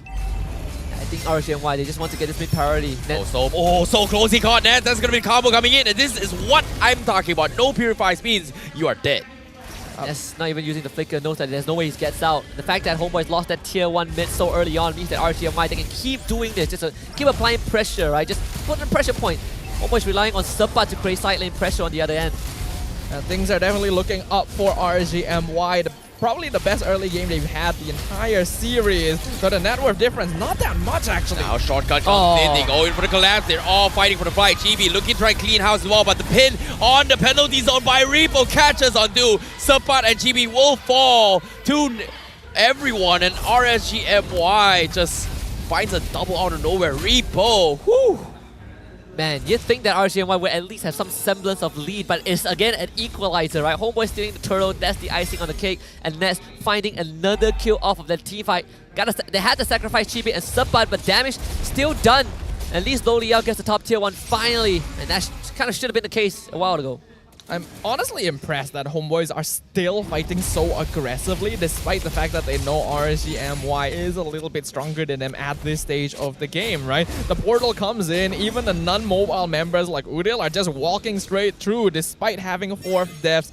Having that faith, having that trust that it is going to contribute to their team. As of right now, the net worth difference between all the players actually not that much despite the pressure that RSG has been outputting, and Homeboy is actually still itemizing quite greedily in terms of damage. Oh, wait a minute. Zorn conceal play. He's going to focus on Lo Liao's. Here he comes. Shortcut. Everybody's going to be diving on him as well. Fantasy tries to catch him off guard. Chibi from the flight goes over the french, but Udil with the dream and eternal guard catches one. Nets pick Storm apart, and now they're on the run, and Chibi is going to run them all down. He gets one, but it's so low. He's going to die to a no-go, but the damage has been done. They've got 3 courtesy of Zorn from Homeboys. Zorn coined the backup soon as they were ready to fight, but can we talk about how Sepat flickered KO punched Lo Liao back into the fight just to make sure that this Roger died in an instant? Yeah, I saw that. That was such a play coming in from Sepat here to make sure that Lo Liao is kept in place. And you know what this game is reminding me of? This game is reminding me of classic Todak. When they're behind, they throw bodies and somehow get the lead. Out of this world. They have the lead now. A minor one, but still something for Homeboys. Nets has 4 kills right now. They're funneling this carry. They're making sure that Nets is getting attacks on everyone. Even if he doesn't get a kill, he's getting an assist. Chibi and Sepat seem willing to throw away their lives, in fact, just to chip people down and secure more farm for Nets. Homeboys have a game plan here. RSG need to figure this out. Yeah, in this case, they are already setting up for diversion here down bottom. RSGMY trying to check exactly where is the rest of members from Homeboys. But they're also preemptively recalling. They're sending Udil back to the base. So this is interesting to see RSGMY, just so afraid of just pushing out of the base because of the fact that they don't exactly know where Zorn is. And this is actually frustrating from RSGMY. Yeah, I mean, how the momentum has shifted, right? RSGMY, they were the ones taking fights.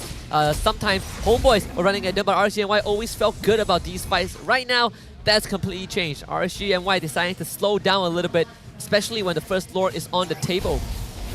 Looking at the items, I like that Udil has gone for that Bloodwing second item. He needs a little bit of that survivability considering what he's been through up until that point. Izanami actually matching as well with the Bloodwing second item. Lil going for the Windtalker Endless Battle Malefic Roar build. So not Trinity, not Great Dragon Spear as far as I can tell. Rippo actually going for full tank here. Sometimes you will see Terizlas go for at least 1 damage item, but no, Antique into the Athenas. He wants the front line. Now here comes the divergent play. They're calling everybody, but no one's out there. They're actually having 3 men. They're going to try and burst down Chibi. They know exactly the timings for the purple buff. Gets the fast drop in. Zorn looking to try and re-engage, but they say, you know what, it's okay. We still got time, but speaking of time, 25 seconds for Chibi means that he will be able to rejoin the fight with the shortcut. But as you can see, RSGMY, they are going to try and rush the Lord for now. Sepat looking for the flank. The Lord dropping pretty low. They have to make a play, but it's not enough time. Chibi, 11 seconds down means RSGMY gets this Lord away for free. But the divergent up top, here he comes. They find Zord. They're looking on Nets. Nets fights this with the flicker. He dies on forward, but he still dies on Lo Liao now. Zord manages to escape this, only losing nets from the side of Homeboys. Hey man, Ness went down swinging. He went down looking cool. The flicker underneath the inhibitor to dodge a penalty zone, knowing that he's most likely dead. Damn, I mean, he was just a few hits away from taking out that inhibitor despite his team not getting the lore, and that itself, I think, it's good enough to put RGMY in a potential negative if they don't make a use of this first push. In actuality, if Zorn was just a little bit quicker with his rotation up the top lane, he may have been able to catch RSG right as they TP'd in and pulled in his own portal to back up nets, right? It was just a couple seconds too slow, but Homeboys don't seem to be fazed by this too much. Net worth difference still even for both teams, but RSG do have the Lord and they want to take as many towers as possible. Well, already in position, purple buff coming in. Lord also going to be crashing on towards the base here. Zorn nowhere to be found as of yet. Udil, it's a nice little Eternal Guardian coming in, Eternal Guard coming in, but from behind Zorn, he gets scouted out. Here comes the chain stun. Does he drop the shotgun? Finally he drops it, but is he going to be able to survive? No, they do not. Shotgun also destroyed less than 2 seconds. Zorn sacrificing his life, but RSG MY, they're continuing their assault here. Sabat, he's going to try and trade a purple buff of their own, but I don't think he's going to be able to clear it in time here. Yeah, thankfully, RSG MY got that inhibitor. Oh, they don't check it. Oh, they don't check it. Oh Wow. my goodness, they didn't see Sabat. Oh, that was so unfortunate. So he's going to be able to recall back to base. RSG MY continues with the pressure as Homeboys may need to find a little bit of space to actually make a comeback for this. I mean, Homeboys are playing with the lane sideways pretty well, right? Tier 2s on both side lanes down. They do have a top lane to worry about from time to time, but even that wave is shoved up pretty far up. Oh, here comes Zorn. He's looking for it. Zorn, he's got concealed play. He's going to try and find someone, but again, he's getting bursted down so quick. Lolios, he's going to go for the kill, and he is going to drop it as well. But the Eternal Guard, he was a bait. Lolios, he needs to run. Can he get out? But the concealed play keeps him alive. Now, Homeboys, they are the ones to get baited themselves here. What an outplay from Lolios, and now Nets will fall. Storm surviving, but nope, Udio will finish him off. Reaper finally intercepts his under turret, and they will all fall. It is going to be a potential wipeout. Subpa clears the minions down bottom, but RSGMY, they've got a miracle, a sign of it, and they are going to focus down on the crystal, and they will take Game 3, dragging this to Game 4. Homeboys decided to take a bit of risk, pull out the Leomore, and guess what? Both Leomore games have resulted in a loss. But they can afford to take such risks. 1-2 still in favor of Homeboys. A lifeline for RSGMY.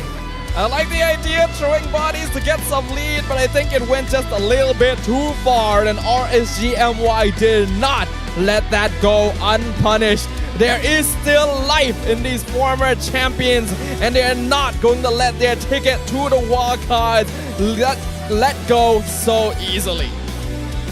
Man, we saw the Terizla. That is the reason that we've all been kind of talking about. Merkel also emphasized it. Give Rippo his hero. Give him the Terizla. Homeboys let it through for one game, and Rippo made magic with it. Yeah, and same time as well, Lodeo was able to kind of snowball his way in this game. He was doing a lot of openings here, and again, if you give him the comfort heroes here, he is gonna do it. But so far, first 2 games didn't really do well for him, but third game, he made a miracle here.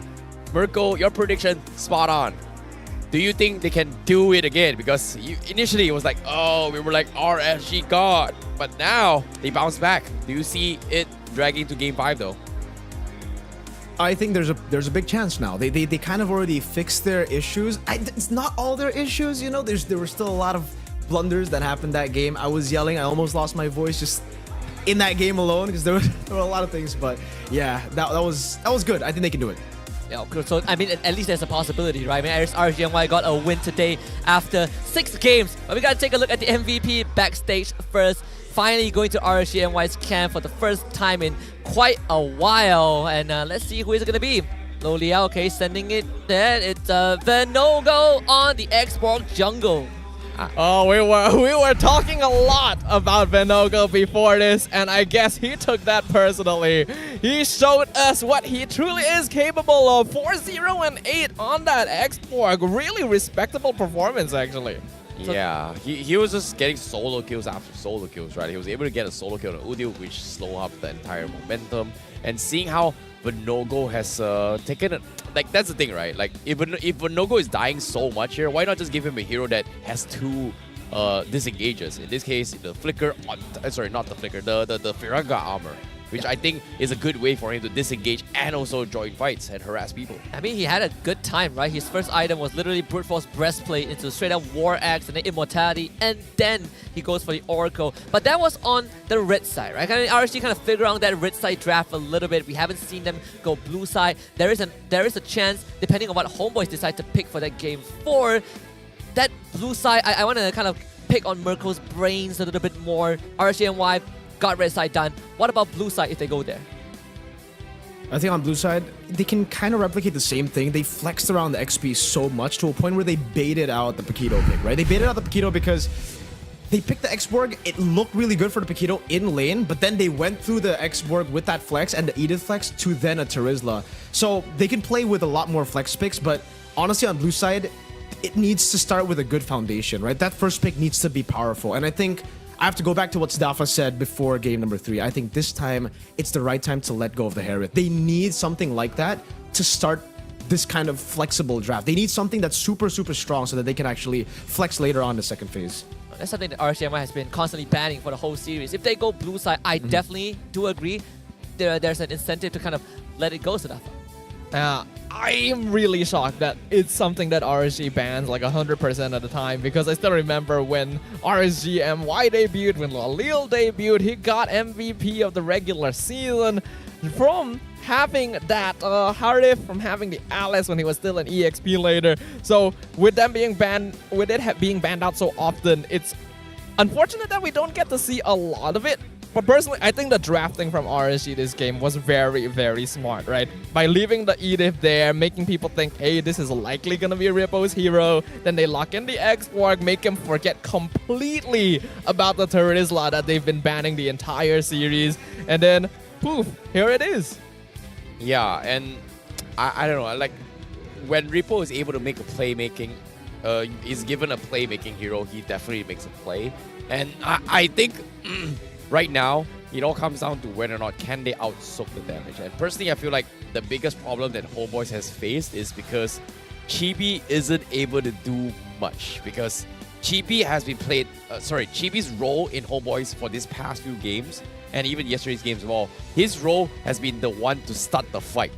But the difference between how RSG and Y's approach to this fight is that now, in terms of the finisher, Lolio is the finisher for Roger. We know Roger is going to be that guy that finishes the team fights. But Homeboys has put the finisher job for Chibi. So in this case, the rotation sequence between the players on who starts the fight in terms of role has been completely jumbled out for Homeboys. And even then, I still feel like they could have won the game, but they're just not comfortable with the sequencing or layering of how they should be approaching the fights from Homeboys. It is a big shift, right? We saw the Fredrin ban from RSG MY. It was a third ban in the first phase. That is an adjustment from them. And then we kind of see this little one. I partially felt like there are still options for Homeboys. Yep. What do you think, Sadafa? I feel like there were still options. Homeboys just wanted to test out the Leon Ward again, and I will admit, with the chip, it makes sense that you'd be able to play around this, right? Roam around the map, get some kills. RSG does have squishy heroes, but they did end up getting punished for it. And I think Homeboys really needed to shift their focus a little bit towards that late game. Like, yes, throwing bodies to get a lead is fine. It's proven to work before in the past. But the last person that should be happening to is Nets when he was pushing all the way in on the inhibitor and even flickering forward to try and get it. Yeah, that's not what they're looking for. I mean, it looks cool though. Yeah, it looks cool, yeah. Cool, I know Mirko will agree with that. I'd probably scream at it, but still, it looks cool. But Mirko, you also did say RSG, if they were to go down, might as well go down swinging, bring the fight to Homeboys, make them earn every single inch. That definitely worked in Game 3, but we also know Homeboys, they like to fight to you head-to-head, literally the Langar style. So Game 4, RSG, MY, they maintain this? Do they just keep on running at Homeboys? Yeah, I think they need to utilize the momentum that they got from game number 3 in game number 4 and maybe possibly game number 5. But for Homeboys, maybe don't play RSG's game, right? Maybe play it slow again, go back to their form, because yes, they can play that style. It looks to be okay as well, but maybe the tank junglers right now, and getting a win will be a lot more value for them, you know, securing that wild card spot. Because RSG, there were still a lot of mistakes that they made in game number 3. They are making slow but steady adjustments. And if this does go to game 5, Homeboys are in for a lot of trouble, dude. Because RSG have already finally found a solution to their problems. The Terizla pick is just so good on so many levels because even Homeboys, right, they were kind of confused. They wanted to jump on Repo. They wanted to deny and stop Repo, shut him down from the early stages. But Terizla is just not that guy to get shut down. If you kill him 0-2, 0-4, it doesn't matter. Terizla is still going to be Risen. Terizla is still going to be Terizla, you know? He's always going to be able to just look for a penalty zone flicker to change the course of the game. And that technically was what happened in this game. He went 0-2, found a crazy penalty zone, and RSG just capitalized on that. Yeah, on top of it all, even if he misses as well, he's super tanky to actually disengage from the fight, right? So I think RGMY, they definitely have figured out a way that suits their style. But personally, I feel like I want them to do this exact same thing with Homeboys playing something a little bit more familiar to us. In this case, meta-ish. Because this Leomon prick just... I don't know, man. Chibi just couldn't do anything at all. But now let's talk about the Hall of Fame here. Again, Izanami going to be the carry for the team. Rich Guy is going to be Lolios, and Zorn the sandbag and the best wingman for Izanami. Yeah, we've seen some reoccurring trends. The Loi getting let through, the Chip as well, seeing a lot more daylight than we expected. Is it going to be the same Sadafa? Is this Loi that much of a non-factor to these two teams? Actually, I think Loi is a major factor to these two teams, right? It has been on the winning side almost every game this series. It's just so effective at punishing teams that want to group together, that want to run at you, that want to fight as a team. And it really messes with you, right? Because that is kind of how the game is designed to be played. You want to fight with your team, and now you have to mind your positioning because of these black and white balls that are flying at your face and causing you to smash into each other. It's not a fun time.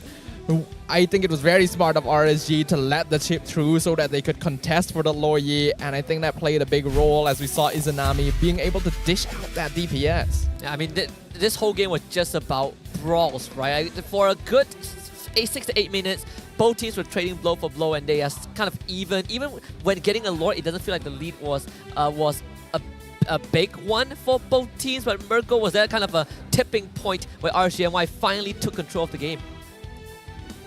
Yeah, speaking of the game as well, like I see that Homeboys is trying to break tempo like how they did for game number 1, right? They have a rough idea on what they should be shutting down as well here. That was pretty much what they did to Izanami. But the moment they stopped focusing on shutting down Izanami and RGMY is able to protect Izanami in all these situations was pretty much the point where Homeboy said, oh wait, we kind of messed up because Izanami is just getting away with a little bit too much every single time. And even here as well, Nat's getting caught out.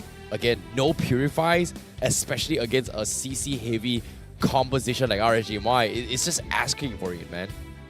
Turning point for you, Adrian. Is that like which point did RSGMY finally like kind of caught the reins and kind of ran it away? It was a little bit later on. It happened after the play where Nets flickered forward for the tower, where I believe it was Chibi and Zorn who got picked off by themselves individually that really cemented it in for RSGMY. Because up until that point, Homeboys were very willing to sacrifice members to make sure that Nets could get that funnel. And once they started losing the playmakers later on at times where it wasn't under their own control, that's where you started seeing the cracks show up because Homeboys could no longer regroup in time to actually respond. Yeah, this was the one, the very stylish flicker that unfortunately didn't get the inhibitor. Like you said that, okay, Loi, very pivotal. It's been on the winning side this entire series. But we've seen the bans so far being almost similar from both teams, right? Like occasionally seeing the Teresa being led through, but first phase, Loi has always been opened up. It's Yuzhong, Novaria, banned out by the side, and Moscow banned out by the side of Homeboys. If they were to let one through just for the Loi, who would it be? This is tough, right? Like I think they should let the Nolan through. Like just for the sake of, like I know Vinogo doesn't play it, but I know if Chibi plays it, right, and if they find a way to deal with it like how they did it earlier, it's very, very doable because SRG has found the secret sauce to do it, right? The formula on how to deal with it was literally in SRG's playbook. But if RSG is able to replicate it, that's a big sorry, not him. It's actually RSG that dissected it before. So if RSG is able to replicate it again, I think it's good. Is that kind of the same way they deal with the Leomor, right, Mirko? Is the direction we're going into?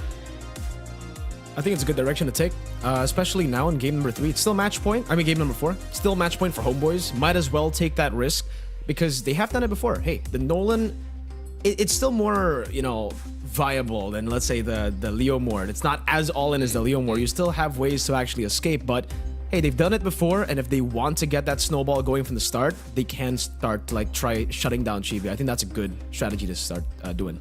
I can also agree with it, right? We've seen RCMY do it yesterday against Chibi. Perhaps letting that Nolan through could be a good option. Maybe the Loyi might get a ban. We just have to see. Quick input from you, right? If Homeboys were to ban Loyi, who do they let through? Moskov, Novaria, or Yuzong? Moskov, Novaria, or Yuzong. Man, I don't think they can afford to really let any of them through. I think Homeboys need to pose a situation where it has to be RSG who bans Loyi. Because those 3 heroes are a bit too impactful. Well, I guess I agree with that, right? High win rate for all those 3.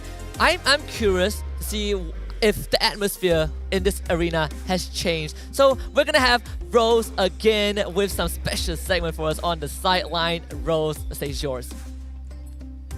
Terima kasih kepada caster-caster kita. Hai semua, anda bersama dengan saya Rose dekat side Flame Boys, and guess who I'm with?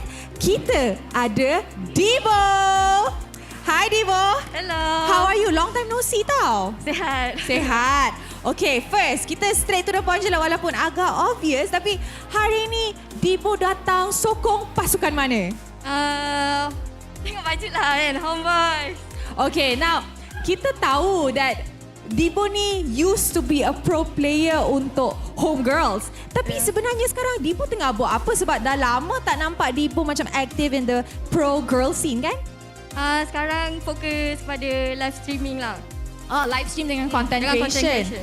Best tak jadi macam content creator KOL ke you lagi suka jadi macam pro player, main di pro scene, wakil Malaysia? Dua-dua suka, tapi mungkin rezeki lebih kepada live streaming kot. I see. Okay, sekarang kita tengok game tadi Homeboys dapat mendominate 2-0, tiba-tiba RSG bangun dapat 1 point. You rasa Homeboys nak bagi 1 point je ataupun match ni akan jadi sengit dan seru sampai kita akan main 5 penuh game? 5 game? 5 game penuh? Tak, 5 full games ke? You rasa 3-1 is it?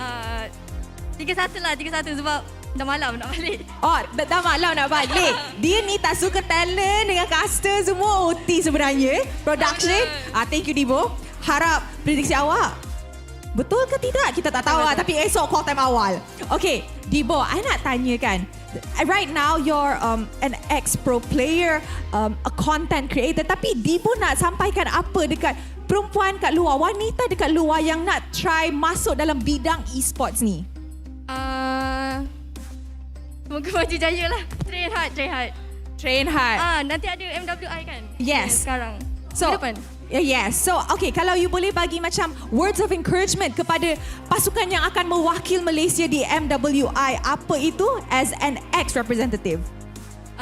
Good luck and all the best. Alright. Okay, Debo, any words for Homeboys sebelum dorang start game keempat hari ni? Good luck. Semoga dapat grand final. Okay. Wow. Flame Boys setuju? Nampaknya Flame Boys setuju. Alright, mari let's show it back to the casters to start Game 4 in this best of 5 series. Casters, silakan. Thank you, Rose. Thank you, Debo. Words of encouragement. A big shift in the atmosphere. Yesterday, it was the Raiders celebrating, but today, Flame Boys are coming alive. We're heading into the draft in just a little bit, gentlemen. So we get to see if that Nolan gets led through by Coach Sora. Adrian, starting with you, how is it going to look like, right? Let me see. It's gonna depend on which side these teams are, right? Because if Homeboys are on blue side, then maybe they'll get the chance to have the Nolan. If RSG decides that, maybe it's time to ban the Loyi, but I don't think they're gonna ban it if they're on red side. It's more likely that RSG will ban the Loyi if they're on blue side, and if they do, I hope they ban Loyi and pick Harif. This is gonna be a tough one here, Merkel. Ah. Oh no! They just banned them both. Oh no way! Why? Why would they do it again? Come on. At least they ban Nolan, you know, Merkel caught it. I mean, all of you guys caught it for the Nolan ban, so that's an adjustment. Chipped also taken out. I want to see something new. I'm pretty sure we will. Right, Like, Merkel? It's same bans. Again, from game 2. Same as It's for kind of the Homeboy. same, but I think for first pick, it's always gonna be Loyi when it's open. I mean, to be fair, right? It's such a prio pick. Maybe Fredrin could be a contested first pick as well, but hey, Loyi gets you too much pressure. Now RSG, they have that solid, strong pick that we spoke of, right? That's what they needed. Now it's all about the flex. They can either go for flex or even more strong lanes. They can go straight for the Roger if it's not picked up again, and then they can start with the flex. I think the one thing that RSG did ban out last game was the Fredrin, right? So now it could be back in Homeboy's hands. The Matilda is still open. Fredrin's gonna be picked up instantly. That's a no-brainer. But Matilda, Roger, couple of options, Adrian. Matilda is not so bad, but I feel like based on how Zorn has been playing, it may be a bit limiting because he really made things happen with that Kufra previously. They're still gonna go for the Matilda regardless, so I guess that's fine. RSG probably want to get Edith in this first phase. I think if they should definitely prioritize that here. They have flexed it just now on how they are going to be prioritizing it for maybe Repo or even Storm here. So it's going to be a little bit nice one. Yeah, Roger, either comfort picks coming for RGMY. And I think, again, I've asked for this, right? If they play this exact same comp from game number 3, how would it look like against Homeboys instead of Leomon? So this time, now, Homeboy's given the tools for Chibi to do his shenanigans again with this Fredrin. I think Homeboys has a rough idea. Do they want to give RSGMY that chance to do exactly just that on game 3? Or do they just completely ban it off altogether? I feel like that probably is going to be a ban angle, right? Again, Ripple's pick is not going to be prioritized. Well, it's half prioritized because of the existence of the Edith, but the Natan does go over to Homeboy, so you have that late game insurance already. You see the Terizla instantly banned out. Merkel pointed it out. This Terizla does not matter how many times you take him down. He is always going to be the Rizzler, the ultimate Rizzler of this game. CC banned out by RSGMY. What is Homeboys looking for, Merkel? I think for RSG, it really comes down to how they will... They want to try to find something similar to Terizla. I think the Edith would work, honestly. Right now, like the Edith could still be very, very good as a flex pick towards the XP. So I think for now, RSG will probably just start to ban out these other XPs away from Homeboys. Maybe also a little bit more respect towards Udil could be good. But looking at how they were able to handle Udil last game, I think maybe they might also just shift gears in a way where maybe they might not care too much about Udil this time. Homeboys, though, I think they're definitely still gonna try to deny as much of Repo's heroes as they possibly can. I don't know. I feel like they should ban the export coming from Homeboys, but no, they don't go for it. So they are gonna ban the Minotaur again. Come on. Like I think RGMY might just go for the export once again. You know, just ban off Sapat's hero altogether. I mean, that has been what we saw last game, right? Like they ban out an XP hero of Ripple, and then they make sure to cover their bases and ban the Minotaur just in case Edith goes into XP. I mean, it makes sense, but I feel like Homeboys would be able to deal with a Minotaur, actually. I'm not sure if it's worth really banning that out. But we will see whether or not that is the right decision. RSG, do they want to continue focusing down on that EXP lane, get rid of something like the Tamas that could cause a problem, and get rid of Vexan? Are they trying to push Udil into Farsa? I suppose just push his buttons a little bit. I mean, the Faramis is still up, right? It's one of Udil's true, yeah. picks. But he goes for the Valentina. I think it makes a lot more sense. But man, you guys are hitting the nails on the head. Jackpot, right? Calling the drafts, calling the bans. Homeboys have not shown that XP laner yet, so it's just like game 2. They want to give Sapat the winning matchup. Oh, this is a double mage here, Merkel. What do you think? Homeboy's going for the double mage. For Homeboys, I think it's good. I mean, honestly, like with the Natan pick, yeah, you can say it's double mage though. You only have one source of damage, but as long as the Natan gets to late game, it's all good. He basically does true damage once he has Divine Glaive and Holy Crystal. So that's the only time where going for double mage is fine, you know? I'm more concerned about RSG Malaysia for now, because yeah, this is basically what Homeboys did to them in game number 2, right? They take the red side. They set up Sapat for a winning matchup, and they force RSG to pick up. Okay, the Paquito first here. Oh, I like that. I like the Baksha. They're gonna push the tempo. They can actually look for so much map control this game. They have so much more mobility. Even if Homeboys go for like a counter pick, I think it won't really hurt Repo that much because Repo have so many ways to take this on the Paquito. What worries me is that this kind of locks RSG into playing for that early game, right? Because the scaling on their side is not going to quite match up to Homeboys who have that Natan. They have to make things happen early on, and we saw previously if RSG is forced into these situations, it doesn't usually end well. Well, final words from you, Mirko, before we head into game number 4. Adrian say that this is going to be an early game-centric draft for RSG MY. How is this looking for you? If they continue to fight, it's the same as game number 3 earlier. Game number 4 should go to RSG Malaysia, and as long as they keep it disciplined, once they get that snowball, use it. All right, thank you, Mirko. We're going to head into game number 4 pretty soon. Can RSG Malaysia get closer to doing the impossible, pushing us to a game number 5? But to find out. Will they make a miracle here? Will they silence the crowd once more from RSG MY? Can they take game 4? This is it to find out because this is the lower bracket finals. Game 4, RSG MY versus Homeboys to fight for the second slot into the grand finals here. This is the Land of Dawn. This is the battle for supremacy. Doing the series justice, it would be kind of a buzzkill if we go down in 3 games, but at least we're getting a 4 for now. RSG realizing that tempo is the way to go. Stopping Homeboys in the tracks is the way to go. One thing we've also observed during this playoffs is that Homeboys does have a tendency to lose some steam the longer the series goes. So hopefully the fatigue isn't going to start kicking in here because they just need that 1 point to secure a guaranteed wildcard slot at the very least. RGMY though, like I mentioned already, this is a composition that's going to be very strong in those first couple of levels, especially that first turtle fight. We'll see if they can make an impact. Yeah, I mean, talk about losing steam, RSGMY. This is their 9th game. Well, not really, this is their 7th game of the day, right? They lost 3, they played 3 against SRG. This one is the 4th against Homeboys. So if anything, it's been quite a day for RSGMY.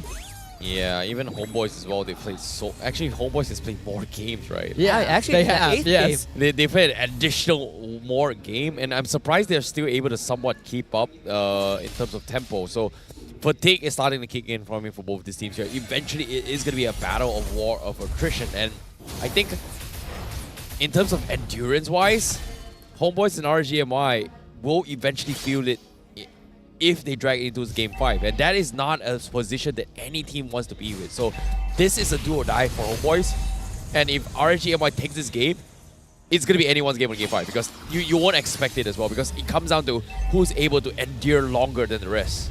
Like the fact that Sapat kept that vengeance, just not panic pressing it because he knows how important that can be. He can still reset, get his health back, and press come to the bottom lane to try and contest for the turtle. He won't have his ultimate though for a while.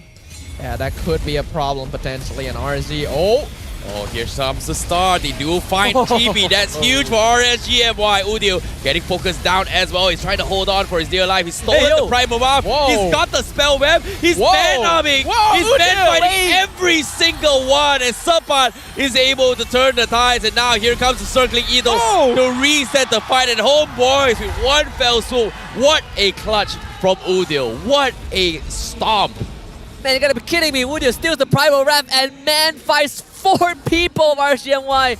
A bit unfortunate for Storm. He could have turned back into the mecha form and get the Earth Shadow knockup, but he died before the animation could go off, and just like that, Homeboys turn a losing fight into a winning one. Yeah, the value of stealing Edith ult as well is that you turn into Edith afterwards. So he was even able to CC an additional player on top of all the damage he had already done. And we know that Valentina is going to have slightly more magic attack compared to that Edith, which is why Udil was able to just directly man-fight Homeboys, turning a bad situation into a winning fight. What a clutch coming in here. Udil has had it enough, considering how much aggression has been made onto him in the previous game. But this game, I feel like Udil is in a situation where he's able to take advantage of his passive ability, right? Like if it's a level ahead of enemies here, he is going to get additional spell wham out of it. And if he's keep hitting damages on hero, he's going to get additional XP from his passive ability. So I think to compensate that with Primal Wrath's, I would say, toolkit, it just gives him so much sustainabilities in teamfights, so much damage output as well, and a way to even counter setup against RNGMY. And the best thing about this is that it's so easy for him to steal the ultimate, but of course, having Divergent is going to be the priority. You can see Storm looking to try and re-engage this fight, but RNGMY just rethinks their choices right now. At least RNGMY knows that Udio doesn't have the Primal Wrath this time, but he's still playing aggressively to try and utilize the passive. Oh, Storm. No, not going to be connecting here. Chibi looking to try and force Vinogo out into a sticky situation. This turtle fight is going to be very, very important. They've lost the first one coming from RNGMY, but Vinogo somehow still manages to catch up in XP. So looks like they don't really want to make an attempt this time. Lodio's going to be a babysitter here to try and clear off the minions, but Homeboys, they're just not risking it here. But Divergent, wait a minute. Oh no, they found Chibi. Oh, nice sight that the Thorn comes in as well. They can't seem to chain stun on Chibi. They're making mistakes, and now the gobble out by Homeboys. They punish this. They need to run. Izanami will fall. Nets will be able to pick him apart. But Lolios is going for the hunt. Udio with the Divergent doesn't get out. No, he doesn't get out. He almost did. What a close fight, but still, it's not over yet. RNGMY was able to trade 1-for-1, but they're so low. The turtle in the hands of Vinogo. RNGMY, they actually comes up on top. They take the turtle. Homeboys, they lose the battle of attrition right now. Thank goodness RNGMY was able to salvage that. That could have gone way worse. I believe the Earth Shadow the timing might be a bit off from Stolen with the flicker, allowing Chibi to get away, but Lo Liao cashing in on a 1 kill onto Udio. That is something that they definitely needed to happen to make sure that even though Homeboys sort of won the initial fight, they're not getting too far away with it. Yep, and now Zorn is going to be a little bit of harassments here, but again, it feels like RNG should have lost way much more there. Like, you can start to see the fatigue start to kick in on both teams. And again, it all comes down to landing those spells, and Udio now finally going to be taking the Primal Wrath in this case here. So, Homeboys, they are going to try and start a fight around Udio's Primal Wrath, and that's something that RNGMY needs to be wary of. And they already fell victim to it once. They gotta realize the danger of it. Sapato! Oh, they've got the sustain. Lodios is able to get out, but Sapat, he gets picked up from the sides. RNGMY, they make an attempt down bottom, but Homeboys trying to make a play, but it just wasn't good enough. Chibi also forced to give away control. RNGMY trying to make a miracle right here, right now. This game devolving into a slugfest. These two teams are rivals. They acknowledge it, they know it, they revel in it. And neither side is giving advantage freely to their opponents. Lolil, though, already 1k gold ahead of Nets thanks to being part of that early kill. Already having 2 items completed. Storm walking up in the wrong bush, gets chased down, but he still flickers out of there. Izanami able to buy a lot of time as well. He's got the damage, but Storm finally dies through the hands of Udio. He will trade with Chibi's life though. Now Zord looking to try and stall the fight for RNG. But Lolios, he's able to pick one. And double kill for Repo as well. RNGMY looking to go absolutely bonkers with this Wolf here. And now Homeboys, they're trading 50-50s. They want to try to set up a play, but that should be all for now for Homeboys. They have to be careful because RNGMY is bearing their fangs here in out of desperation. Udio, oh no, combo comes in. Repo, whew. This is back and throw punches coming from both sides. Very unlucky for Storm because he died to the chain lightning from Udio's Primal Wrath form, but Rippo is 3-1 so far. The Lycan pounds damage from Lo Liao just now transferred over to Rippo's victims. RNGMY looking for the 3rd turtle of this game. RSG so far in control. They're able to take a lot of these fights. They're able to come out on top. Lolil already starting to build up a good amount of damage too. If you ask me personally, Homeboys are taking more fights than they need to here. Like, this is a comp that can scale better. They shouldn't be forcing things. My god, that was so much damage coming in from Izanami as of yet. And now they're going to go for the glance. Does he win the turtle fight? No, Chibi again. He is going to secure this as well. Thorn going to be the first to fall here. RNGMY going to be looking to try and trade even more. out here coming from Nets. Just not going to be able to do too much value here. But RGMI, they may have lost a turtle, but they are getting pickoffs here and there. And the damage from Izanami is so explosive. Like Zorn disappeared the moment he got vacuumed in by the Yan reaction, and Lo Liao continuing to push that lead, making sure that he's going to be the first one to hit critical mass, going to the tier 1 and now taking tier 2 bottom. Divergent just to get some vision to RGMY. They got priority set. Things starting to look a little bit dicey. We talked about this. RCMY, this comp is designed to snowball. It's designed to get kills and scale off of that. Homeboys have done a good job of making sure it doesn't go too far, because the net worth lead right now actually isn't all that much 9 minutes in. But again, they gotta be so much more careful. There needs to be a degree of respect here. RSG has found their momentum. This is not the same team from game 1 and 2. A miracle is about to happen. RSGMY for the play. Divergence play comes in. Izanami, no, wait. He needs to get out. Oh, Chibi. It was stopped in his track here. Izanami, fast reactions. May have been a worse scenario for RSGMY. Like, it could have turned real bad if he was caught out right there and then. He won't have the flicker for the next almost 2 minutes, right? Lord is spawning in less than 30 seconds. Unfortunate for RGMY, but at least Izanami kept his life. And they can assume this mid lane control for now. As long as they stay in the bush, Izanami can continuously poke at Homeboys. Oh man, I just noticed something kind of unfortunate as well. Out of the 5 kills that Homeboys have gotten so far, 3 went to Zorn. Literally the last person that you want kills on, because it's not going to bring a lot of value to him compared to some of the other cores. Now that could be affecting Homeboys in terms of their farm a little bit. Yeah, he doesn't want to give away his kill, his death as well. But the shutdown kill is going to be giving a little bit more. But, and as of yet, this is going to be a little bit of an interesting one for you guys. I've heard news here, Husky, that we've hit an all-time new PCU, and as of now, if you guys are interested to secure, get even more codes here, you can wait for the next code with 500,000 PCU. So be sure to keep watching here, and we've hit the numbers thus far. But again, now back to the fight here. What's about to happen? It's gonna be an important Lord dance, right? Homeboys would catch. Ooh, he's just gone. Yeah, straight up just destroys Izanami just completely melted from that fight. Homeboys just, you know, finding an inch here. They're trying to find a little bit of mistakes here. As you can see, they're trying to go for the poke. Lord Dance comes in. RGMY, they need Izanami back in 10 seconds here. He's got the divergence to rejoin the fight. But Homeboys, they have to play this a little bit safely here. You can see they're focusing on Udio. Chibi looking for the taunt. Storm going to be focusing as well. Here comes Collect.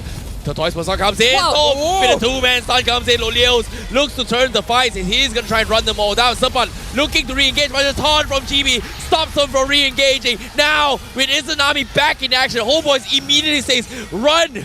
We don't want to fight with Izanami.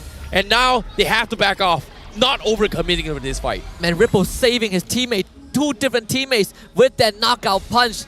And that could have been so much worse for RSGMY to get another fighting chance for this. Izanami still has that flicker, but Storm has lost his. That is a good disengage from the Homeboys there.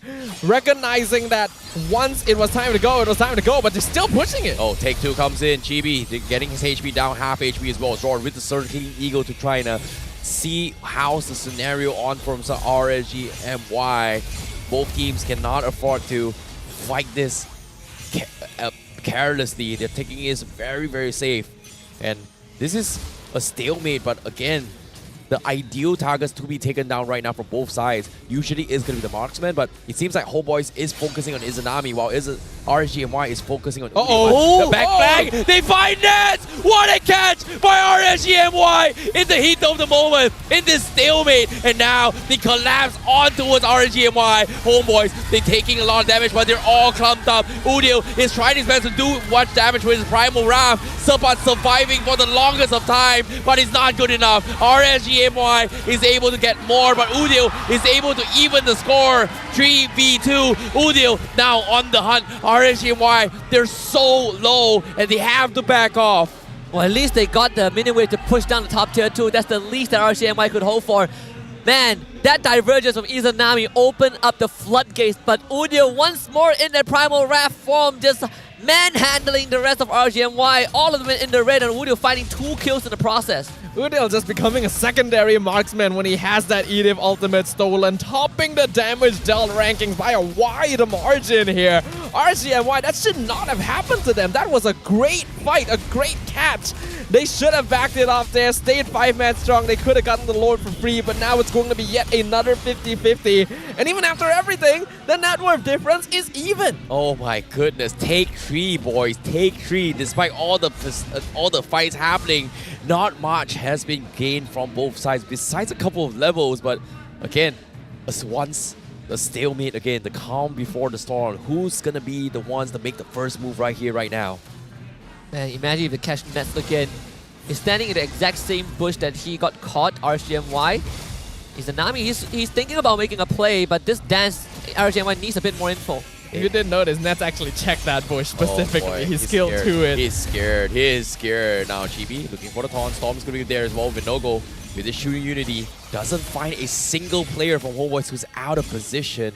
And it's just so difficult and frustrating to see what's happening to both these teams, because Homeboys, again, match point. RGMY trying to make a miracle now. Chibi not even going to risk the 50-50 Storm. Getting harassed in, but again, both still inch by inch, pixel by pixel, waiting for a response. Repo now gonna get knifed in, finally making the jump. Repo in a little bit of trouble, he's taking a little bit of damage here, but the divergent play! What? He collapsed on Ness! He needs to get out, but the winds of nature of Ness is able to buy time. He eventually falls, but they all crumble. Loleo picks them all apart. It comes down to this crash once again. Izanami is trying to kite Serpent as long as he can. Chibi finds Storm on the side, but he needs backup. Serpent is gonna get finished apart here, and he will fall. 3v1 with one fell swoop. RSGMY is able to flip the tables. Homeboys in some serious trouble, but at the same time, Chibi, he's got no retribution here. Does he run for the Lord? Doesn't matter. He cannot. He has to defend. He cannot. Wow. I mean, first of all, Ness has a Winds of Nature start inside. He has Spell Vamp. He powered through all that, and he still dies. That's how much damage RGMY has. Good on Loleo. He executes Ness. Now he has a great Dragon Spear. That only makes him so much stronger. He hits with crits. Now he has extra movement speed when he transforms. But able to jump to Zorn with the Lycan Pounce as Zorn retreats with the Guiding Wind. Puts him at such a safe distance. And Ripple not dying, allow himself to kill off Udil in the process. RSGMY finding crucial fights. I cannot believe RSG just teleports the entire team on top of Homeboys. Like, do you know how risky that is? If they get caught like in the wrong spell altogether, it could have cost them the entire fight, but it didn't. They won that. That's a 4k net worth lead now for RGMY. Loleo still 0 deaths thus far. Homeboys, we might actually see them pulled into a game 5. Oh boy, the dream is real. The reverse comeback might happen here. A miracle here on MPL MY Season 13. Expect the unexpected. Now, with the Lord crashing in, Loleo is going to be doing a little bit of damage check on GB. He's dropping down pretty low. Izanami looking for a couple of catches, but he's going to be fine for now. It's full defense for Homeboys. Waiting for the jump. Here comes the stamp coming in as well. Chibi gets a 2-man taunt, but he's going to be fine for now. He needs to back off. Zorn needs to get out as well, but they're making an attempt as well. Chibi in a little bit of trouble. Can he get out? Yes, he will. Circling Eagle coming from Zorn to commit into this fight. Wait, Udil, he tried to make a play, and Udil, he actually gets out while scaring off RSGMY. Man, that Guiding Wind, the shield, not only saved Zorn from the burst of RGMY, but also got Udil out. Homeboys teetering on the edge, but RGMY, they have found a big window. 2 inhibitors down on Homeboys. Oh boy, who knows what's gonna happen coming up next. What we do know is that RGMY has actually scaled up. We talk about how Homeboys has better late game scaling overall, but because RGMY has hit this peak a little bit sooner, they're still the ones in control since Homeboys only has 1 tower left over. And both mid laners have been making work this game. Oof. What a game. Now, battle spells all already baited out as well. At least 2 minutes. RGMY has got no flickers on Loleos, no flickers on Storm. But guess what?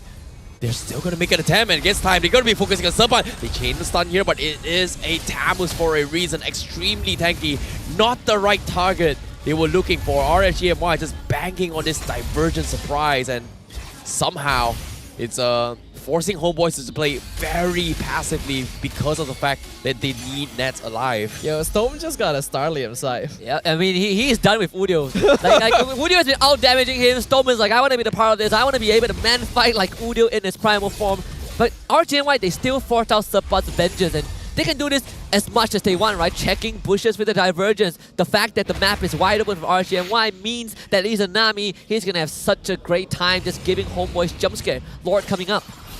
It's so difficult for Homeboys to play on the map right now because that diversion could come from anywhere, and Izanami is constantly using it to scout out the map and see if there's openings that they can take advantage of. Homeboys knows that they are just one fight away, one lost battle away from potentially going into a full series, and then all bets are off, right? It's just going to be a slugfest considering the number of games both these teams have played. Well, in this case, the playmaker is gotta be Izanami, because once he makes a play, everyone from RGMY is gonna be dropping on Nets once more. But to make things a little bit interesting here, they are gonna try and get information using this Lord Dance. Homeboys now looking to retreat. Minions are shoved out, but again, it's all about waiting. It's all about finding Nets. Nets is the key. At this point, Nets goes down. It's bets off. RGMY will have a chance. Here we go. Divergent. Here he comes. They are going to be sending one up top as well. Looks like, oh, they don't find anyone, but it is going to be the deep brush up top. So if Nets decides to flank from that side, he might be in a little bit of trouble here. It seems very close, but Udil is going to be showing himself. Here he comes. They are going to try and collapse this, but no, they don't want to fight this. They want Nets specifically. Lolio is there. He finally shows himself and fight Udil. They don't know. It was a bait, and now Homeboys, they lose Udil 4v5. And now they collapse on Chibi. Can they get out? Entropy comes in. Somebody's going to be throwing his body with the Vengeance here to try and buy time for the team. But nobody is re-engaging with him as well. Nets is trying his best. He's got the Winds of Nature. He tries to make a play. He will do so. But RSGMY is just too strong. They've got the numbers. They've got the sustains. And now Chibi needs to reset. He's got Immortalities. He's got Sword. But it is 3v2. They have a damage dealer. They found Lolios, but at the same time, can they chip against this crystal? Do they have the physical attack? It's all spells. They're clearing minions. They're going for the crystal. Circling Eagle to buy time. Chibi, they need to start taunting as well. And they have done it. RSGMY has made miracle here in MPL MY, where all things seems to be at a loss. They have bounced back. They have tied the series. They're giving themselves a little bit more hope. It's not over yet. The dream is still alive for RSGMY. Like a phoenix rising from the ashes, RSGMY managed a recovery in this game 4 off of the genius plays of Izanami and Lo Liao coming alive when they needed him the most. Ripple on that Paquito, just incredible gameplay, constantly making sure to keep Homeboys in check. Like y'all both said, best start off, hold on to your guest coins, we're going to game 5. If this isn't a rivalry, I don't know what it is. RSGMY showing the Homeboys why you don't take those risks, why you don't waste the game on the Leomord. Rico, you wanted to see a game 5. You got it. And it's all through Repo's winning side pick. The winning matchup, man. We were talking about it so many times. If it's not a winning matchup, it's a matchup or a laner that cannot lose either way, right? The Terizla in the previous game, and now realize it. It's the Paquito with so much carry potential. He pops off. Though again, there are a lot of things that they could improve, and that is definitely something we will see. The improvements for Game 5. This is where if there's one last chance for one of the teams, it's all about the crazy picks. But okay, MVP nominees go. Izanami. I don't know. We got to see here because we're going to be taking a look at the backstage no and fun figure out who the MVP here. You I don't suck. know. You of course, it's fine. Izanami's Divergent is on point. I'm not going to lie Let's here. take a look at MVP. Now, MVP, who's it? It looks like Izanami. Yes, it is going to be Izanami here. It is the MVP for this match. And well done, because his Loi has been on point. Nets could not play that game at all. I gotta admit, I mean, the Divergence, drop onto Homeboy's head was kind of what set off this chain reaction, right? Homeboy started to realize, man, we really gotta respect the space, but we don't really have space to work with once we started losing structures. And again, Zorn on the Matilda is not helping the situation. Yes, he's saving people, he's giving shields, but you need AoE, you need some kind of setup to be able to counter those diversions. That's why teams always go for the Minotaurs, go for the Carmillas. But this time, they had none of that, and Izanami made them feel the pain.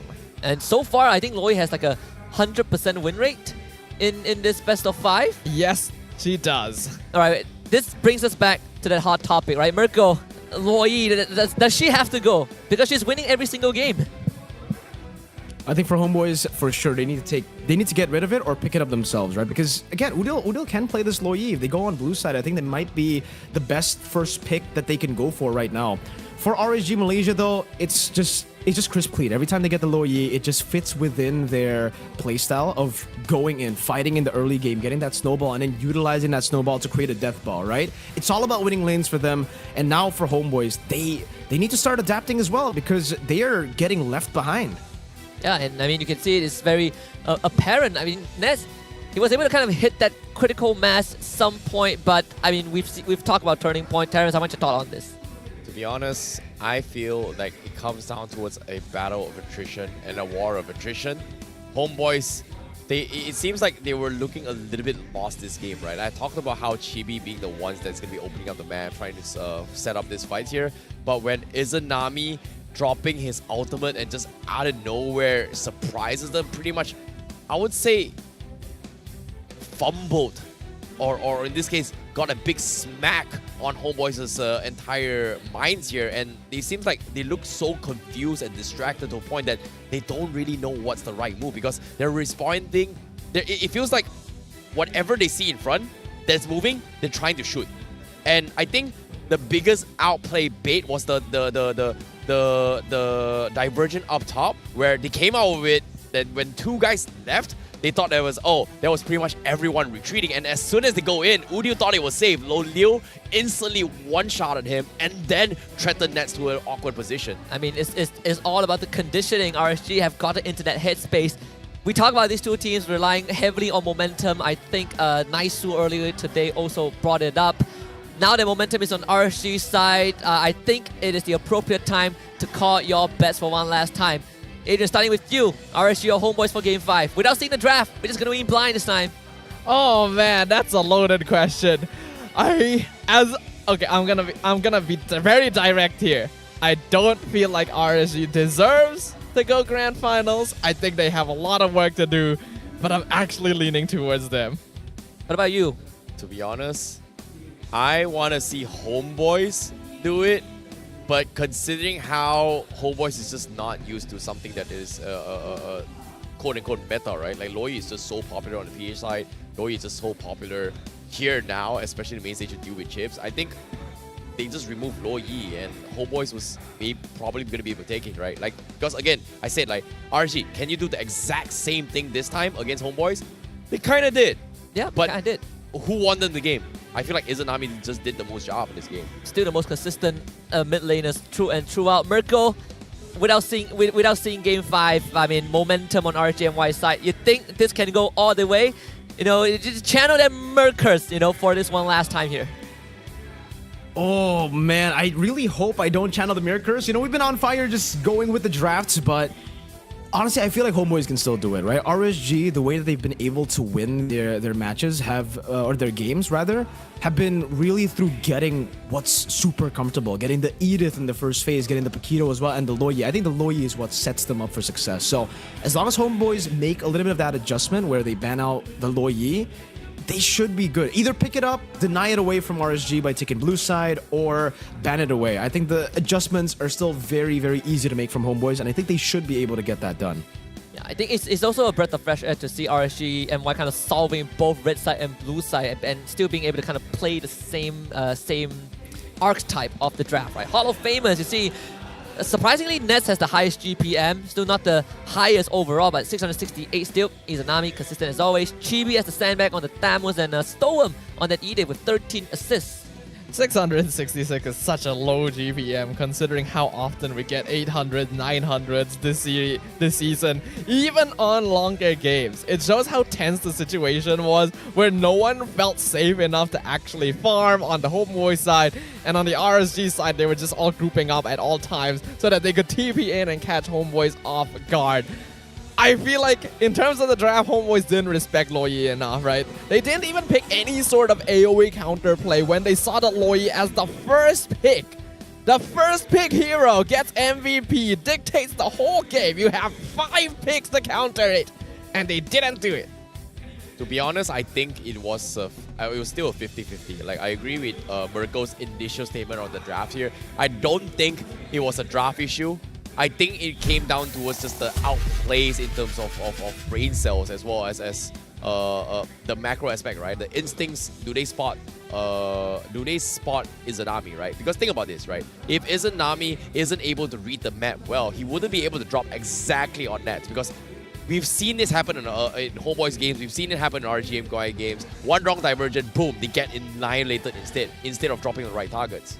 I think overall it's also just, I agree with what you say, Sadafa. I think Homeboys, instead of considering heroes like that, they even ban out heroes like the Minotaur, for example. But at the same time, I also feel like with how things went for Homeboys in the early game, RCMY, they had to really work for it to come back, right? And it leads into what Mirko pointed out, Rippo just having a fantastic game on this Paquito. Yeah. So many things went wrong here, but I gotta give kudos to RSG MY. You would think that they'd be tired. You'd think that after everything they've been through today, they wouldn't be able to make calls like this. We see in the highlights, the diversions coming in, catching nets off guard.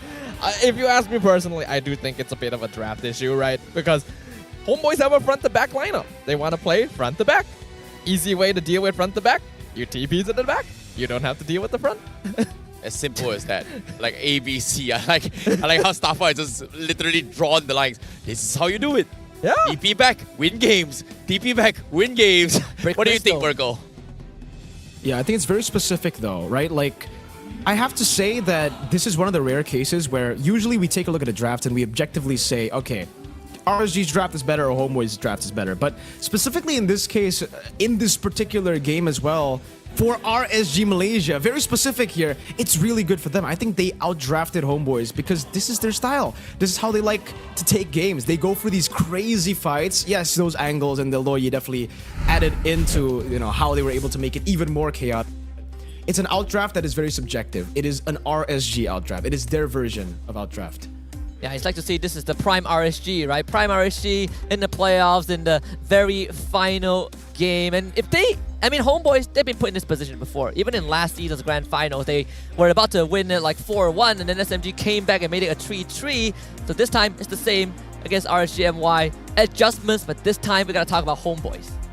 Yeah, Homeboys realized that, okay, game 3 didn't go so well, drafted a more normal lineup in game 4, forgot about the Loyi, got punished for it, and now I'm kind of worried for them, because we saw this exact issue happen when they play against RSG the first time, where after losing 2 games in a row, game 3, they just tilted, they just lost all control, and I wonder if we might see a repeat of history here. To be honest, RGMY asked for a miracle. They prayed for a miracle. And guess what? Mirko, the Wonder Boy, I asked you, what happened? You said RSG gone. Benno gone. Mirko, seems like you're the best person to have when we talk about Caster's Curse, because that was so not on point, Mirko. Not on point at all. They asked for a miracle and they got a miracle. I'm telling you, man, Mirko was like, it's like unintentionally, you know, projecting that Mirkus, and it's working out, right? It's manifesting. And he even told me, you know, that, man, whenever he watches Homeboys plays, Homeboys, you know, it kind of goes down the drain a little bit. It's all coming together for one last game. But I want to hear your thoughts, Mirko. I know we slightly touched on the Homeboys got to take out Loyi if they are on that red side. But aside from that, are there any elements they can look into going into game 5? For Homeboys? Yeah, for Homeboys. Yeah, I think really the main thing is that Loyi, because that's what really what enables all the winning lanes to do what they want to do in the team fights, right? Because obviously, sure, RSG Malaysia, they're really good in their lanes. They understand how to get those winning lanes and utilize it to get an advantage in lane. But then in the team fights, it does get a little bit messy for RSG. Homeboys can capitalize on that, take away the Loyi, and I think it should be more proper. If they get normal fronts and backs, Homeboys, they're a team that knows how to do that better than RSG, right? Like, I think based on the series alone, we know that RSG, they love it when it gets so chaotic to a point where you don't even know where to look. So that should be RSG's way to keys to victory. For Homeboys, they need to make it as coordinated as possible. They need to stay within their formation. So it's chaos versus organization. That's the thing, right? I said organization. Chaos and order. Didn't really work out, but him said Mirko said like, hey, he was chaotic, but it wasn't chaotic enough. But now, when both games back-to-back that RSG has won, like it was so chaotic to a point that, wait a minute, what's going on? And you can see like, how do we react to this? And a lot of these times, I feel like Nets has been put in situations where he had to microly, individually outskill the plays, but there's only so much you can do, right? You've used the Winds of Nature to try and soak damage here, but I don't think throughout in the middle of the fight, you have enough time to kind of swap out Immortality, swap up Rose Gold Meteors because of the fact that he's not died. So I think it comes down to whether or not how quick is your reaction considering how long of a day they have been doing. I mean, I want to quickly bounce it off of you, right? Because you've been having quite a migraine, like why is everyone picking Loyi? If we remove Loyi from the equation, right, what is the draft of the playstyle you're hoping to see?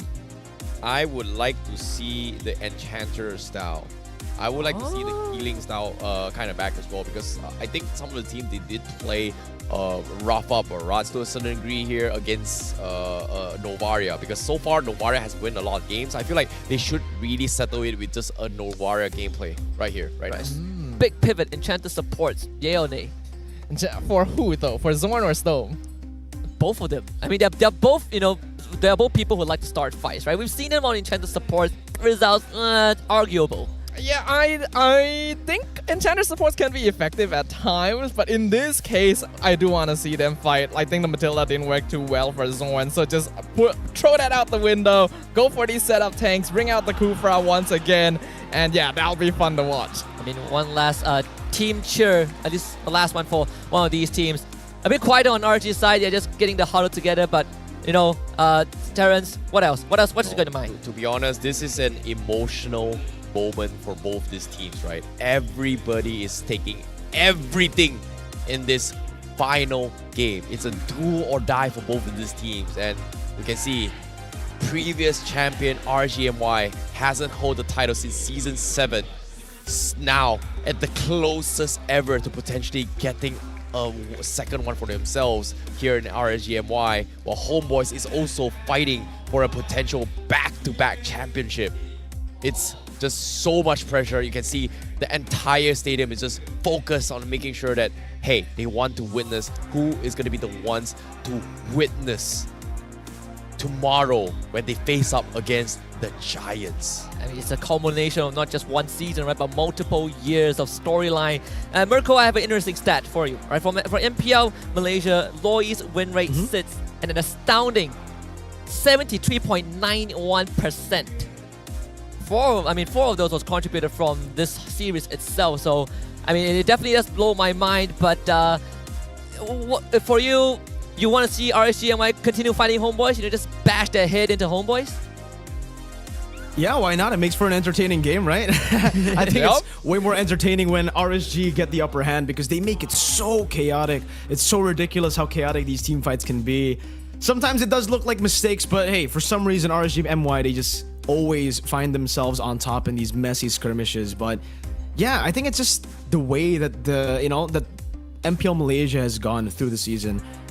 It's very team fighty, it's very brawl based, so Loyi just finds so much value here. Yeah, we're seeing the most picked, the players who picked Loyi the most, with Udo, the most picked, 6 picks and 83% win rate, Izanami with 75% win rate out of 4, Zyme Senpoi, and of course Stormy picking 3 and 2 each and winning every single game on this hero. I mean, the win rate itself is crazy.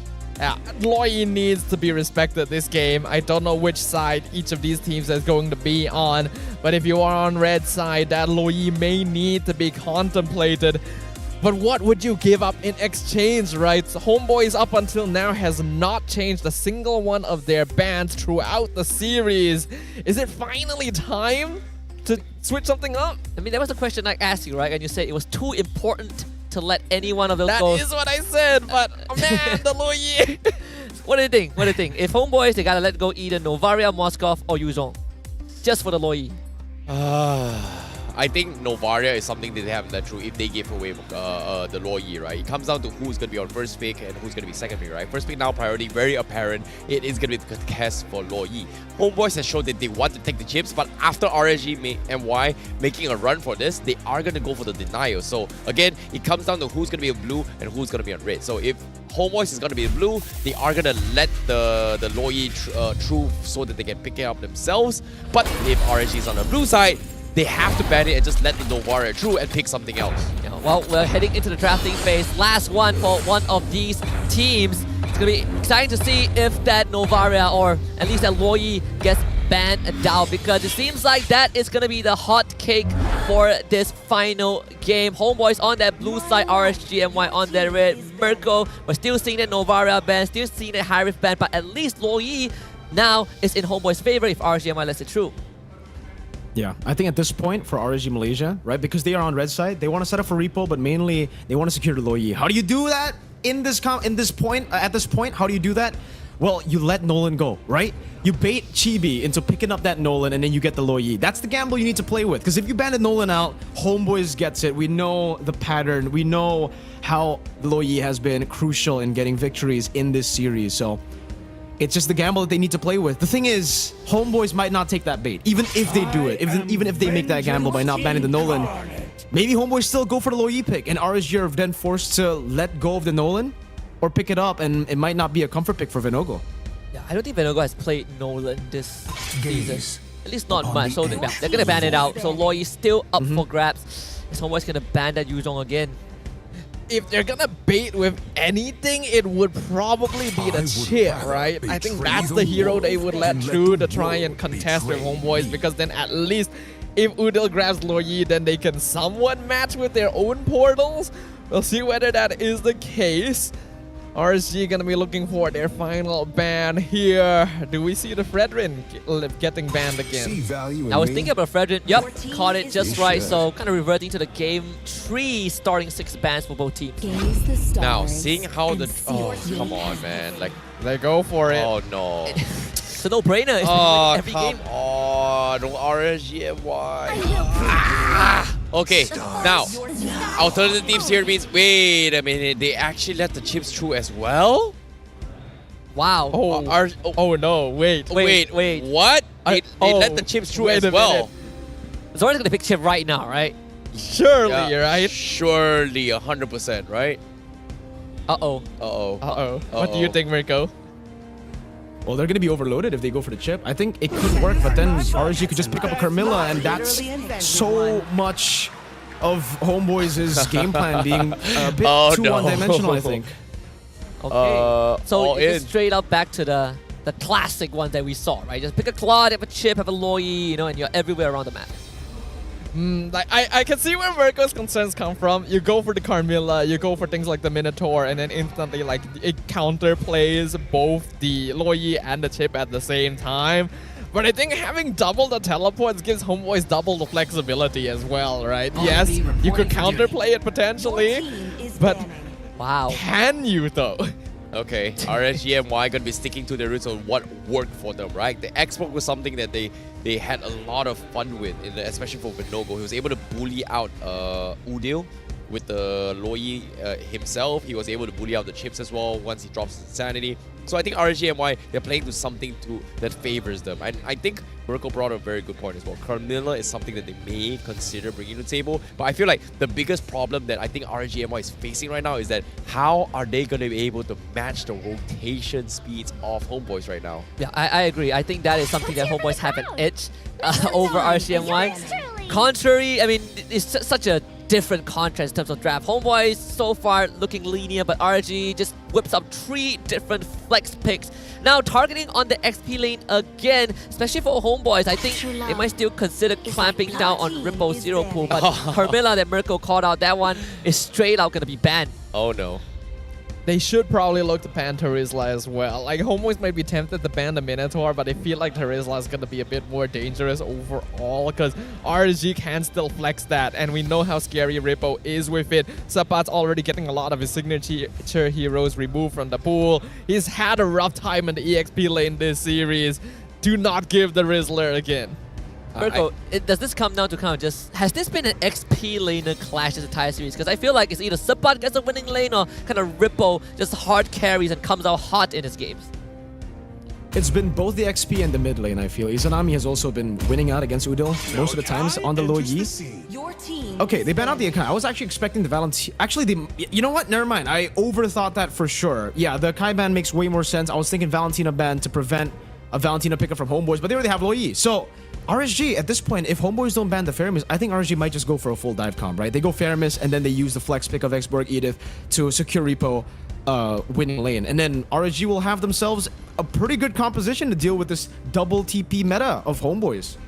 Ooh, okay, I can see where you're getting at as well for the Faramis. Like, I would like the Faramis as a way to deal with the chips here, but personally, I think Faramis, if they group up together, means that it's going to be free shots for Udil. So, I think maybe just get the Valentina as a safety precaution here for Izanami and hope he outplays Udil, which he did in the previous game, but no, they banned the Terizla instead. So none of this majors is going to be a big threat. Seems like Repo is going to be the priority once more. Yeah, I think banning now the Terizla is a more important choice because, yeah, sure, Faramis gives you a dive comp, but you know what else makes it stronger? Terizla.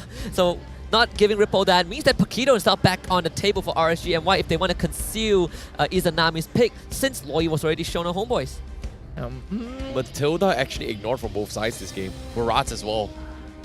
Completely left open. Nobody wants to play with that anymore. Technically, RSG can still go to Matilda if they really want to, but I don't think that's the play here. I think it isn't too bad because if we are talking about lacking of magic damage here, Edith does a lot of magic damage. It's not even a magic damage issue. It's being able to save you. Okay.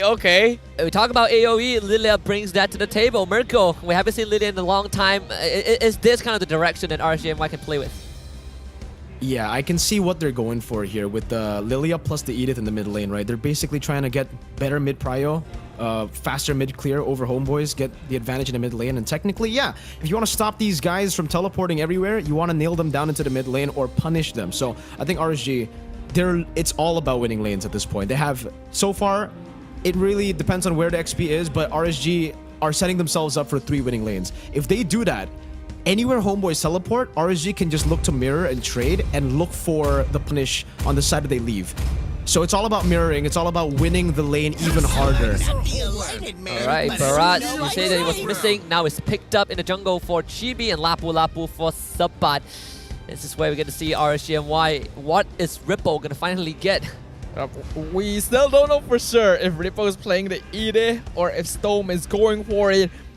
So that's gonna be the big question. Maybe? Yeah, I was thinking that if the Edith goes to Rippo, a Grok for Storm would not be bad at all.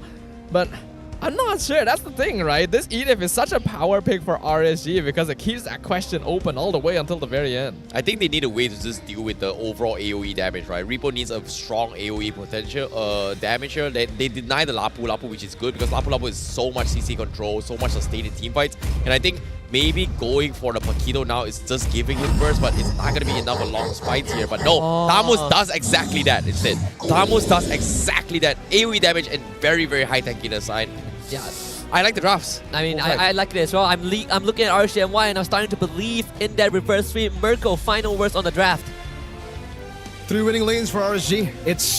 If there is a way to beat a full map pressure team, I guess this is it, right? It'll come down to their execution. They need to stay disciplined this time because the one time they overcommit, the teleports will punish them. The teleports will take them down. So that's what they need to play with. It's all about winning your lanes. Adrian, what do you got? Final game. I agree with Mirko. You have winning lanes on RSG's side, but I feel like the portals, the diversions could make something interesting happen. One thing's for sure, we are in for an entertaining time. It's the last game of the day. It is indeed the moment of truth. The final time for today as we enter into the Land of Dawn for the lower bracket finals. It is going to be full resets, a best of one. The winner takes all. The winner will advance into the grand finals. Homeboys versus RSGMY. This is going to be a very, very emotional moment by the end of this match. It does not get any better than this. We wanted it to go fully. I mean, me and Sadafa, we were having a conversation. We were like, man, RSG is probably going to get swept today. And guess what? They were about to do the complete opposite against Homeboys. Stoem starting the early lead for Venogo just to speed things out a little bit for this Xbox jungle. Every single action in this game is going to move mountains for these teams. The fact that wild cards, potentially an MSC slot, rests upon the results of a single visit to the Land of Dawn. That pressure is going to be weighing down heavily. The fatigue going to be felt by both sides. I have no idea what's going to happen. Well, speaking of what's happening here, again, ever since Game 4 kind of happened as well, you can see both Homeboys and RSGMY playing extremely disciplined, extremely passive as well, ensuring to wait for those third turtle power spikes or even the 3-item core power spikes before entering these fights. And again, you can see how much pressure is on the line. The stakes here are on the line for both these teams, and now they cannot afford to do this. Chibi, he got a little bit cheeky. He does harass a little bit of fights here, but he is looking to fight against Venogo. And I think Venogo, he has been struggling the most for the longest of time. And this time, given the export once again, this is just a safety one where Venogo, you won't mess this up. Like, even if you get dived on, you've got a second life. So that's going to buy you a little bit more time. Yeah, ensures him good jungle clear. You run into the barrage. I mean, you annoy the heck out of the barrage once you start getting those core items. Homeboys, they wanted to break their Faraga armor, but it was unsuccessful, which means Rippo is going to hit his 4 Izanami as well for the black shoes. And this first turtle fight could be what sets the momentum for RSGMY. And we know that this first turtle fight has changed a lot of things for both these teams. They're aggressive early, hold on. Okay, Storm, they find Udio. They're going to collapse on him as well. RSGMY, they take him down. Chibi with the Daytona's welcome. Gets blown now by Venogo. And now Venogo, he is going to die in the hands of Sabah. But here he comes, Storm with the catch again. The shortcut comes in. That's going to be joining the fight, trying to salvage the situation for Homeboys. And they managed to do so. A double kill for Homeboys. What may look like a good start for RSGMY has completely flipped with a play by Zorn. Man, that's getting a double kill in that situation. Literally was the saving grace for Homeboys. That could have not gone any better for RSGMY. Zorn getting the shortcut just in time.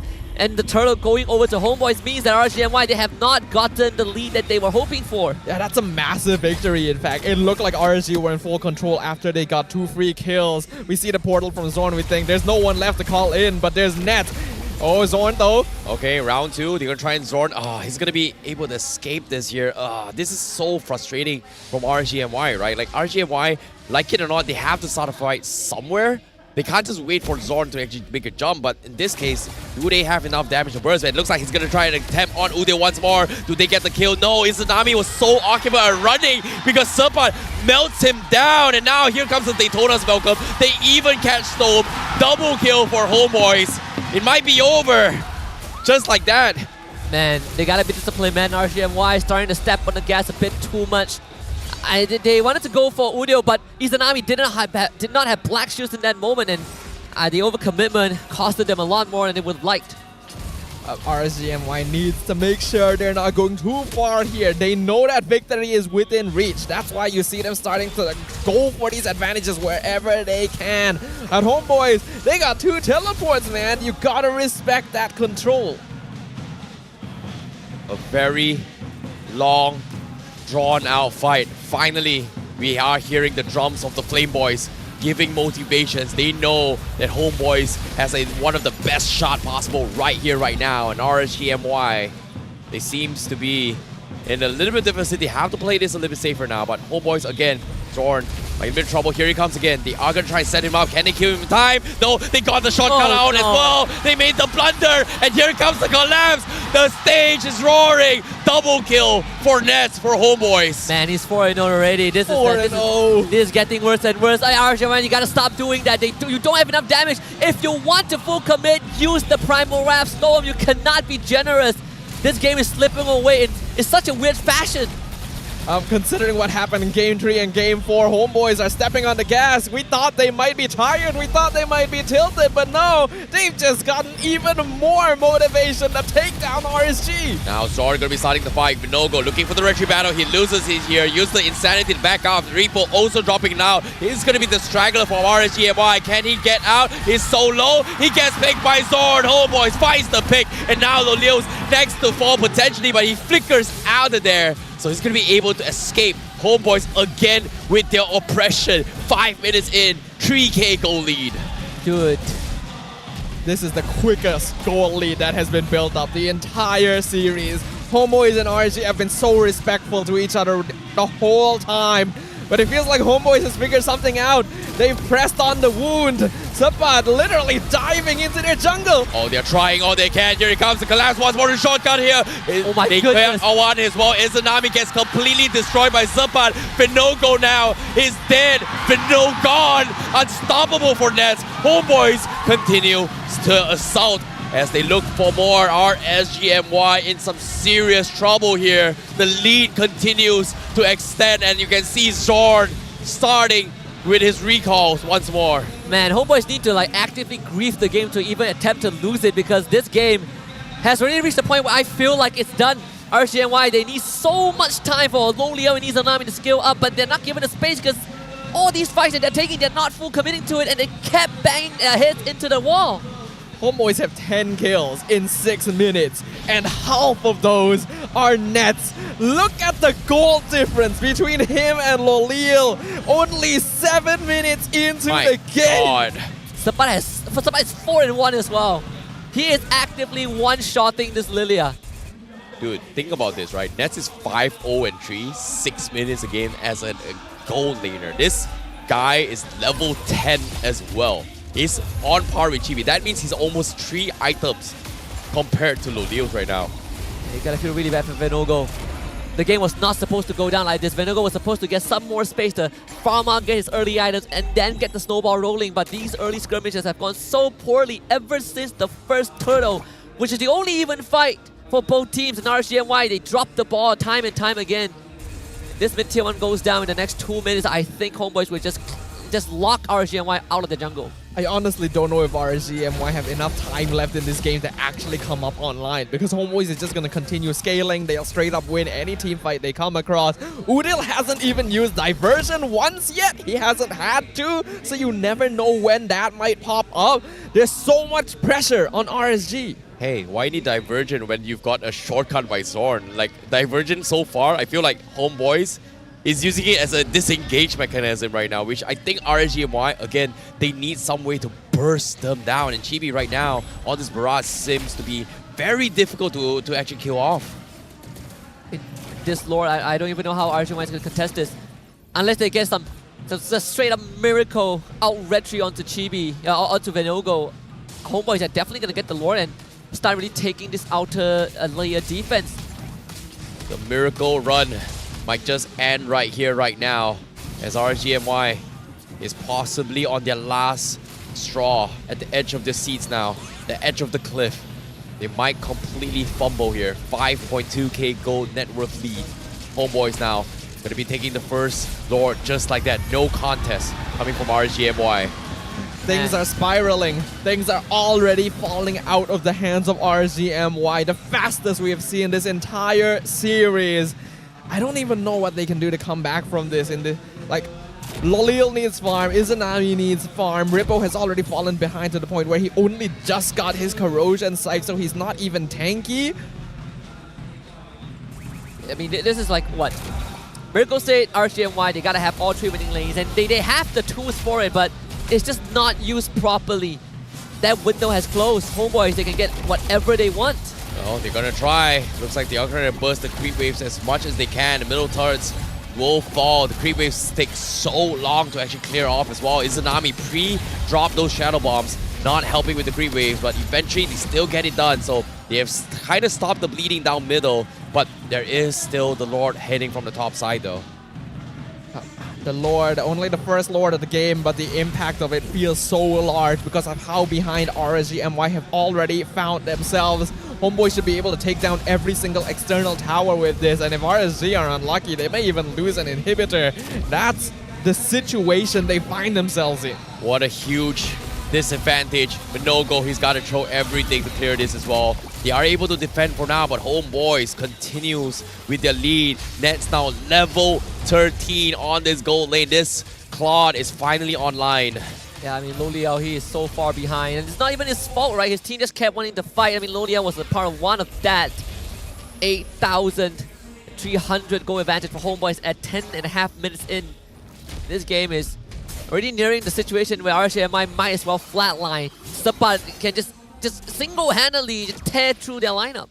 I feel bad for Loliao, man. He was just innocently laning against Nets, just doing his own thing. Nets TP is out of the lane for a short moment, comes back with 2 kills under his belt all of a sudden, and the lane is just over. Like, hold on though. Oh my goodness, Storm. He is gonna get spit out as well. Chibi, he's taking a little bit of damage here. Shortcut comes in, but it is right behind the wall. The big attempt coming from RGMY, but again, the lead is too far off. They just can't kill off Chibi, so they are going to try and make a second chance here, second attempt, but again, only all the outer turrets has fallen for RGMY, so it's back to resets from both sides. Man, if they manage this comeback, it would be one of the most incredible ones we've seen. We know RGMY, they have the reputation of managing these in the last season, but this one feels so insurmountable. At least they know they have some sort of damage, and all they need is a bit of time, but it takes quite a while because they're funneling everything into Izanami and Loliao, and they have to stick as 5.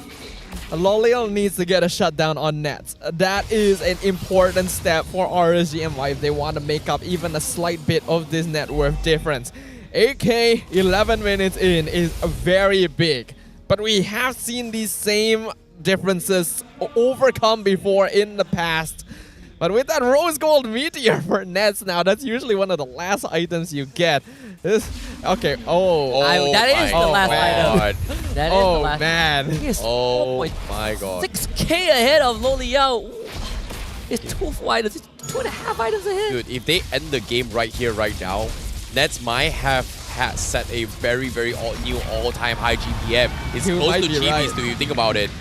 Oh boy. If you think about it, Chibi actually got level 15 around this timing as well. So if they close out this game right here, right now, Nets might be able to set an all-time high for the highest GPM in this game. Maybe, just maybe.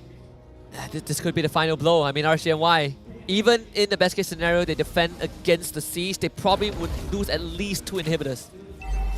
Well, let's see.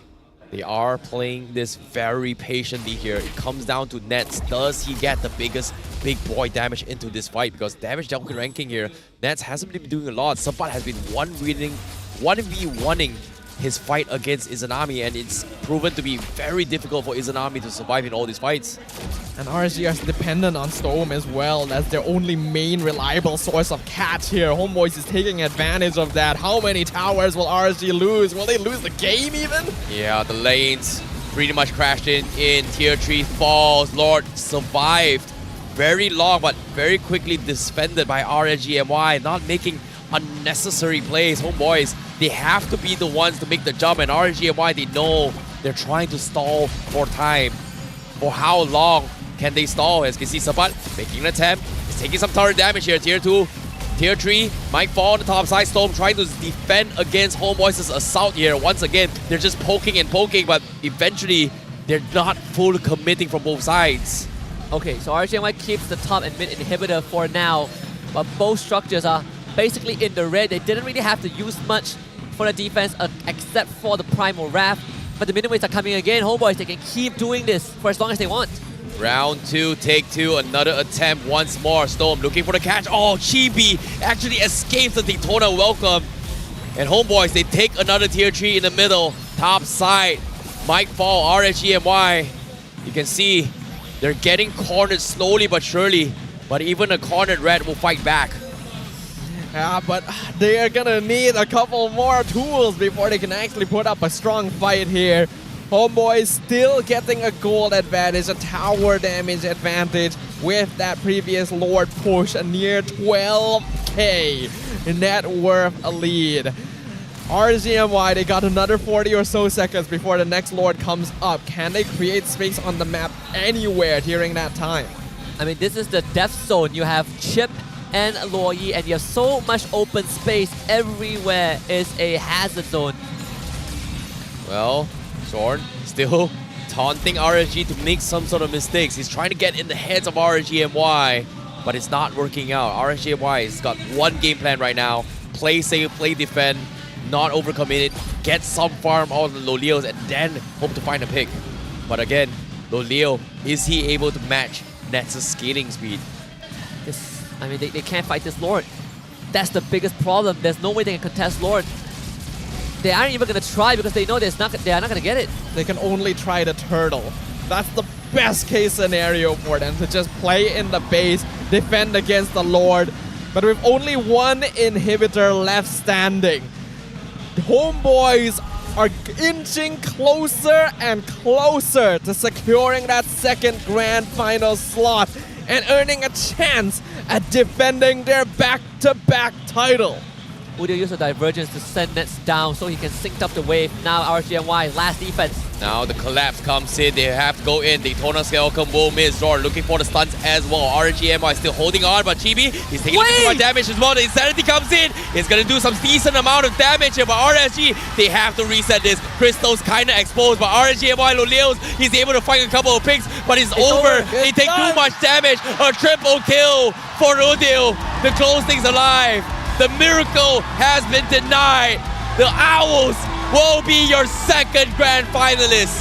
Homeboys has done it. They have not disappointed the fans. They have not disappointed everyone. They will make it to tomorrow. Repo, you just gotta stand there and eat it. You know what's coming for you if you don't win this. Udil will pay it back with this victory. This one, a shot through the chest. Homeboys with the celebration. Another grand finals appearance, their second best of 7 since last season. But I gotta say, man, RSGMY dropped the ball hard and it just sunk through the tectonic plate. We just have to let this sink in. Homeboys have done the impossible. One last handshake to send RSGMY off. What a catch. And I'm curious to see what they have to say with all the emotions around here. Rose, please check up on what's going on stage. Finals lower bracket yang sangat-sangat sengit. 5 game penuh, and unfortunately, RSGMY's journey dalam musim ini ends here as our top 3. And with that, we would like to give RSGMY their final bow in a count of 3, 2, 1. Guys, a round of applause. Exceptionally amazing game. And we hope to see you guys stronger in the next season. And the last team to get the grand finals ticket dan juga tiket Korean Stadium MBSJ. Give it up for Homeboys! Wow, congratulations. Okay, I tak nak main-main dah. Give it to Chibi terus. Chibi. Chibi Yeah, Chibi. Sebab Chibi, I nak tanya. Dan I tak nak tanya, I geram. Kenapa you guys suka ambil Leo mod di game ketiga? Sebenarnya kita orang nak try meta, tapi tak tahu pula diorang boleh main. You guys ni suka try meta dekat lower bracket Sebab tu kita orang game kelima kita orang serius je. Kita orang tahu kita boleh bantai RSG sebenarnya. Gitu. Okay, can we give it to Sepat pula? Sepat. Esok korang akan jumpa Selangor Red Giants di Grand Finals. And I'm not gonna be gentle about it. I takkan jadi nice pasal ni. You guys kena bantai. 2-0 first match korang di regular season. adakah history akan repeat pada esok ataupun you guys yang akan bantai balik untuk misi dendam Homeboys 2.0? Mungkin kita orang kan kalah dengan RSG kan semalam, hari Jumaat. Sebenarnya kita orang tak nak jumpa SRG awal-awal. Kita orang nak bantai dia 4-0 esok. 4-0. Kita kan dia 2 kan dia punya point. Kan dia kat regulation 2-0, kita 4-0 kat dia. Oh, double. Times 2 multiplier. Wow, Homeboys membalas dendam bukan main-main Wow, they are hype. I am hype. Ini adalah lower bracket finals yang sangat-sangat hype. PCU pun sas. But then, Stadium MBSJ, siapa yang layak jadi MVP?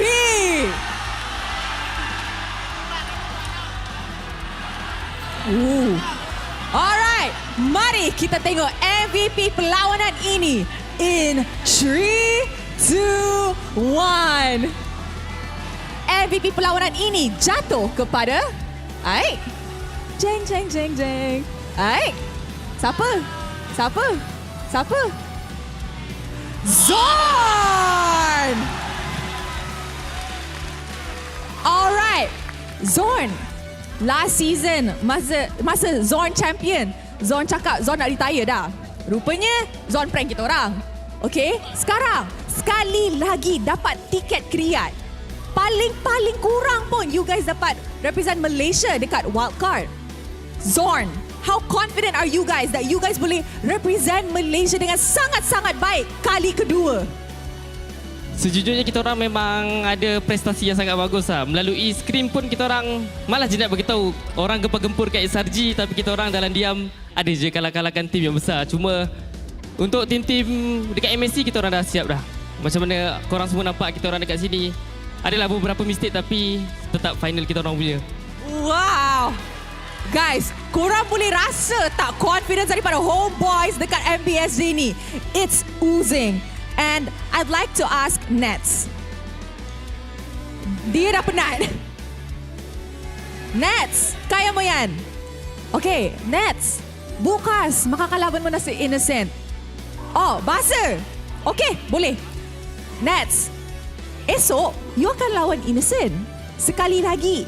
Betul. First time, you lawan Innocent, you kalah. And you tak pernah kalah dengan Innocent. Tomorrow, will we see a Nets that's super angry? Ooh. Boleh. I wish. You wish. On a scale of 1 to 10, how confident are you that scary, angry Nets will come out tomorrow? Bagi jawapan 10. 10! Ini yang Nets yang kita ditunggu dan nak. Alright. Nets. Spicy boy. Wow. Hey. Let's go. Gua pengen interview banget hari ini, Kak. Excited. So bagi question yang mantap sikit. Okay, yang mantap sikit. Semalam, Ripo ada tembak-tembak. Ada spicy boy. Come on lah, Udil. Apa? Kenapa you bagi dia buat macam tu? Apa? Kenapa you bagi Ripo tembak-tembak semalam? Sebab last time dia tembak kita orang kan. Yes. So kita tembak balik lah. Kita bagi tahu kalau kan kita ni burung hantu kuat. Tak payahlah mereka bantai kami. Kalau bisa panggil RSG PH. Oh, kami lupa. Mereka tak qualify untuk MSC. Wow. Oh ya, RSG PH. Kau lebih baik pecat aja adminmu. Fire aja. Sebab apa? Rakyat Malaysia ini ada maruah, bos. Tak payah bahas 25-0. Kami hidup di masa depan. Masa depan kami cerah. Kami pergi Riyadh. Kalian hanya hidup di masa lalu. Kak. Satu lagi. Go. The stage is yours. Oi, guys. Akhir-akhir ini tuh banyak yang hate aku. Khususnya dari tim Atrigo. So mereka di Indonesia harusnya lagi pada salty. Lagi pada iri. Sebab aku pergi Riyadh, ada orang tidur di rumah, tak bisa ngapa-ngapa. Wow. Oi, kalian tuh aib paham tak? Sebab kalian tuh tak kemana-mana. Dengan Homeboys, aku terbang, brother. Tido! Wow! Okay, thank you. Thank you. Thank you so much, Udil. I love interviewing this kid. Daddy, last words kepada Flame Boys yang datang daripada awal sampai malam. Tengok, full house dekat MBSJ. Full support for the Flame Boys. Okay, bismillahirrahmanirrahim. Assalamualaikum warahmatullahi taala wabarakatuh. First sekali terima kasih barisan keluarga kami, keluarga pemain. Terima kasih maknya Pak Cham pun ada, daripada Filipin pun datang, Indonesia, keluarga kita orang. Flame Boys, I love you so much, always and forever. Kepada fans-fans dekat rumah, terima kasih banyak-banyak. Kepada semua budak-budak Homeboys, MAL, merchandise, Fix, ex-girlfriend Fix, semua ada, don't worry. Thank you sebab datang. InsyaAllah RSG jangan sedih-sedih. Boleh teman PH-nya RSG Jangan risau, RSG PH tak pergi. Sebab kita orang daripada Rusia main salji. Tak lama kita main pasir pula. Alright. Okay, nanti kita nak main pasir. Siapa nak ikut pergi Riyadh, Roger kan, maybe kita orang boleh beli tiket banyak sikit kan. Sama-sama kita gerak pergi Riyadh. Doakan kita orang yang terbaik untuk esok. Apa pun keputusan esok, kita mampu merancang, Allah je menentukan. Tapi ini semua rezeki dan doa daripada korang yang kita orang tumpang. Terima kasih banyak-banyak, insyaAllah. Oh, tak sangka orang cakap Homeboys dah tak boleh jejak grand final kan. Semalam saya tengok berapa ramai orang hentam kan. Dah lah Daddy tukar lah player, Daddy scout lah player lain. Jawapan dia sebenarnya kita orang dah keriak dah pun. Okay, daripada awal lagi saya bagi tahu dekat satu posting saya cakap, game pertama menentang SRG merupakan game grand final. Boleh check. Nanti saya akan repost, korang boleh tengok. Alright, insyaAllah. Alright, thank you, Daddy. Thank you, Homeboys. You guys may now go party and celebrate your victory.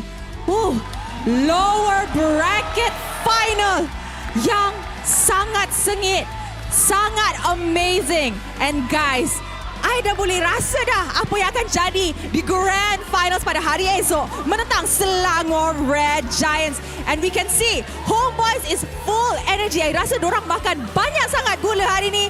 They were hyping up on stage, but there's still tomorrow. With that, I'm gonna throw you guys to the casters for them to dissect what happened in this full series of Best of 5. Good night, everybody. Thank you very much, Rose. Yes, RSG Malaysia take their final bow, but the Homeboys, they prepare a memorandum for this lower bracket finals and earn their spot against SRG tomorrow again. And who can forget about the MVP? It is Zorn. 2 games on Chip, 1 game on Kufra. Let's speed run this through. Mirko, what do you think about that speech from Udil? Has he just triggered a world war in the MLBB scene? For sure he did, man. That was a declaration of war to everyone. He attacked everyone. Legit everyone. I mean, the Alter Ego fans were bashing him. The Indonesian fans were bashing him. Even RSG PH, even the admin of RSG got hit too. Man's out for everyone, dude. But hey, I love to see that. That's why Udil always brings in the hype to any league that he is in. And that was what we had in MPLID for a long time. I'm glad that finally he's able to find success with Homeboys. Hey man, there's a reason why MPL MY is the most entertaining region for a reason. And we've got entertainment here. And to see Udil, you know, stepping up out of his, to get his glory is a very, very nice sight to see here. However, the journey does not end for Homeboys yet. They still have tomorrow where they will be facing off against Selangor Red Giants. But still, this match, it felt, what happened to RSG, man? You want the honest truth? They messed it up. They overestimated themselves. They messed it up big time, right? Like, after the first turtle fight, okay, that one, Homeboys played the best. But afterwards, every single move that RSG MY made just fell short.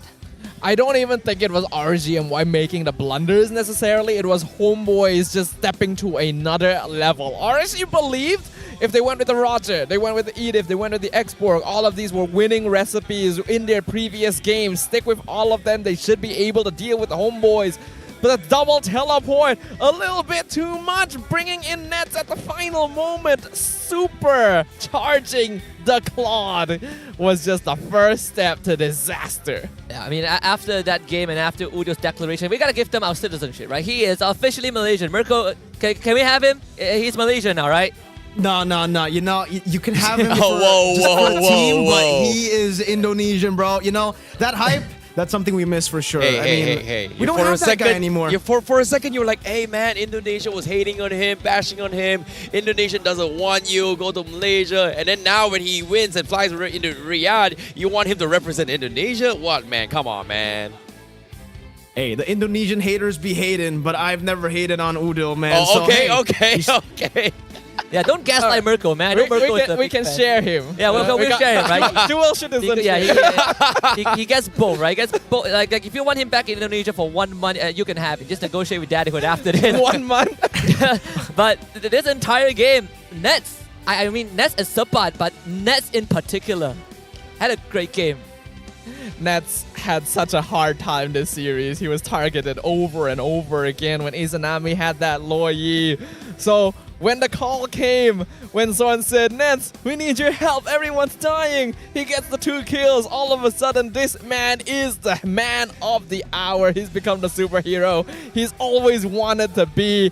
And this is the fastest farming Claude we have seen in a long time. I'm genuinely curious to see what the GPM's looking like as well, but at the same time, I think the game dragged out a little bit too long. So it might have affected the overall GPM, but if they close out the game a little bit earlier, they might have gotten the highest GPM here.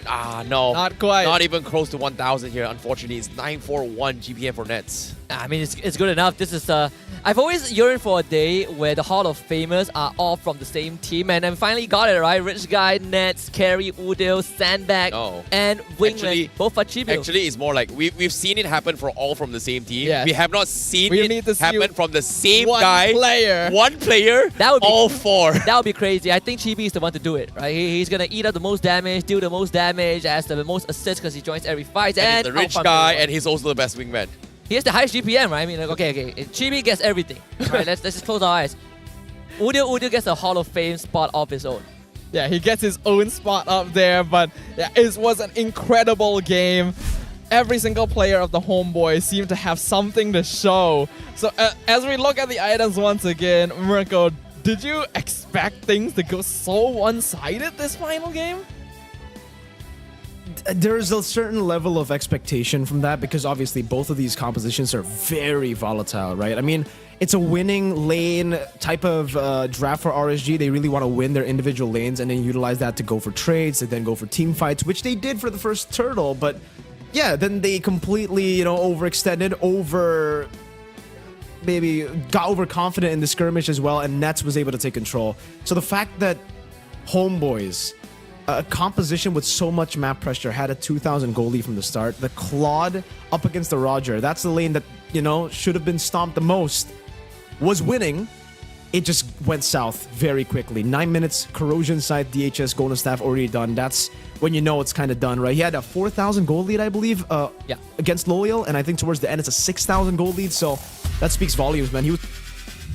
Yeah, it was crazy enough, right? Like, it came down towards this fight. Like, initially, when RGMR was able to get the first jump, it came down to a moment where Zorn was trying to wait for the perfect moment to strike, and he was using Sepat as bait. And as soon as he drops his shortcut, Nets, this is the turning point for Nets to actually get hyper farm in this engagement, because I think during the entire the previous itemizations, Lolios was actually ahead in terms of the first item progression, right? It was like almost a minute and a half behind for Nets. But after this clash, Nets was just power farming, just winning every single fight from that point onwards, to a point that he was 2 items ahead of Lolios, which is insane. Yeah, I mean, even Sadafa pointed out, right? Like, Loliao is just feels bad. He's having a good time in the lane.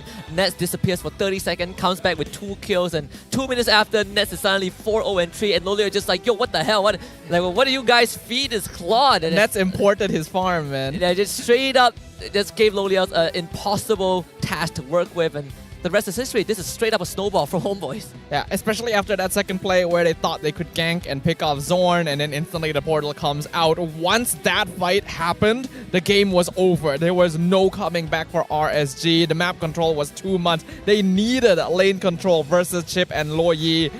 And by giving that initial farm up, they could never get their hands on it ever again. Yeah, and with that series concluded, let's take a look at the brackets one more time, and perhaps the last time this evening as we send RSG MY home. Homeboys, though, have earned a date with Selangor Red Giants, the team that they started off the regular season fighting, lost 0-2, but now finally getting a rematch in the grand final. It's going to be a best of 7, and it's going to be hype, Terrace. It is going to be a very, very difficult one here for Homeboys because they have been playing so much games. It was a battle of attrition in today's games in general here. I hope they are going to be able to bounce back for tomorrow's game. But for what I do know is that SRG throughout the start of the season has never lost a single game until yesterday, which is against Kage, which unfortunately to say it's not enough.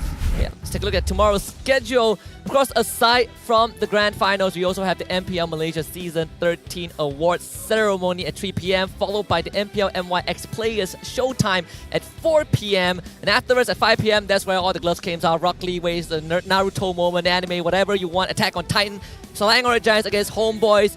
I know Homeboys said Sepat. Was it? So say one 4-0 Selangor Giants. We've watched them develop over the entire league. Sadafa, what do you think about tomorrow's series? I don't know, man. One thing that I will say is that it would have been a crime if we didn't get an SRG versus Homeboys match this playoffs, right? We were one game away from not seeing it, but we will get it. I'm still going to be leaning towards the Red Giants, but I think it is going to be a great match. Yeah, I know we hit our bingo books, right? Because at the start of week number 1, we said that Homeboys SRG is going to be the grand final, so yes, toast to that. But Mirko, is this the grand finals you were expecting, SRG and Homeboys for tomorrow's best of 7? Yeah, I think unfortunately it was predictable, right? SRG and Homeboys.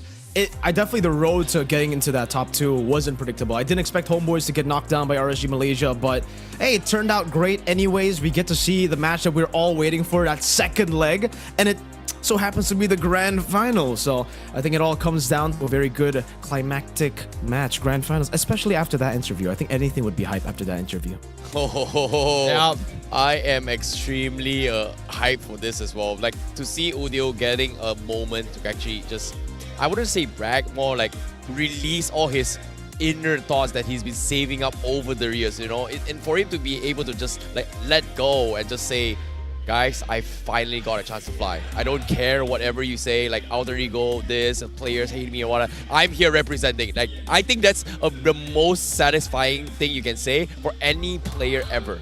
Let's talk about the current PCU, because we are very, very close to 400,000, and that's just from today. So please tune in tomorrow for that grand finals, because last season we clocked in 550,000 PCU, almost doubling season 11. So if you can break that record tomorrow, you're the heroes. I know, Mirko, you're gonna be pulling in views. We're not gonna have you as a guest tomorrow, but I know you will be watching. So I wanna hear kind of your thoughts about tomorrow's series. How is it gonna be like? Do you have any expectations? Is it gonna go 4-0 like Liquid Echo in the Philippines, or is it gonna go full 7?